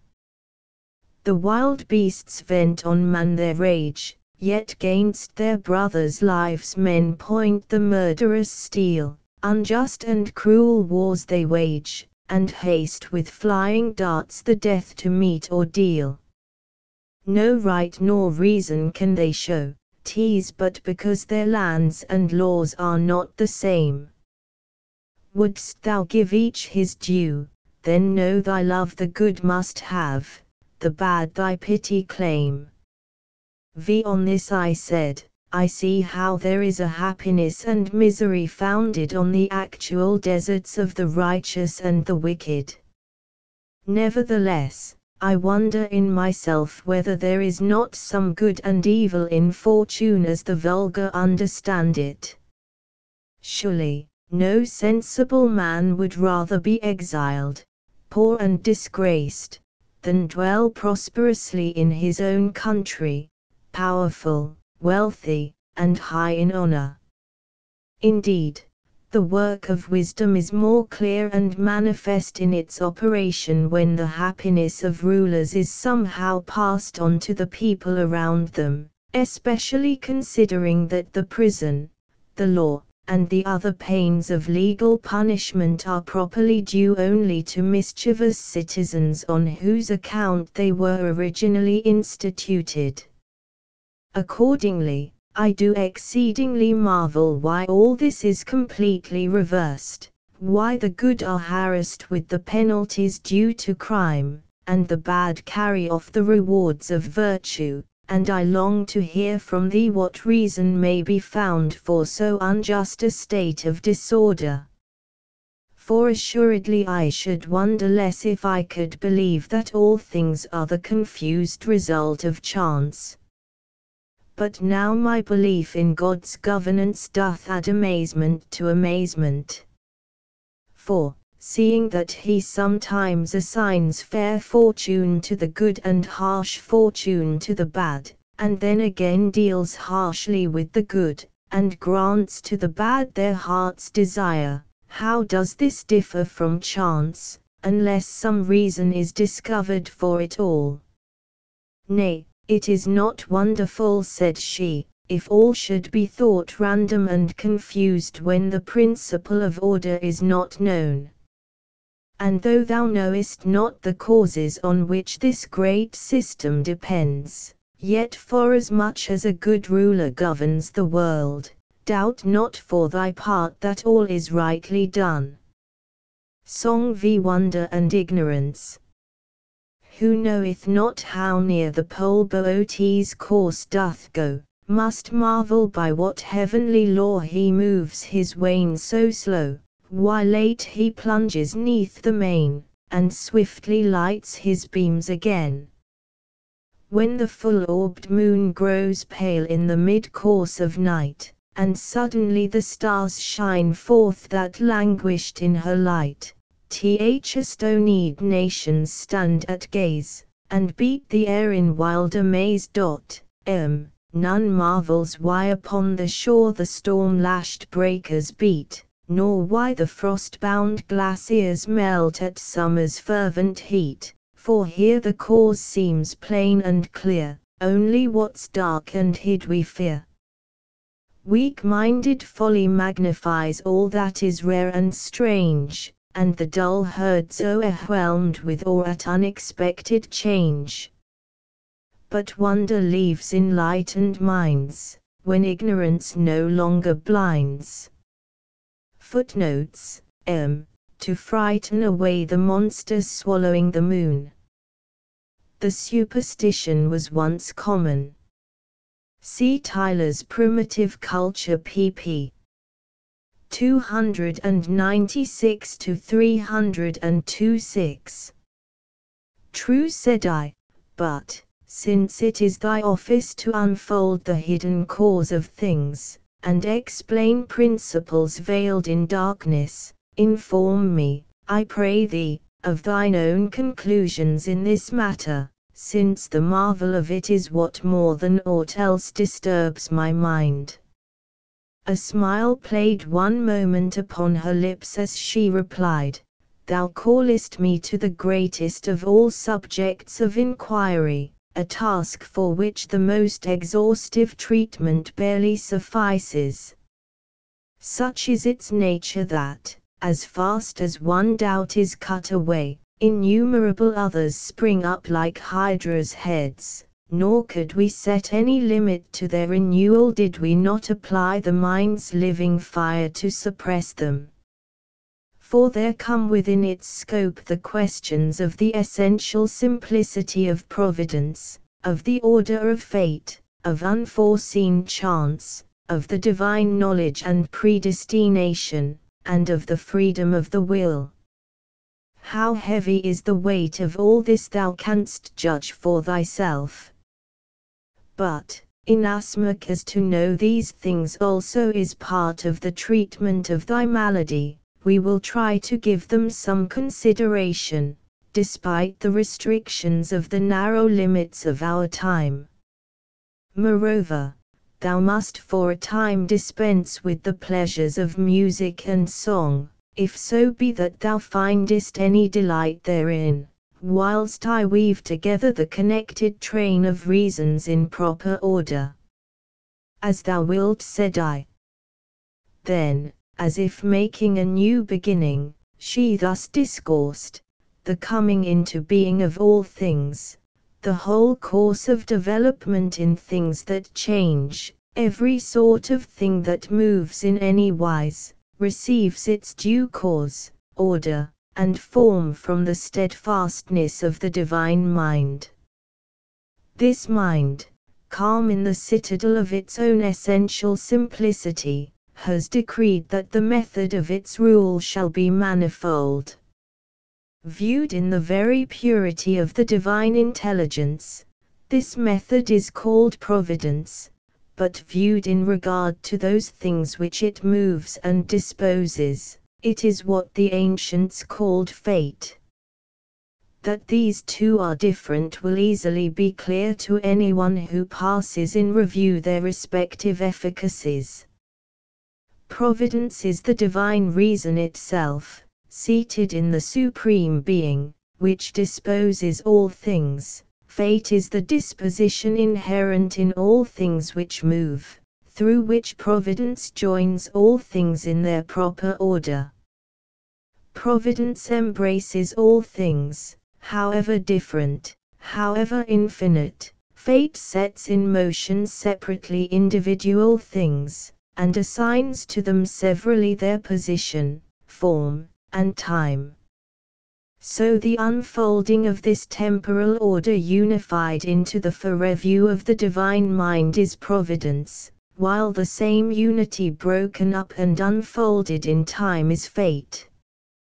And although these are different, yet is there a dependence between them, for the order of destiny issues from the essential simplicity of providence. For as the artificer, forming in his mind beforehand the idea of the thing to be made, carries out his design, and develops from moment to moment what he had before seen in a single instant as a whole, so God in his providence ordains all things as parts of a single unchanging whole, but carries out these very ordinances by fate in a time of manifold unity.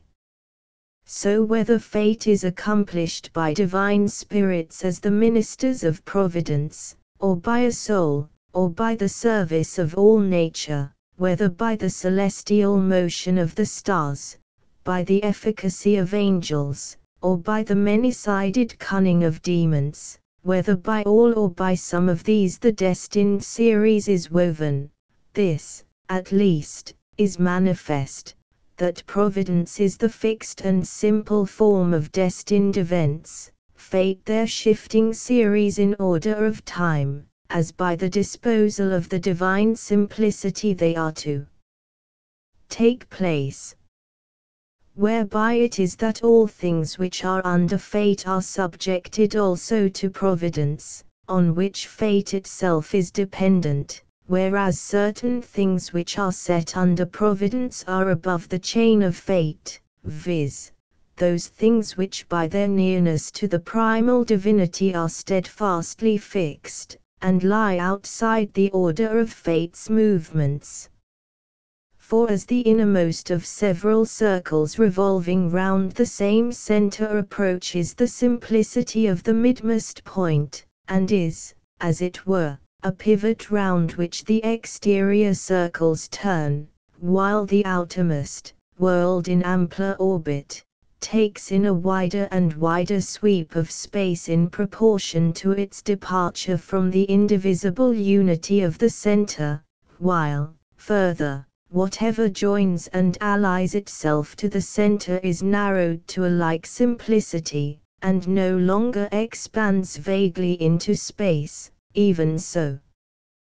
Whatsoever departs widely from primal mind is involved more deeply in the meshes of fate, and things are free from fate in proportion as they seek to come nearer to that central pivot. While if aught cleaves close to supreme mind in its absolute fixity, this, too, being free from movement, rises above fate's necessity.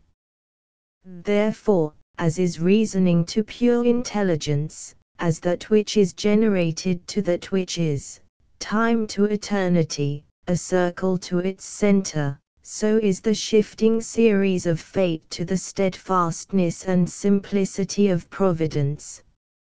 It is this causal series which moves heaven and the stars, attempers the elements to mutual accord, and again in turn transforms them into new combinations. this which renews the series of all things that are born and die through like successions of germ and birth. It is its operation which binds the destinies of men by an indissoluble nexus of causality, and, since it issues in the beginning from unalterable providence, these destinies also must of necessity be immutable. Accordingly, the world is ruled for the best if this unity abiding in the divine mind puts forth an inflexible order of causes.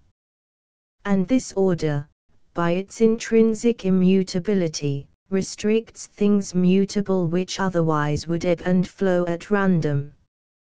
And so it happens that, although to you, who are not altogether capable of understanding this order, all things seem confused and disordered, nevertheless there is everywhere an appointed limit which guides all things to good.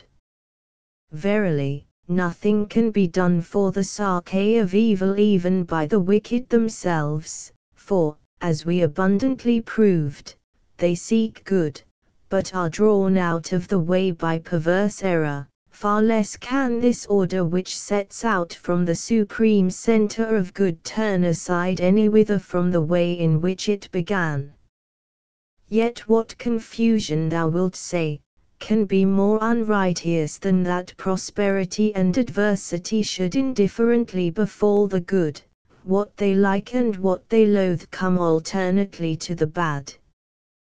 Yes, but have men in real life such soundness of mind that their judgments of righteousness and wickedness must necessarily correspond with facts? Why, on this very point their verdicts conflict, and those whom some deem worthy of reward, others deem worthy of punishment. Yet granted there were one who could rightly distinguish the good and bad, yet would he be able to look into the soul's inmost constitution, as it were, if we may borrow an expression used of the body.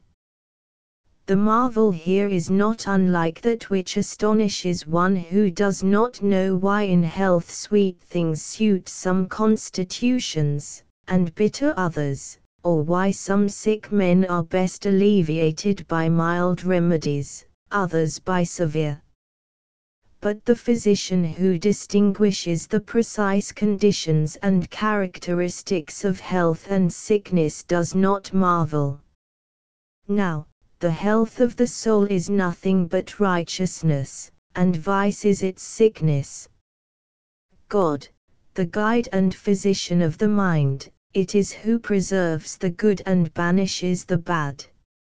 And he looks forth from the lofty watchtower of his providence, perceives what is suited to each, and assigns what he knows to be suitable.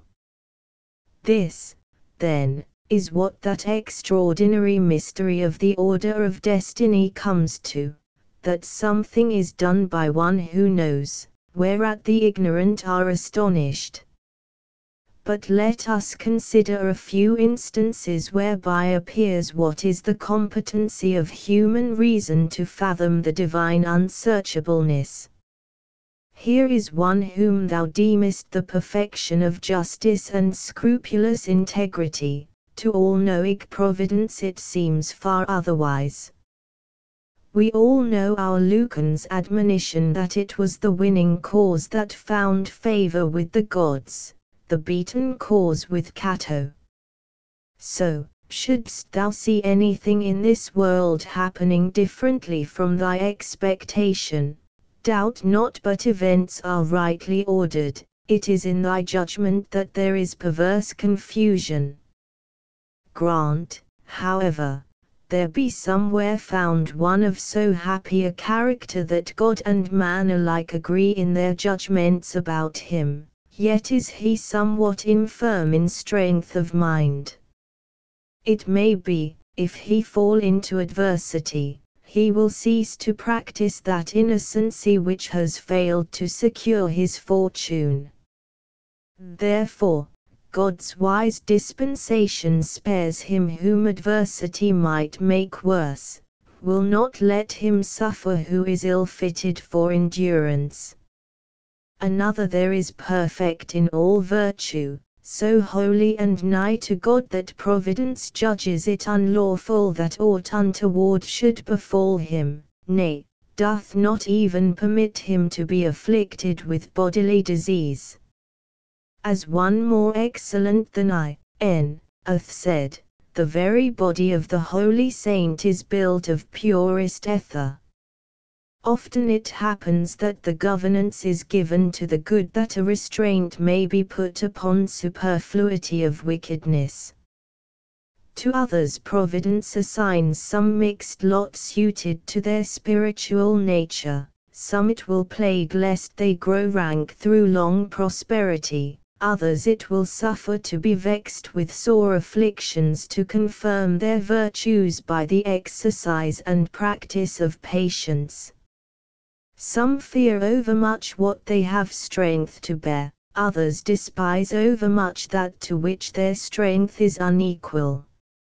All these it brings to the test of their true self through misfortune. Some also have bought a name revered to future ages at the price of a glorious death. Some by invincible constancy under their sufferings have afforded an example to others that virtue cannot be overcome by calamity, all which things, without doubt, come to pass rightly and in due order, and to the benefit of those to whom they are seen to happen. As to the other side of the marvel, that the bad now meet with affliction, now get their heart's desire, this, too, springs from the same causes. As to the afflictions, of course no one marvels, because all hold the wicked to be ill-deserving. The truth is, their punishments both frighten others from crime, and amend those on whom they are inflicted, while their prosperity is a powerful sermon to the good, what judgments they ought to pass on good fortune of this kind, which often attends the wicked so assiduously. There is another object which may, I believe, be attained in such cases. There is one, perhaps, whose nature is so reckless and violent that poverty would drive him more desperately into crime. His disorder Providence relieves by allowing him to amass money.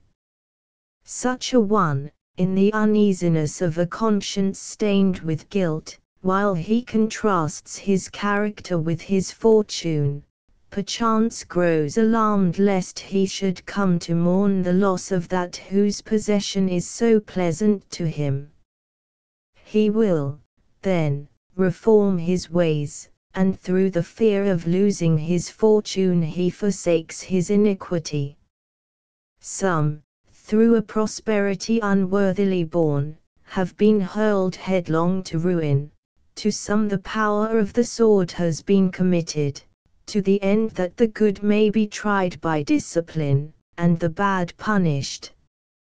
For while there can be no peace between the righteous and the wicked, neither can the wicked agree among themselves. How should they, when each is at variance with himself, because his vices rend his conscience, and ofttimes they do things which, when they are done, they judge ought not to have been done.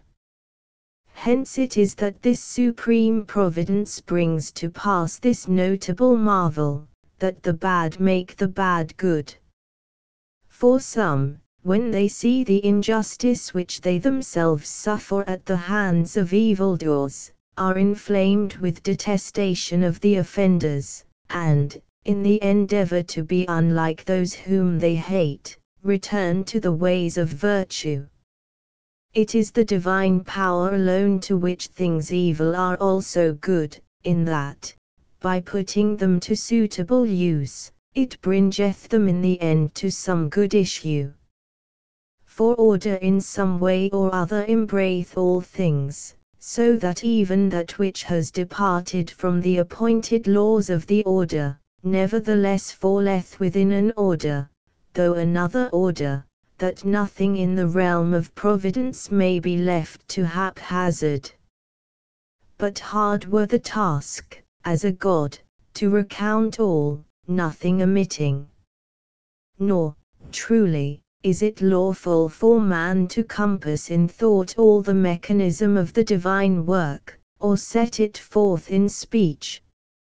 Let us be content to have apprehended this only, that God, the Creator of universal nature, likewise disposeth all things, and guides them to good, and while he studies to preserve in likeness to himself all that he has created, he banishes all evil from the borders of his commonwealth through the links of fatal necessity. Whereby it comes to pass that, if thou look to disposing providence, thou wilt nowhere find the evils which are believed so to abound on earth. But I see thou hast long been burdened with the weight of the subject, and fatigued with the prolixity of the argument, and now lookest for some refreshment of sweet poesy.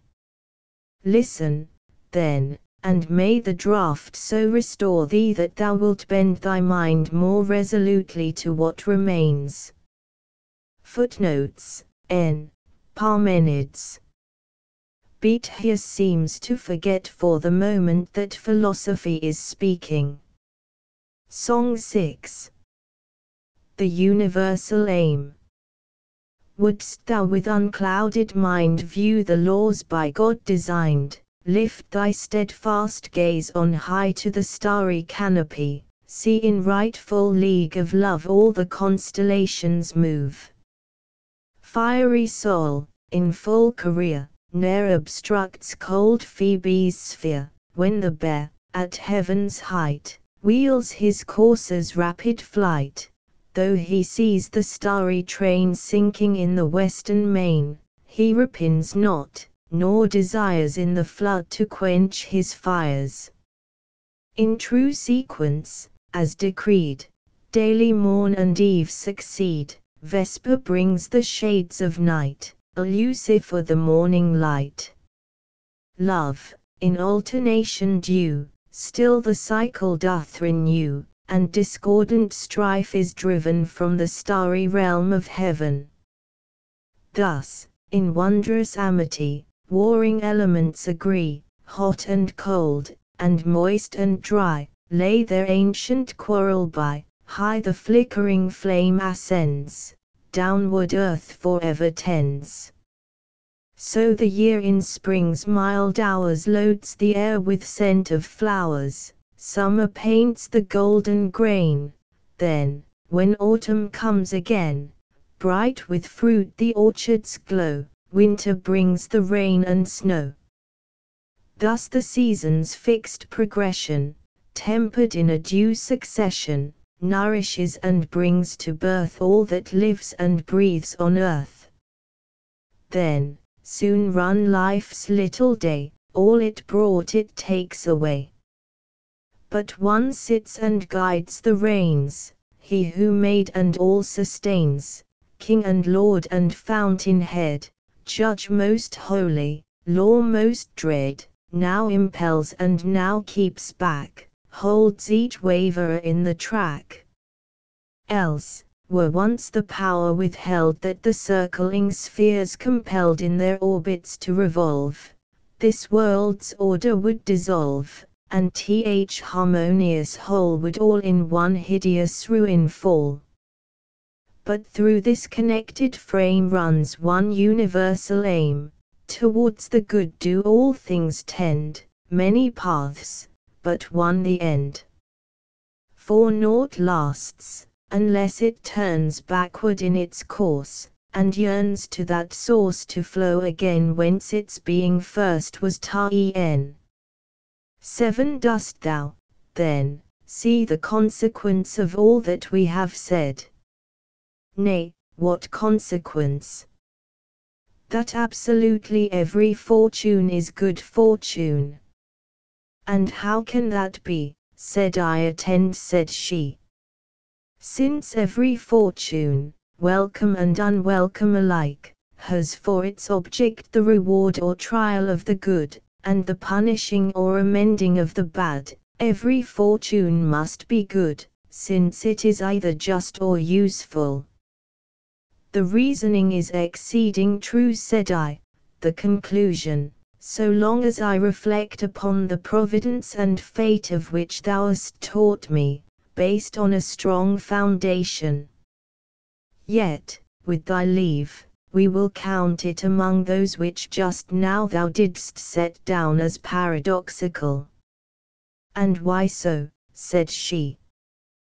Because ordinary speech is apt to assert, and that frequently, that some men's fortune is bad.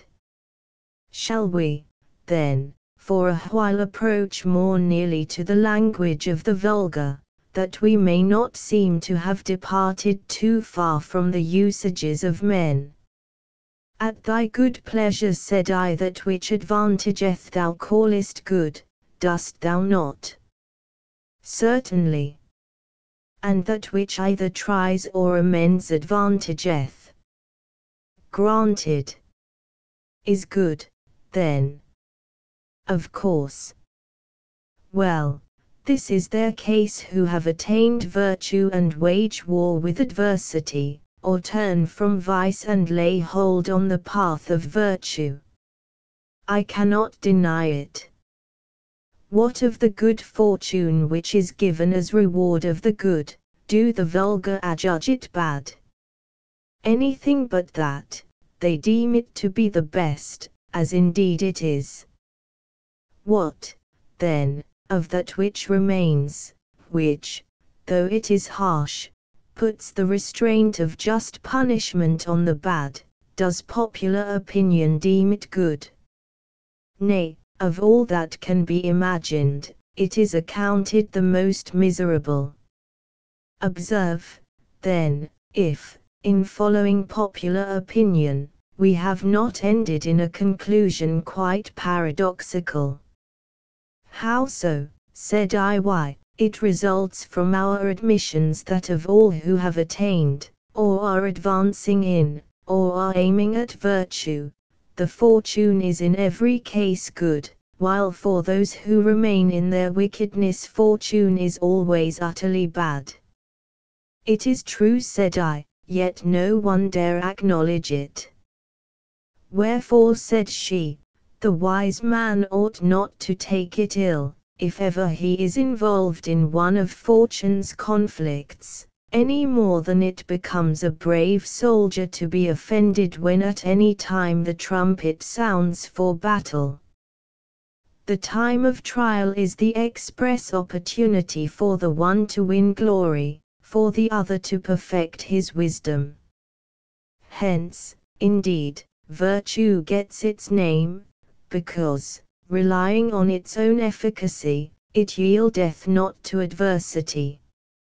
And ye who have taken your stand on virtue's steep ascent, it is not for you to be dissolved in delights or enfeebled by pleasure, ye close in conflict, yea, in conflict most sharp, with all fortune's vicissitudes, lest ye suffer foul fortune to overwhelm or fair fortune to corrupt you.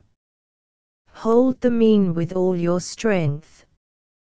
Whatever falls short of this, or goes beyond, is fraught with scorn of happiness, and misses the reward of toil. It rests with you to make your fortune what you will.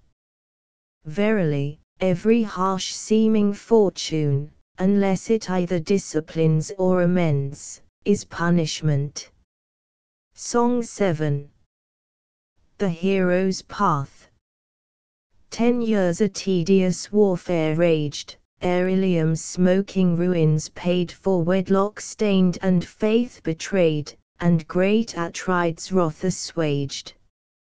But when heaven's anger asked a life, and baffling winds his course withstood, the king put off his fatherhood, and slew his child with priestly knife. When by the cavern's glimmering light his comrades dear Odysseus saw in the huge Cyclops hideous maw engulfed, he wept the piteous sight. But blinded soon, and wild with pain, in bitter tears and sore annoy, for that foul feast's unholy joy grim Polyphemus paid again. His labours for Alcides win a name of glory far and wide. He tamed the centaur's haughty pride, and from the lion reft his skin. The foul birds with sure darts he slew, the golden fruit he stole, in vain the dragon's watch, with triple chain from hell's depths Cerberus he drew. With their fierce lord's own flesh he fed the wild steeds, Hydra overcame with fire. 'Neath his own waves in shame maimed Ichilus hid his head. Huge Cacus for his crimes was slain, on Libya's sands Antaeus hurled, the shoulders that upheld the world the great boar's dribbled spume did stain. Last toil of all, his might sustained the ball of heaven, nor did he bend beneath this toil, his labour's end, the prize of heaven's high glory gained. Brave hearts, press on. Lo, heavenward lead these bright examples. From the fight turn not your backs in coward flight, earth's conflict won, the stars your meed. Book v Free Will and God's Foreknowledge. Summary.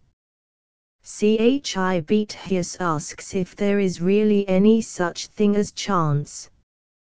Philosophy answers, in conformity with Aristotle's definition, Phys. 2:4, that chance is merely relative to human purpose, and that what seems fortuitous really depends on a more subtle form of causation. Ch. 2. Has man, then, any freedom, if the reign of law is thus absolute? Freedom of choice, replies philosophy, is a necessary attribute of reason. Man has a measure of freedom, though a less perfect freedom than divine nature's. Ch. 3. But how can man's freedom be reconciled with God's absolute foreknowledge? If God's foreknowledge be certain, it seems to exclude the possibility of man's free will. But if man has no freedom of choice, it follows that rewards and punishments are unjust as well as useless, that merit and demerit are mere names, that God is the cause of men's wickednesses, that prayer is meaningless. Ch. 4. The explanation is that man's reasoning faculties are not adequate to the apprehension of the ways of God's foreknowledge. If we could know, as he knows, all that is most perplexing in this problem would be made plain. For knowledge depends not on the nature of the thing known, but on the faculty of the knower. Chv.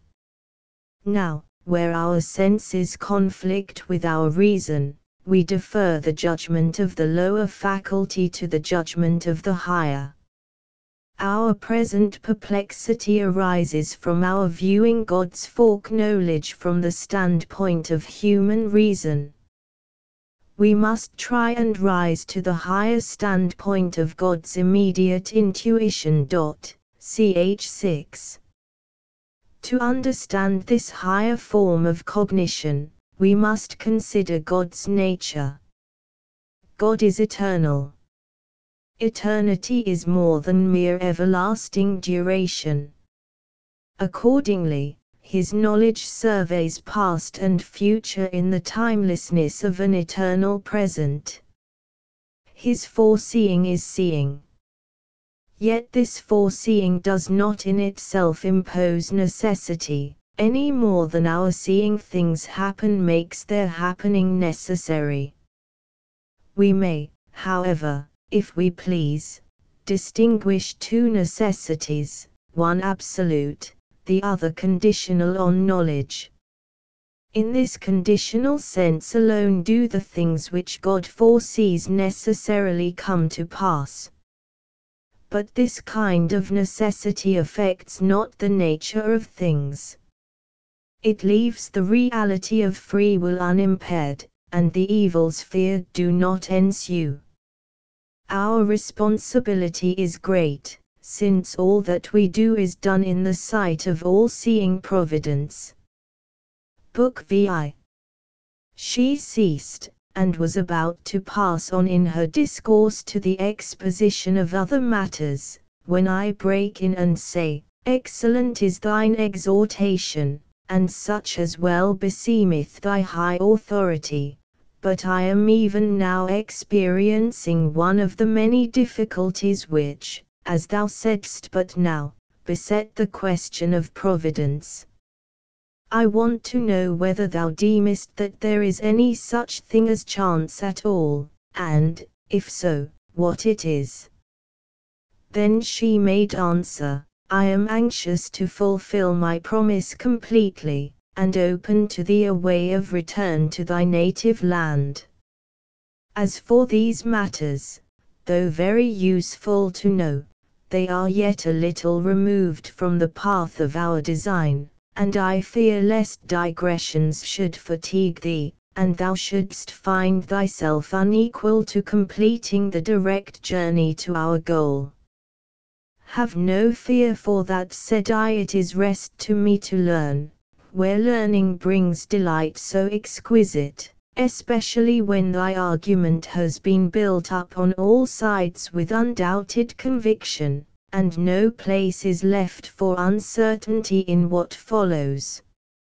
She made answer, I will accede to thy request, and forthwith she thus began. If chance be defined as a result produced by random movement without any link of causal connection, I roundly affirm that there is no such thing as chance at all, and consider the word to be altogether without meaning, except as a symbol of the thing designated. What place can be left for random action, when God constraineth all things to order? For ex nihilo nihil is sound doctrine which none of the ancients gainsaid, although they used it of material substance, not of the efficient principle. This they laid down as a kind of basis for all their reasonings concerning nature. Now, if a thing arise without causes, it will appear to have arisen from nothing. But if this cannot be, neither is it possible for there to be chance in accordance with the definition just given. Well, said I, is there, then, nothing which can properly be called chance or accident, or is there something to which these names are appropriate, though its nature is dark to the vulgar?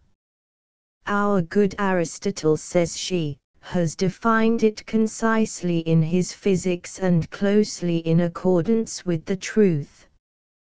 How, pray, said I. Thus says she, whenever something is done for the sake of a particular end, and for certain reasons some other result than that designed ensues, this is called chance. For instance, if a man is digging the earth for tillage, and finds a mass of buried gold. Now, such a find is regarded as accidental, yet it is not ex nihilo, for it has its proper causes, the unforeseen and unexpected concurrence of which has brought the chance about. For had not the cultivator been digging, had not the man who hid the money buried it in that precise spot, the gold would not have been found. These, then, are the reasons why the find is a chance one, in that it results from causes which met together and concurred, not from any intention on the part of the discoverer. since neither he who buried the gold nor he who worked in the field intended that the money should be found, but, as I said, it happened by coincidence that one dug where the other buried the treasure. We may, then, define chance as being an unexpected result flowing from a concurrence of causes where the several factors had some definite end. But the meeting and concurrence of these causes arises from that inevitable chain of order which, flowing from the fountainhead of providence, disposes all things in their due time and place. Song I Chance. In the rugged Persian highlands, where the masters of the bow skill to feign a flight, and, fleeing, hurl their darts and pierce the foe, there the Tigris and Euphrates at one source, their waters blend, soon to draw apart, and plainward each its separate way to wend. When once more their waters mingle in a channel deep and wide, all the flotsam comes together that is borne upon the tide, ships, and trunks of trees, uprooted in the torrent's wild career, meet, as mid the swirling waters chance their random way may steer. Yet the shelving of the channel and the flowing water's force guides each movement, and determines every floating fragment's course. Thus, where the drift of hazard seems most unrestrained to flow, chance herself is reined and bittered, and the curb of law doth know. Footnotes. This is not, of course, literally true, though the Tigris and Euphrates rise in the same mountain district. 2. I am following needfully, said I, and I agree that it is as thou sayest. But in this series of linked causes is there any freedom left to our will, or does the chain of fate bind also the very motions of our souls? There is freedom, said she, nor, indeed, can any creature be rational, unless he be endowed with free will. For that which of the natural use of reason has the faculty of discriminative judgment, and of itself distinguishes what is to be shunned or desired. Now, everyone seeks what he judges desirable, and avoids what he thinks should be shunned. Wherefore, beings endowed with reason possess also the faculty of free choice and refusal. But I suppose this faculty not equal alike in all. The higher divine essences possess a clear-sighted judgment, an uncorrupt will, and an effective power of accomplishing their wishes. Human souls must needs be comparatively free while they abide in the contemplation of the divine mind, less free when they pass into bodily form, and still less, again, when they are enwrapped in earthly members. But when they are given over to vices, and fall from the possession of their proper reason, then indeed their condition is utter slavery. For when they let their gaze fall from the light of highest truth to the lower world where darkness reigns, soon ignorance blinds their vision, they are disturbed by baneful affections, by yielding and assenting to which they help to promote the slavery in which they are involved, and are in a manner led captive by reason of their very liberty. Yet he who seeth all things from eternity beholdeth these things with the eyes of his providence, and assigneth to each what is predestined for it by its merits, all things surveying, all things overhearing. Song 2. The true Sunday Homer with mellifluous tongue Phoebus glorious lighteth sung, hymning high his praise. Yet his feeble rays ocean's hollows may not brighten, nor earth's central gloom enlighten. But the might of him, who skilled this great universe to build, is not thus confined, not earth's solid rind, nor night's blackest canopy, baffle his all-seeing eye. All that is, hath been, shall be, in one glance's compass, he limitless descries, and, save his, no eyes all the world survey, no, none. Him, then, truly name the Sunday 3. Then said I, but now I am once more perplexed by a problem yet more difficult. And what is that? Said she, yet, in truth, I can guess what it is that troubles you. It seems, said I, too much of a paradox and a contradiction that God should know all things, and yet there should be free will. For if God foresees everything, and can in no wise be deceived, that which Providence foresees to be about to happen must necessarily come to pass. Wherefore, if from eternity he foreknows not only what men will do, but also their designs and purposes, there can be no freedom of the will, seeing that nothing can be done, nor can any sort of purpose be entertained, save such as a divine providence, incapable of being deceived, has perceived beforehand. For if the issues can be turned aside to some other end than that foreseen by Providence, there will not then be any sure foreknowledge of the future, but uncertain conjecture instead, and to think this of God I deem impiety. Moreover, I do not approve the reasoning by which some think to solve this puzzle.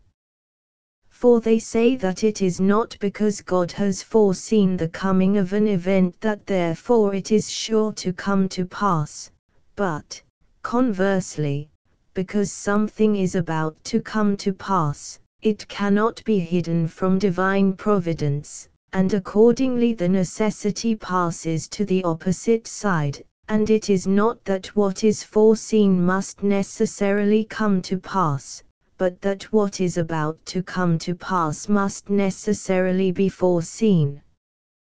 But this is just as if the matter in debate were, which is cause and which effect, whether foreknowledge of the future cause of the necessity, or the necessity of the future of the foreknowledge.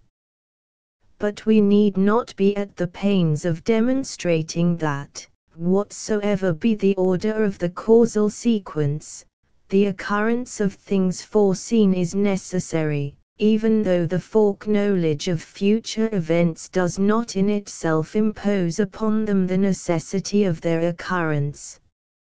For example, if a man be seated, the supposition of his being seated is necessarily true, and, conversely, if the supposition of his being seated is true, because he is really seated, he must necessarily be sitting.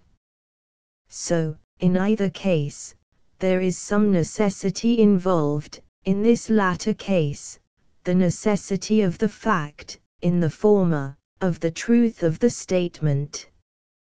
But in both cases the sitter is not therefore seated because the opinion is true, but rather the opinion is true because antecedently he was sitting as a matter of fact. Thus, though the cause of the truth of the opinion comes from the other side, p, yet there is a necessity on both sides alike. We can obviously reason similarly in the case of providence and the future.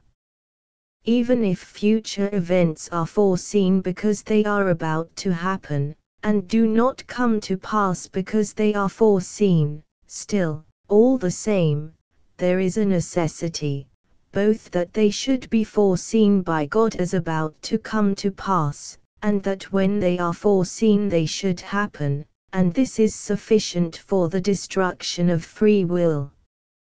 However, it is preposterous to speak of the occurrence of events in time as the cause of eternal foreknowledge. And yet if we believe that God foresees future events because they are about to come to pass, what is it but to think that the occurrence of events is the cause of his supreme providence? Further, just as when I know that anything is, that thing necessarily is, so when I know that anything will be, it will necessarily be. It follows, then, that things foreknown come to pass inevitably. Lastly, to think of a thing as being in any way other than what it is not only not knowledge, but it is false opinion widely different from the truth of knowledge. Consequently, if anything is about to be, and yet its occurrence is not certain and necessary, how can anyone foreknow that it will occur? For just as knowledge itself is free from all admixture of falsity, so any conception drawn from knowledge cannot be other than as it is conceived. For this, indeed, is the cause why knowledge is free from falsehood, because of necessity each thing must correspond exactly with the knowledge which grasps its nature. In what way, then, are we to suppose that God foreknows these uncertainties as about to come to pass? For if he thinks of events which possibly may not happen at all as inevitably destined to come to pass, he is deceived, and this it is not only impious to believe, but even so much as to express in words. If, on the other hand, he sees them in the future as they are in such a sense as to know that they may equally come to pass or not, what sort of foreknowledge is this which comprehends nothing certain nor fixed? What better is this than the absurd vaticination of Tiresias? Waiter, I say, shall either come to pass, or not.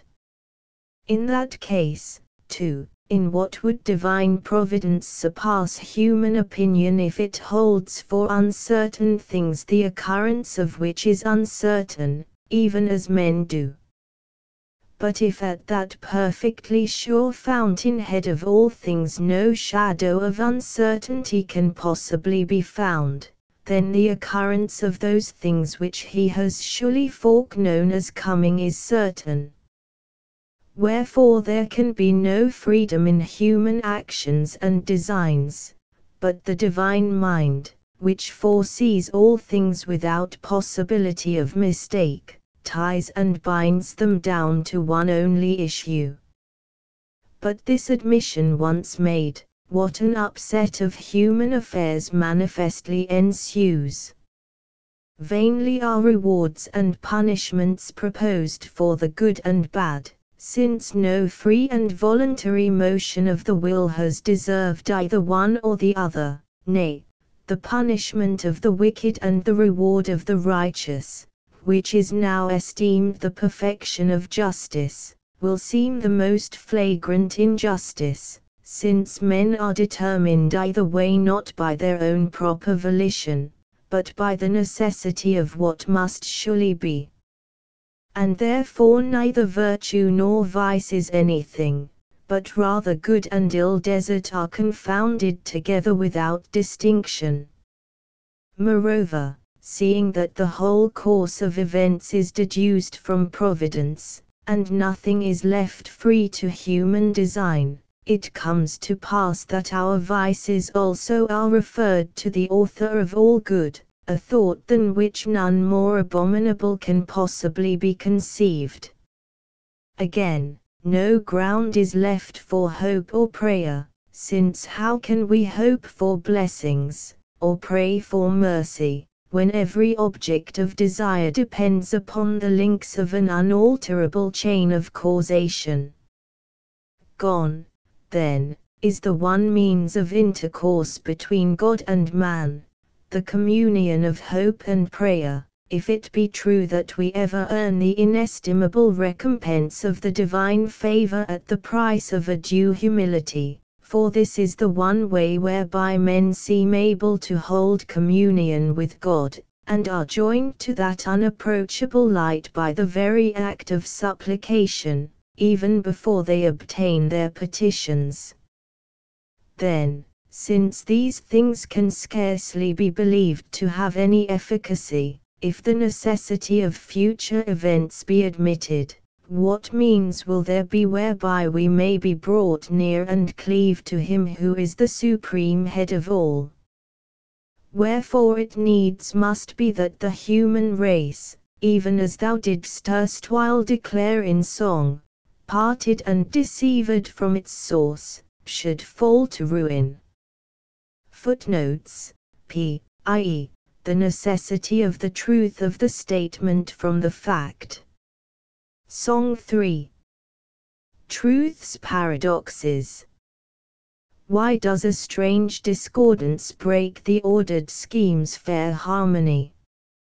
Hath God decreed twixt truth and truth there may such lasting warfare be, that truths, each severally plain, we strive to reconcile in vain?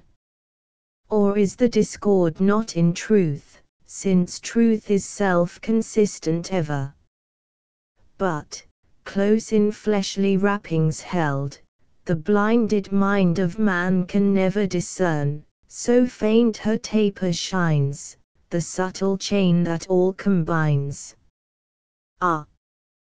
Then why burns man's restless mind truth's hidden portals to unclose? Knows he already what he seeks? Why toil to seek it, if he knows? Yet, haply if he knoweth not, why blindly seek he knows not what, who for a good he knows not sighs? Who can an unknown end pursue? How find? How when haply found hail that strange form he never knew? Or is it that man's inmost soul once knew each part and knew the whole? Now, though by fleshly vapors dimmed, not all forgot her visions past, for while the several parts are lost, to the one whole she cleaveth fast, whence he who yearns the truth to find is neither sound of sight nor blind.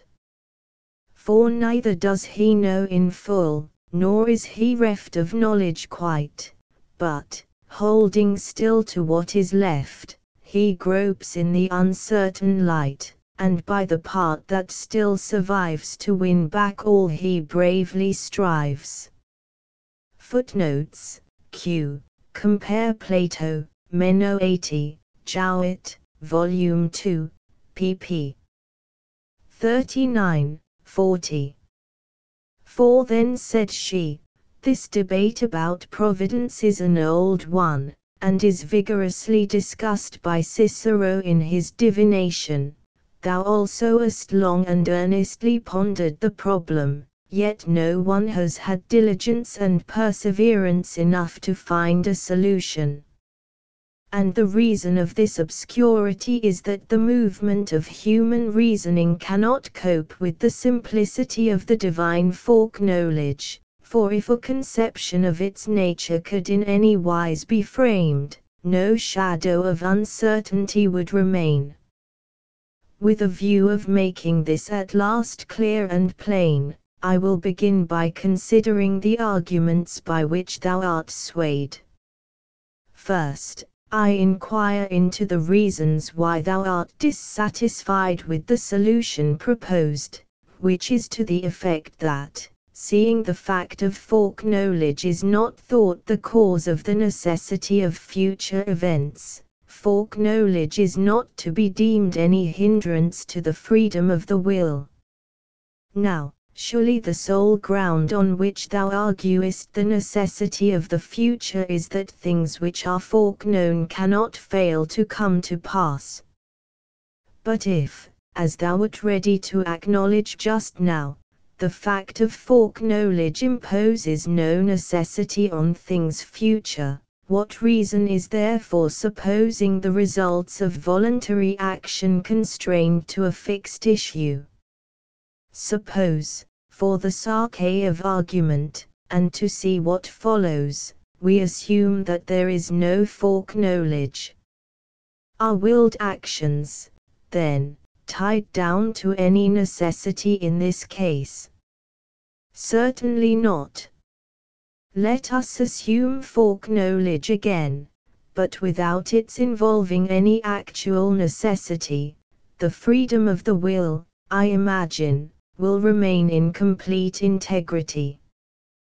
But thou wilt say that, even although the foreknowledge is not the necessity of the future event's occurrence, yet it is a sign that it will necessarily happen. Granted, but in this case it is plain that, even if there had been no foreknowledge, the issues would have been inevitably certain. For a sign only indicates something which is, does not bring to pass that of which it is the sign. We require to show beforehand that all things, without exception, happen of necessity in order that a preconception may be a sign of this necessity. Otherwise, if there is no such universal necessity, neither can any preconception be a sign of a necessity which exists not. Manifestly, too, a proof established on firm grounds of reason must be drawn not from signs and loose general arguments, but from suitable and necessary causes. But how can it be that things foreseen should ever fail to come to pass? Why, this is to suppose us to believe that the events which Providence foresees to be coming were not about to happen, instead of our supposing that, although they should come to pass, yet there was no necessity involved in their own nature compelling their occurrence. Take an illustration that will help to convey my meaning. There are many things which we see taking place before our eyes, the movements of charioteers, for instance, in guiding and turning their cars, and so on. Now, is any one of these movements compelled by any necessity? No, certainly not. There would be no efficacy in skill if all motions took place perforce. Then, things which in taking place are free from any necessity as to their being in the present must also, before they take place, be about to happen without necessity. Wherefore there are things which will come to pass, the occurrence of which is perfectly free from necessity. At all events, I imagine that no one will deny that things now taking place were about to come to pass before they were actually happening. Such things, however much foreknown, are in their occurrence free. For even as knowledge of things present imports no necessity into things that are taking place, so foreknowledge of the future imports none into things that are about to come. But this, thou wilt say, is the very point in dispute, whether any foreknowing is possible of things whose occurrence is not necessary. For here there seems to thee a contradiction, and, if they are foreseen, their necessity follows, whereas if there is no necessity, they can by no means be foreknown, and thou thinkest that nothing can be grasped as known unless it is certain. But if things whose occurrence is uncertain are foreknown as certain, this is the very mist of opinion, not the truth of knowledge. For to think of things otherwise than as they are, thou believest to be incompatible with the soundness of knowledge. Now, the cause of the mistake is this, that men think that all knowledge is cognized purely by the nature and efficacy of the thing known. Whereas the case is the very reverse, all that is known is grasped not conformably to its own efficacy, but rather conformably to the faculty of the knower. An example will make this clear. The roundness of a body is recognized in one way by sight, in another by touch. Sight looks upon it from a distance as a whole by a simultaneous reflection of rays, touch grasps the roundness piecemeal, by contact and attachment to the surface, and by actual movement round the periphery itself. Man himself, likewise, is viewed in one way by sense, in another by imagination, in another way, again, by thought, in another by pure intelligence. Sense judges figure clothed in material substance, imagination figure alone without matter. Thought transcends this again, and by its contemplation of universals considers the type itself which is contained in the individual. The eye of intelligence is yet more exalted, for overpassing the sphere of the universal, it will behold absolute form itself by the pure force of the mind's vision. Wherein the main point to be considered is this: the higher faculty of comprehension embraces the lower, while the lower cannot rise to the higher. For sense has no efficacy beyond matter, nor can imagination behold universal ideas, nor thought embrace pure form, but intelligence, looking down, as it were, from its higher standpoint in its intuition of form, discriminates also the several elements which underlie it, but it comprehends them in the same way as it comprehends that form itself, which could be cognized by no other than itself. For it cognizes the universal of thought, the figure of imagination, and the matter of sense, without employing thought, imagination, or sense, but surveying all things, so to speak, under the aspect of pure form by a single flash of intuition. Thought also, in considering the universal, embraces images and sense impressions without resorting to imagination or sense. For it is thought which has thus defined the universal from its conceptual point of view. Man is a two-legged animal endowed with reason. This is indeed a universal notion, yet no one is ignorant that the thing is imaginable and presentable to sense, because thought considers it not by imagination or sense, but by means of rational conception. Imagination, too, though its faculty of viewing and forming representations is founded upon the senses, nevertheless surveys sense impressions without calling in sense, not in the way of sense perception, but of imagination.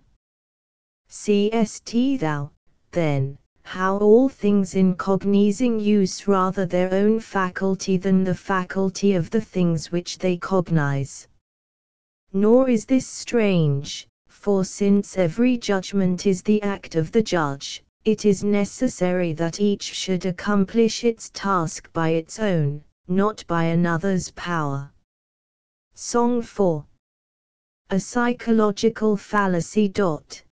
From the porch's murky depths comes a doctrine sage, that doth liken living mind to a written page, since all knowledge comes through sense, graven by experience.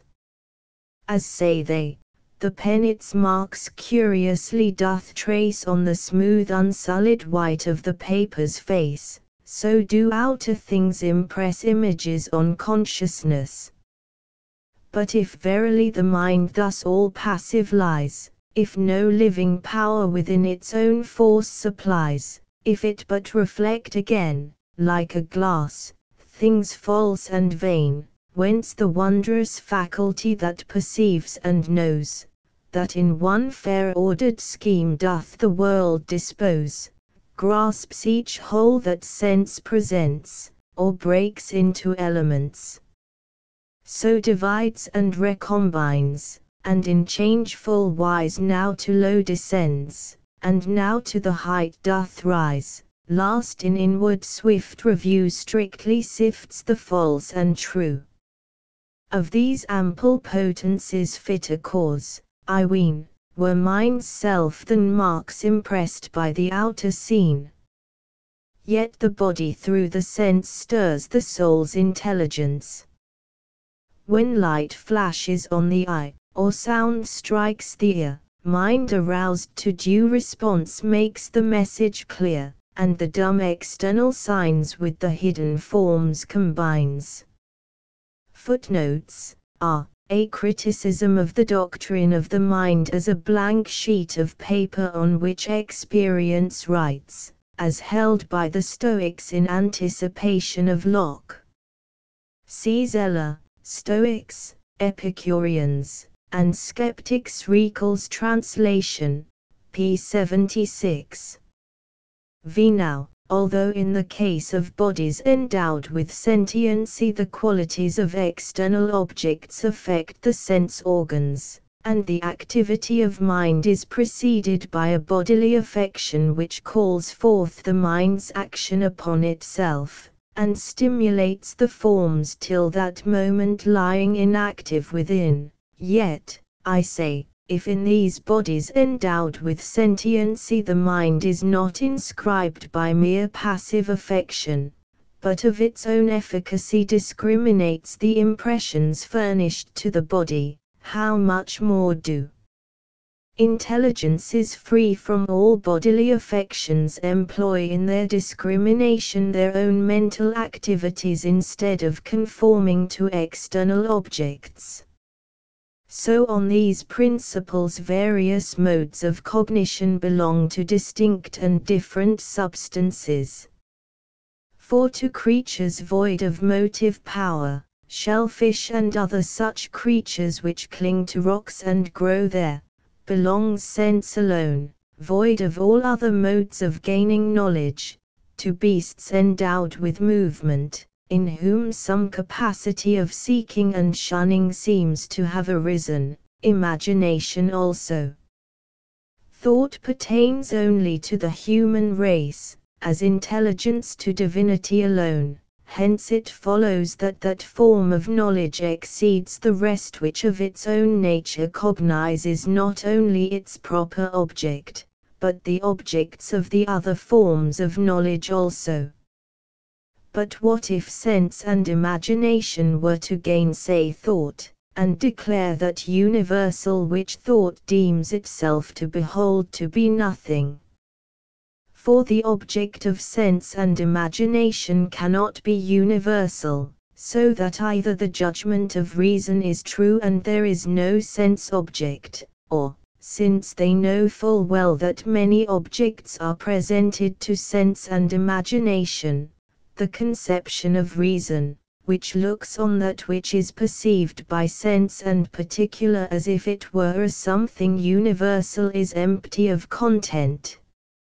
Suppose, further, that reason maintains in reply that it does indeed contemplate the object of both sense and imagination under the form of universality, while sense and imagination cannot aspire to the knowledge of the universal, since their cognizance cannot go beyond bodily figures, and that in the cognition of reality we ought rather to trust the stronger and more perfect faculty of judgment. In a dispute of this sort, should not we, in whom is planted the faculty of reasoning as well as of imagining and perceiving, espouse the cause of reason? In like manner is it that human reason thinks that divine intelligence cannot see the future except after the fashion in which its own knowledge is obtained. For thy contention is, if events do not appear to involve certain and necessary issues, they cannot be foreseen as certainly about to come to pass.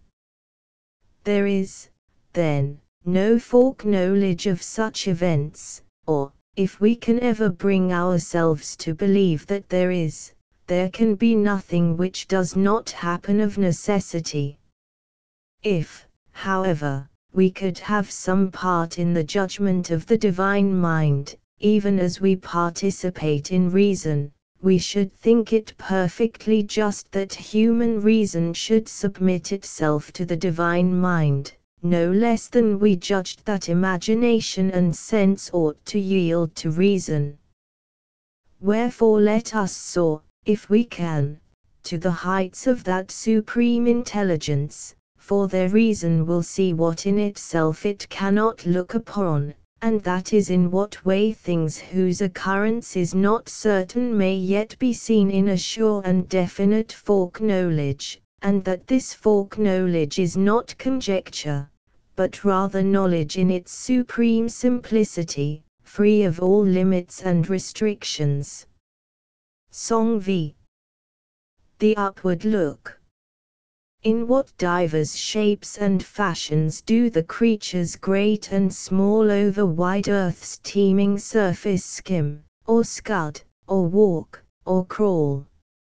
Some with elongated body sweep the ground, and, as they move, trail perforce with writhing belly in the dust a sinuous groove. Some, on light wing upward soaring, swiftly do the winds divide, and through heaven's ample spaces in free motion smoothly glide, these earth's solid surface pressing, with firm paces onward rove, ranging through the verdant meadows, crouching in the woodland grove.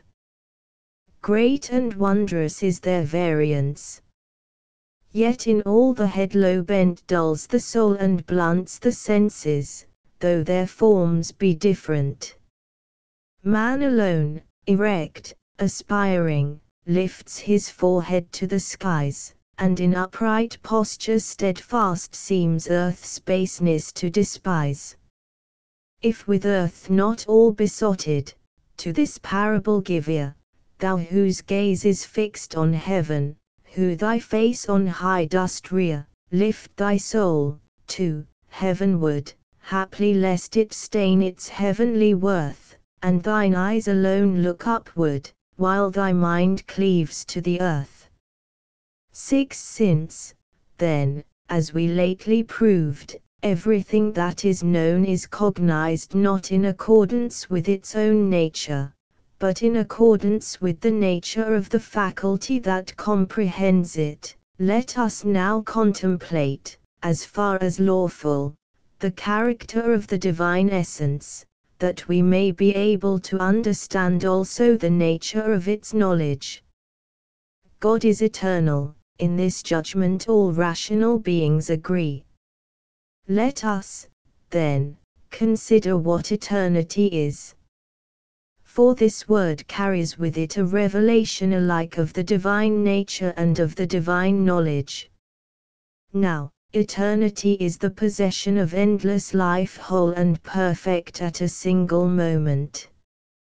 What this is becomes more clear and manifest from a comparison with things temporal. For whatever lives in time is a present proceeding from the past to the future, and there is nothing set in time which can embrace the whole space of its life together. Tomorrow's state it grasps not yet, while it has already lost yesterday's, nay, even in the life of today ye live no longer than one brief transitory moment.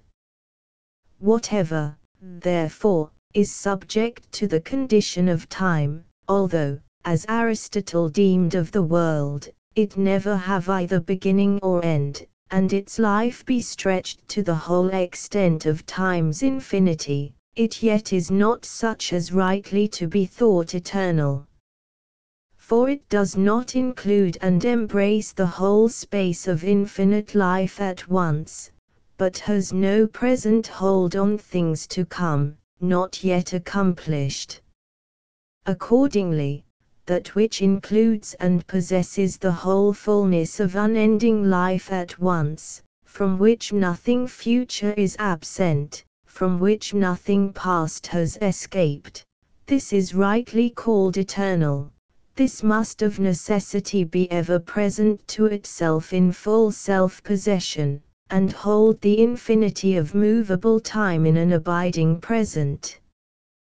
Wherefore they deem not rightly who imagine that on Plato's principles the created world is made co-eternal with the Creator, because they are told that he believed the world to have had no beginning in time, and to be destined never to come to an end. For it is one thing for existence to be endlessly prolonged, which was what Plato ascribed to the world, another for the whole of an endless life to be embraced in the present, which is manifestly a property peculiar to the divine mind. Nor need God appear earlier in mere duration of time to created things, but only prior in the unique simplicity of his nature.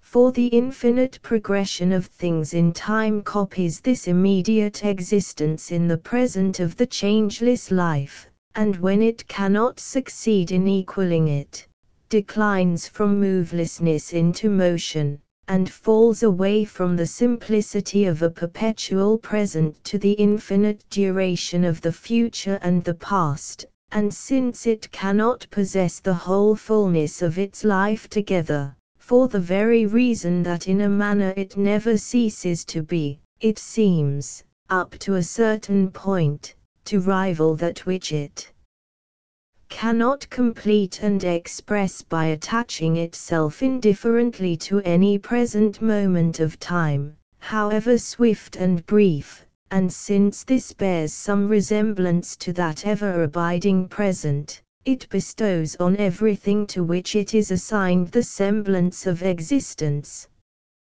But since it cannot abide, it hurries along the infinite path of time, and the result has been that it continues by ceaseless movement the life the completeness of which it could not embrace while it stood still.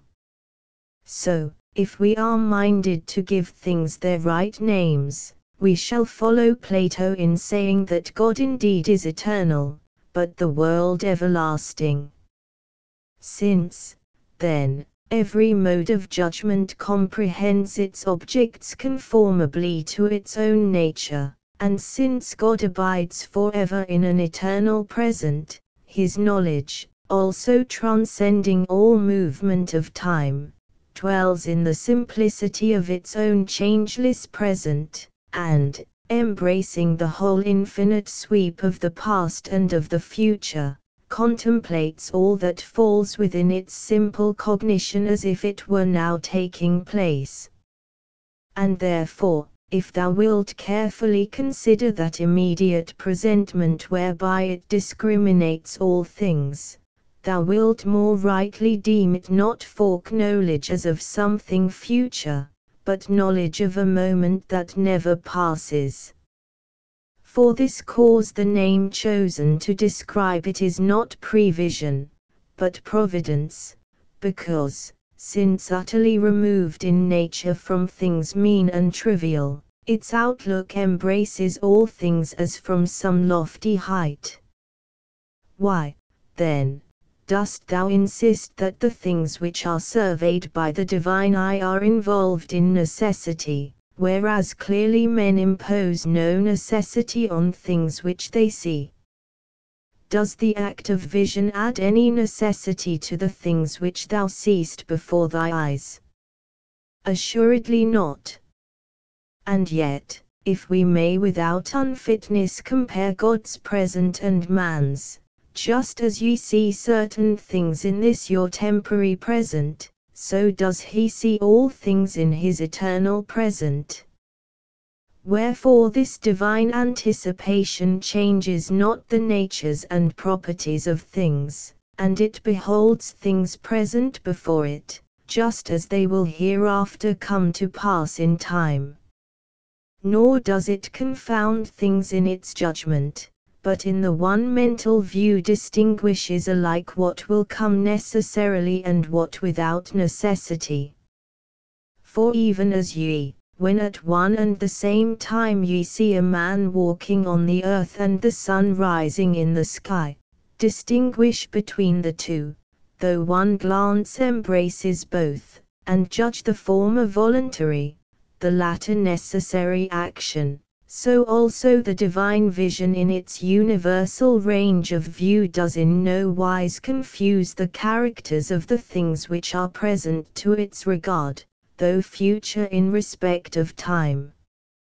Whence it follows that when it perceives that something will come into existence, and yet is perfectly aware that this is unbound by any necessity, its apprehension is not opinion, but rather knowledge based on truth. And if to this thou sayest that what God sees to be about to come to pass cannot fail to come to pass, and that what cannot fail to come to pass happens of necessity, and wilt tie me down to this word necessity, I will acknowledge that thou affirmest a most solid truth, but one which scarcely anyone can approach to who has not made the divine his special study. For my answer would be that the same future event is necessary from the standpoint of divine knowledge, but when considered in its own nature it seems absolutely free and unfettered. So, then, there are two necessities, one simple, as that men are necessarily mortal, the other conditioned, as that, if you know that someone is walking, he must necessarily be walking. For that which is known cannot indeed be otherwise than as it is known to be, and yet this fact by no means carries with it that other simple necessity. For the former necessity is not imposed by the thing's own proper nature, but by the addition of a condition. No necessity compels one who is voluntarily walking to go forward, although it is necessary for him to go forward at the moment of walking. In the same way, then, if Providence sees anything as present, that must necessarily be, though it is bound by no necessity of nature. Now, God views as present those coming events which happen of free will. These, accordingly, from the standpoint of the divine vision are made necessary conditionally on the divine cognizance, viewed, however, in themselves, they desist not from the absolute freedom naturally theirs. Accordingly, without doubt, all things will come to pass which God foreknows as about to happen, but of these certain proceed of free will, and though these happen, yet by the fact of their existence they do not lose their proper nature, in virtue of which before they happened it was really possible that they might not have come to pass.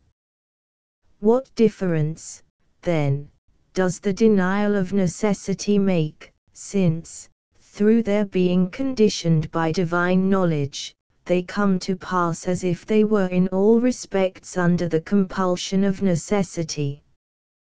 This difference, surely, which we saw in the case of the instances I formerly took, the sun's rising and the man's walking, which at the moment of their occurrence could not but be taking place, and yet one of them before it took place was necessarily obliged to be, while the other was not so at all.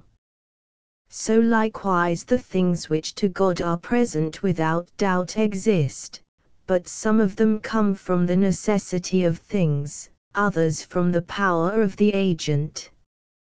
Quite rightly, then, have we said that these things are necessary if viewed from the standpoint of the divine knowledge, but if they are considered in themselves, they are free from the bonds of necessity, even as everything which is accessible to sense, regarded from the standpoint of thought, is universal, but viewed in its own nature particular.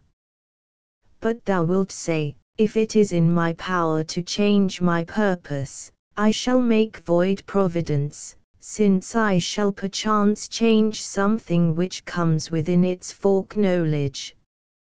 My answer is, thou canst indeed turn aside thy purpose, but since the truth of providence is ever at hand to see that thou canst, and whether thou dost, and whither thou turnest thyself, thou canst not avoid the divine foreknowledge, even as thou canst not escape the sight of a present spectator, although of thy free will thou turn thyself to various actions. Wilt thou, then, say, shall the divine knowledge be changed at my discretion, so that, when I will this or that, providence changes its knowledge correspondingly? Surely not. True, for the divine vision anticipates all that is coming, and transforms and reduces it to the form of its own present knowledge, and varies not, as thou deemest, in its foreknowledge, alternating to this or that, but in a single flash it forestalls and includes thy mutations without altering. And this ever-present comprehension and survey of all things God has received, not from the issue of future events, but from the simplicity of his own nature. Hereby also is resolved the objection which a little while ago gave thee offense, that our doings in the future were spoken of as if supplying the cause of God's knowledge. For this faculty of knowledge, embracing all things in its immediate cognizance, has itself fixed the bounds of all things, yet itself owes nothing to what comes after. And all this being so, the freedom of man's will stands unshaken, and laws are not unrighteous, since their rewards and punishments are held forth to wills unbound by any necessity. God, who foreknoweth all things, still looks down from above, and the ever-present eternity of his vision concurs with the future character of all our acts, and dispenseth to the good rewards, to the bad punishments.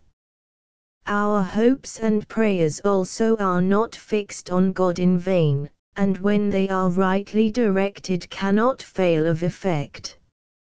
Therefore, withstand vice, practice virtue, lift up your souls to right hopes, offer humble prayers to heaven. Great is the necessity of righteousness laid upon you if ye will not hide it from yourselves, seeing that all your actions are done before the eyes of a judge who seeth all things. Footnotes S. Plato expressly states the opposite in the Timaeus, 28b, though possibly there the account of the beginning of the world in time is to be understood figuratively, not literally. See Jowett, Volume 3, pp. 448, 449, 3rd edit. Epilogue. Within a short time of writing the Consolation of Philosophy, Boethius died by a cruel death. As to the manner of his death there is some uncertainty. According to one account, he was cut down by the swords of the soldiers before the very judgment seat of Theodoric. According to another, a cord was first fastened round his forehead, and tightened till his eyes started. He was then killed with a club. Eliot Stock, Paternoster Row, London. References to quotations in the text.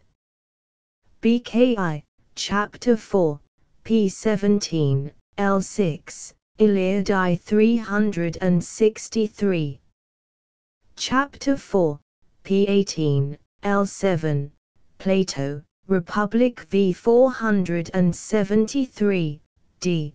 Jowett, Volume 3, pp.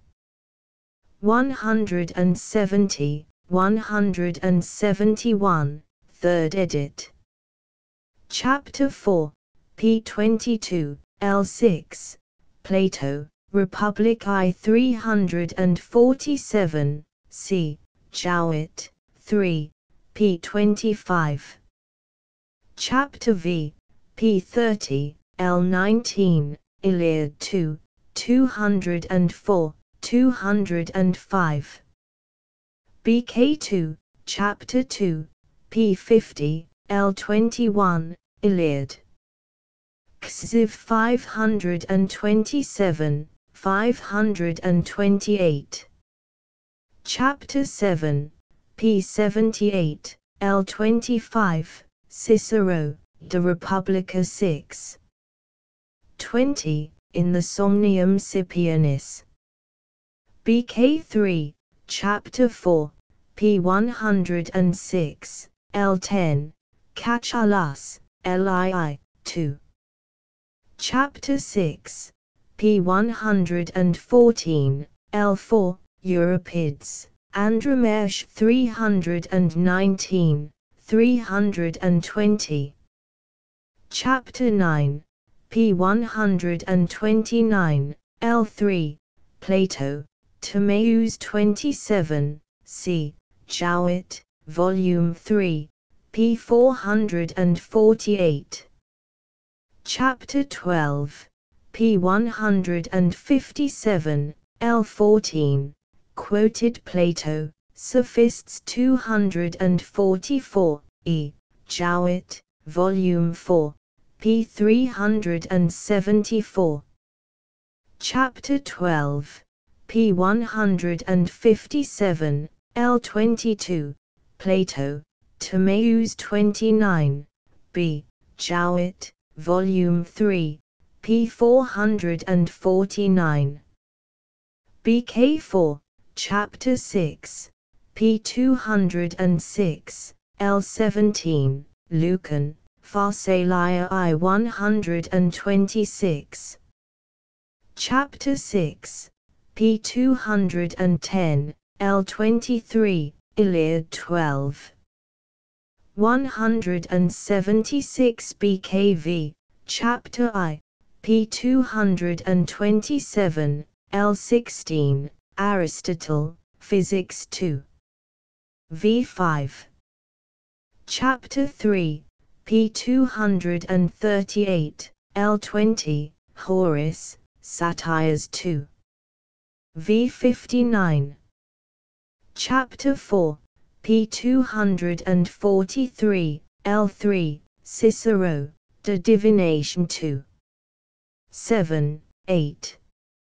Chapter 6, p258, L8, Aristotle, De Silo 2. 1. End of the Project Gutenberg ebook The Consolation of Philosophy ******* Updated editions will replace the previous one, the old editions will be renamed. Creating the works from print editions not protected by U.S. copyright law means that no one owns a United States copyright in these works, so the Foundation, and you, can copy and distribute it in the United States without permission and without paying copyright royalties. Special rules, set forth in the general terms of use part of this license, apply to copying and distributing Project Gutenberg trademark symbol electronic works to protect the Project Gutenberg trademark symbol concept and trademark. Project Gutenberg is a registered trademark, and may not be used if you charge for an ebook, except by following the terms of the trademark license, including paying royalties for use of the Project Gutenberg trademark. If you do not charge anything for copies of this ebook, complying with the trademark license is very easy. You may use this ebook for nearly any purpose such as creation of derivative works, reports, performances and research. Project Gutenberg ebooks may be modified and printed and given away. You may do practically anything in the United States with ebooks not protected by U.S. copyright law. Redistribution is subject to the trademark license, especially commercial redistribution. Start. Full license. The full Project Gutenberg license. Please read this before you distribute or use this work to protect the Project Gutenberg trademark symbol mission of promoting the free distribution of electronic works. By using or distributing this work, or any other work associated in any way with the phrase Project Gutenberg, you agree to comply with all the terms of the full Project Gutenberg trademark symbol license available with this file or online at www.gutenberg.org/license. Section 1. General Terms of Use and Redistributing Project Gutenberg Trademark Symbol Electronic Works 1.0. By reading or using any part of this Project Gutenberg trademark symbol electronic work, you indicate that you have read, understand, agree to and accept all the terms of this license and intellectual property, trademark/copyright, agreement. If you do not agree to abide by all the terms of this agreement, you must cease using and return or destroy all copies of Project Gutenberg trademark symbol electronic works in your possession. If you paid a fee for obtaining a copy of or access to a Project Gutenberg trademark symbol electronic work and you do not agree to be bound by the terms of this agreement, you may obtain a refund from the person or entity to whom you paid the fee as set forth in paragraph 1.e.8. 1.b Project Gutenberg is a registered trademark. It may only be used on or associated in any way with an electronic work by people who agree to be bound by the terms of this agreement.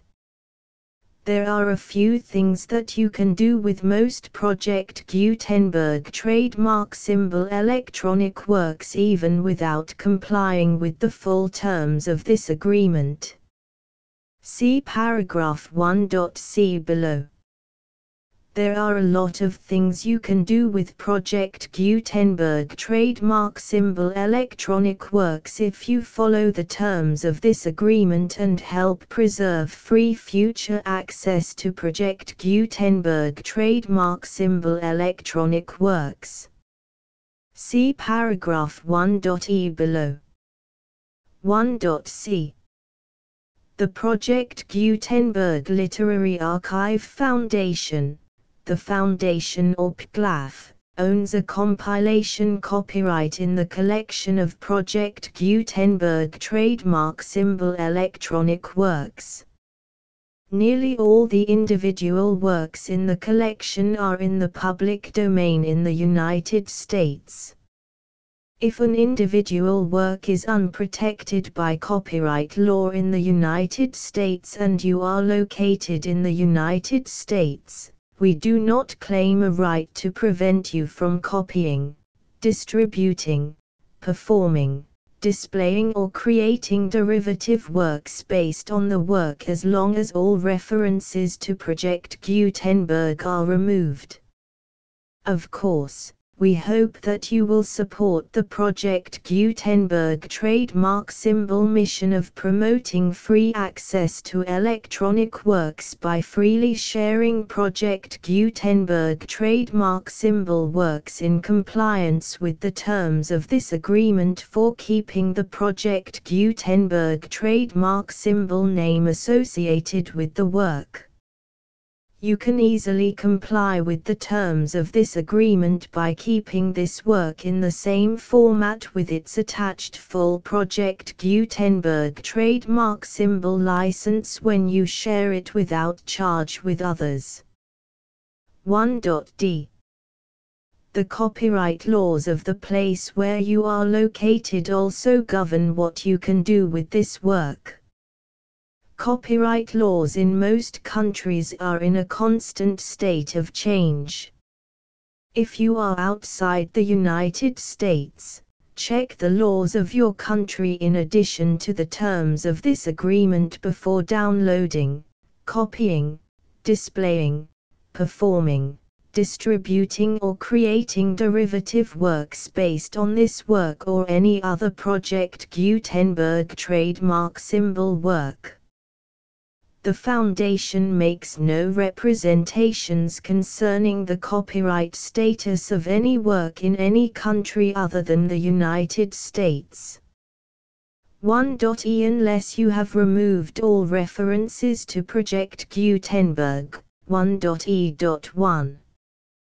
The following sentence, with active links to, or other immediate access to, the full Project Gutenberg trademark symbol license must appear prominently whenever any copy of a Project Gutenberg trademark symbol work, any work on which the phrase Project Gutenberg appears, or with which the phrase Project Gutenberg is associated, is accessed, displayed, performed, viewed, copied or distributed. This ebook is for the use of anyone anywhere in the United States and most other parts of the world at no cost and with almost no restrictions whatsoever.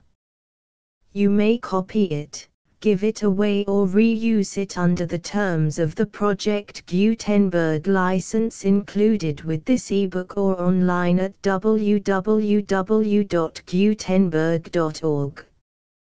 If you are not located in the United States, you will have to check the laws of the country where you are located before using this ebook. 1.e.2. If an individual Project Gutenberg trademark symbol electronic work is derived from texts not protected by U.S. copyright law, does not contain a notice indicating that it is posted with permission of the copyright holder, the work can be copied and distributed to anyone in the United States without paying any fees or charges. If you are redistributing or providing access to a work with the phrase Project Gutenberg associated with or appearing on the work, you must comply either with the requirements of paragraphs 1.e.1 through 1.e.7 or obtain permission for the use of the work and the Project Gutenberg trademark symbol trademark as set forth in paragraphs 1.e.8 or 1.e.9. 1.e.3. If an individual Project Gutenberg trademark symbol electronic work is posted with the permission of the copyright holder, your use and distribution must comply with both paragraphs 1.e.1 through 1.e.7 and any additional terms imposed by the copyright holder. Additional terms will be linked to the Project Gutenberg trademark symbol license for all works posted with the permission of the copyright holder found at the beginning of this work. 1.e.4. Do not unlink or detach or remove the full Project Gutenberg trademark symbol license terms from this work, or any files containing a part of this work or any other work associated with Project Gutenberg trademark symbol.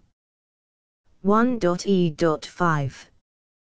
Do not copy, display, perform, distribute or redistribute this electronic work, or any part of this electronic work, without prominently displaying the sentence set forth in paragraph 1.e.1 with active links or immediate access to the full terms of the Project Gutenberg trademark symbol license.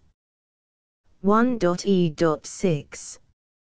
You may convert to and distribute this work in any binary, compressed, marked up, non-proprietary or proprietary form, including any word processing or hypertext form. However, if you provide access to or distribute copies of a Project Gutenberg trademark symbol work in a format other than plain vanilla ASCII or other format used in the official version posted on the official Project Gutenberg trademark symbol website, www.gutenberg.org, you must, at no additional cost, fee or expense to the user, provide a copy, a means of exporting a copy, or a means of obtaining a copy upon request, of the work in its original plain vanilla ASCII or other form. Any alternate format must include the full Project Gutenberg trademark symbol license as specified in paragraph 1.e.1. 1.e.7. Do not charge a fee for access to, viewing, displaying, performing, copying or distributing any Project Gutenberg trademark symbol works unless you comply with paragraph 1.e.8 or 1.e.9. 1.e.8. You may charge a reasonable fee for copies of or providing access to or distributing Project Gutenberg trademark symbol electronic works provided that you pay a royalty fee of 20% of the gross profits you derive from the use of Project Gutenberg trademark symbol works calculated using the method you already use to calculate your applicable taxes. The fee is owed to the owner of the Project Gutenberg trademark symbol trademark, but he has agreed to donate royalties under this paragraph to the Project Gutenberg Literary Archive Foundation. Royalty payments must be paid within 60 days following each date on which you prepare, or are legally required to prepare, your periodic tax returns. Royalty payments should be clearly marked as such and sent to the Project Gutenberg Literary Archive Foundation at the address specified in Section 4, Information about donations to the Project Gutenberg Literary Archive Foundation.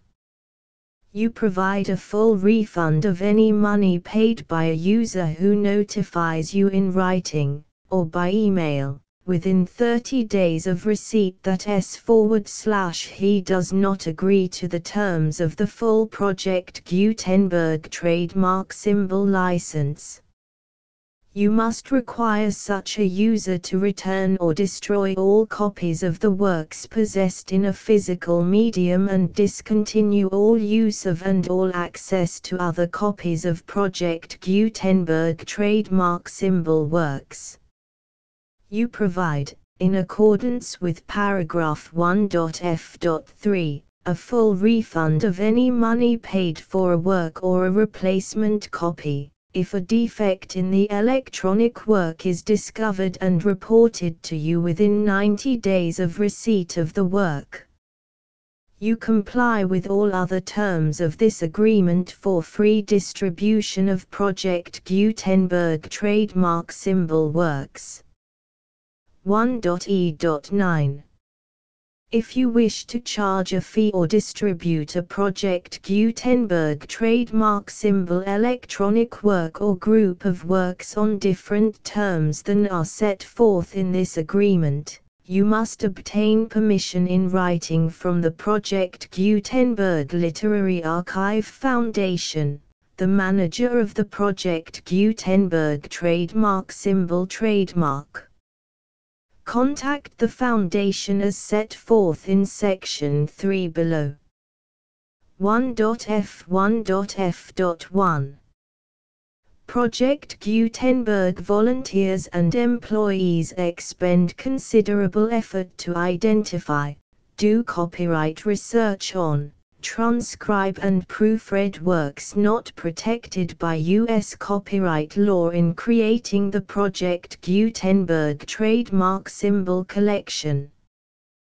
Despite these efforts, Project Gutenberg trademark symbol electronic works, and the medium on which they may be stored, may contain defects such as, but not limited to, incomplete, inaccurate or corrupt data, transcription errors, a copyright or other intellectual property infringement, a defective or damaged disk or other medium, a computer virus, or computer codes that damage or cannot be read by your equipment.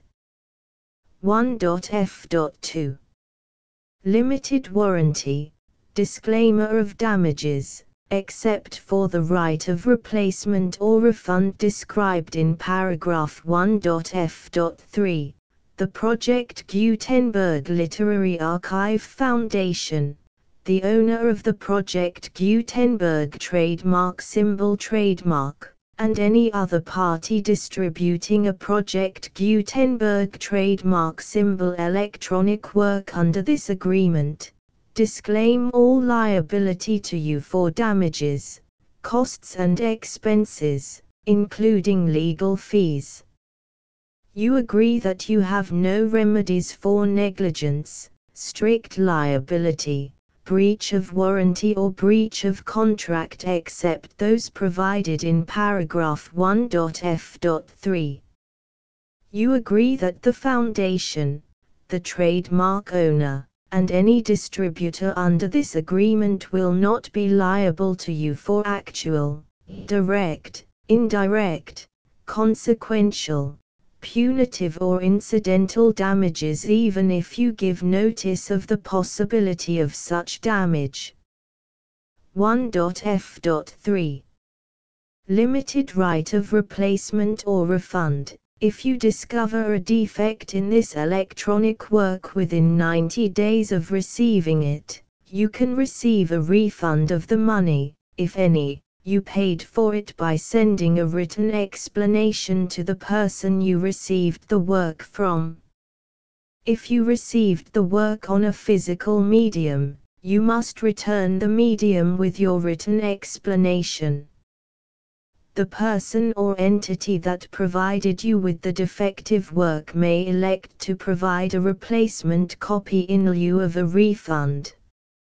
If you received the work electronically, the person or entity providing it to you may choose to give you a second opportunity to receive the work electronically in lieu of a refund. If the second copy is also defective, you may demand a refund in writing without further opportunities to fix the problem. 1.f.4 Except for the limited right of replacement or refund set forth in paragraph 1.f.3, this work is provided to you as is, with no other warranties of any kind, express or implied, including but not limited to warranties of merchantability or fitness for any purpose. 1.f.5 Some states do not allow disclaimers of certain implied warranties or the exclusion or limitation of certain types of damages. If any disclaimer or limitation set forth in this agreement violates the law of the state applicable to this agreement, the agreement shall be interpreted to make the maximum disclaimer or limitation permitted by the applicable state law. The invalidity or unenforceability of any provision of this agreement shall not void the remaining provisions.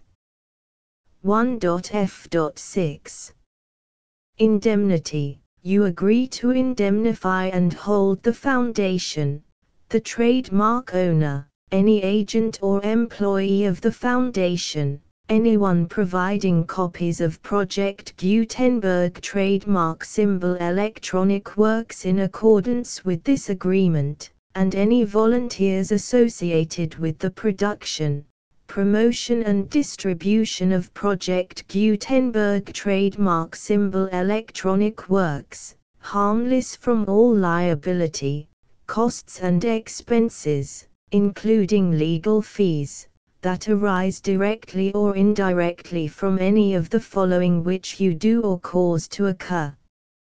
A. Distribution of this or any Project Gutenberg trademark symbol work. B. Alteration, modification, or additions or deletions to any Project Gutenberg trademark symbol work, and C. Any defect you cause. Section 2. Information about the mission of Project Gutenberg trademark symbol. Project Gutenberg trademark symbol is synonymous with the free distribution of electronic works in formats readable by the widest variety of computers, including obsolete, old, middle-aged and new computers.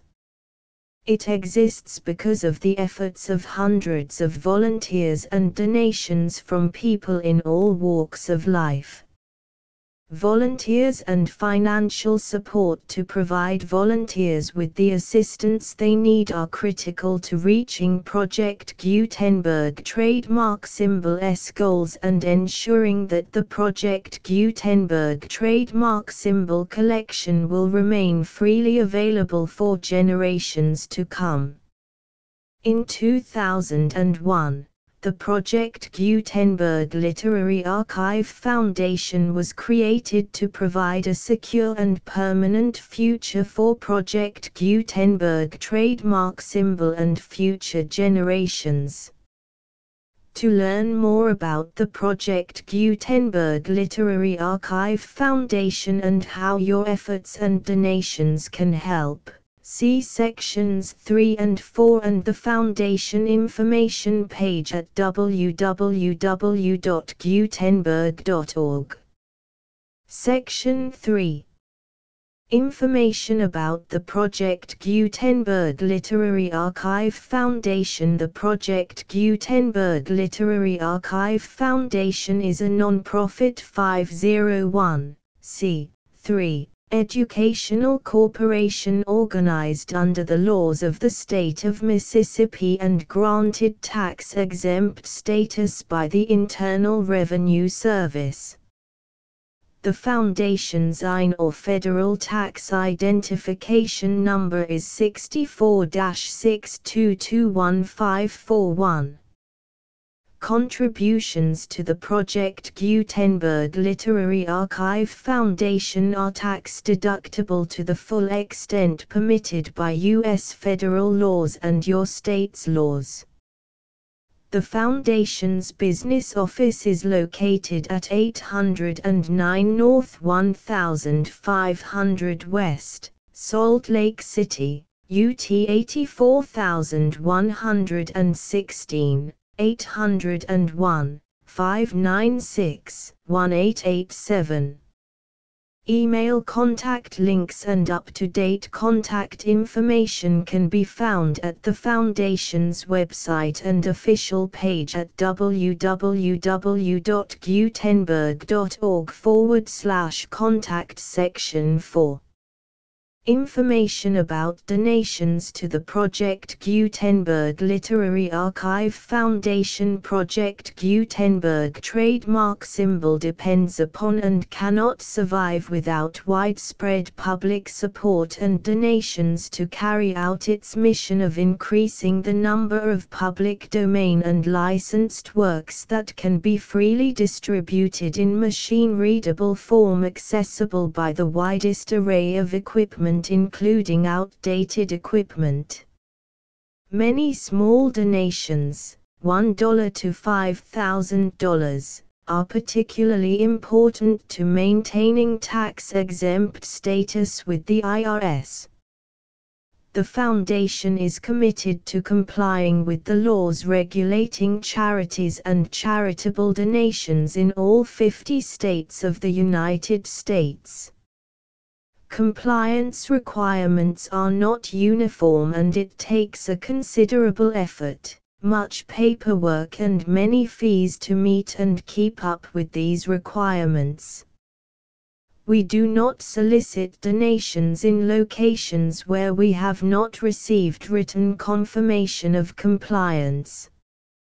to send donations or determine the status of compliance for any particular state, visit www.gutenberg.org/donate. While we cannot and do not solicit contributions from states where we have not met the solicitation requirements, we know of no prohibition against accepting unsolicited donations from donors in such states who approach us with offers to donate. International donations are gratefully accepted, but we cannot make any statements concerning tax treatment of donations received from outside the United States. U.S. laws alone swamp our small staff. Please check the Project Gutenberg web pages for current donation methods and addresses. Donations are accepted in a number of other ways, including checks, online payments and credit card donations. To donate, please visit www.gutenberg.org/donate. Section 5. General information about Project Gutenberg Trademark Symbol Electronic Works. Professor Michael S. Hart was the originator of the Project Gutenberg trademark symbol concept of a library of electronic works that could be freely shared with anyone. For 40 years, he produced and distributed Project Gutenberg trademark symbol ebooks with only a loose network of volunteer support.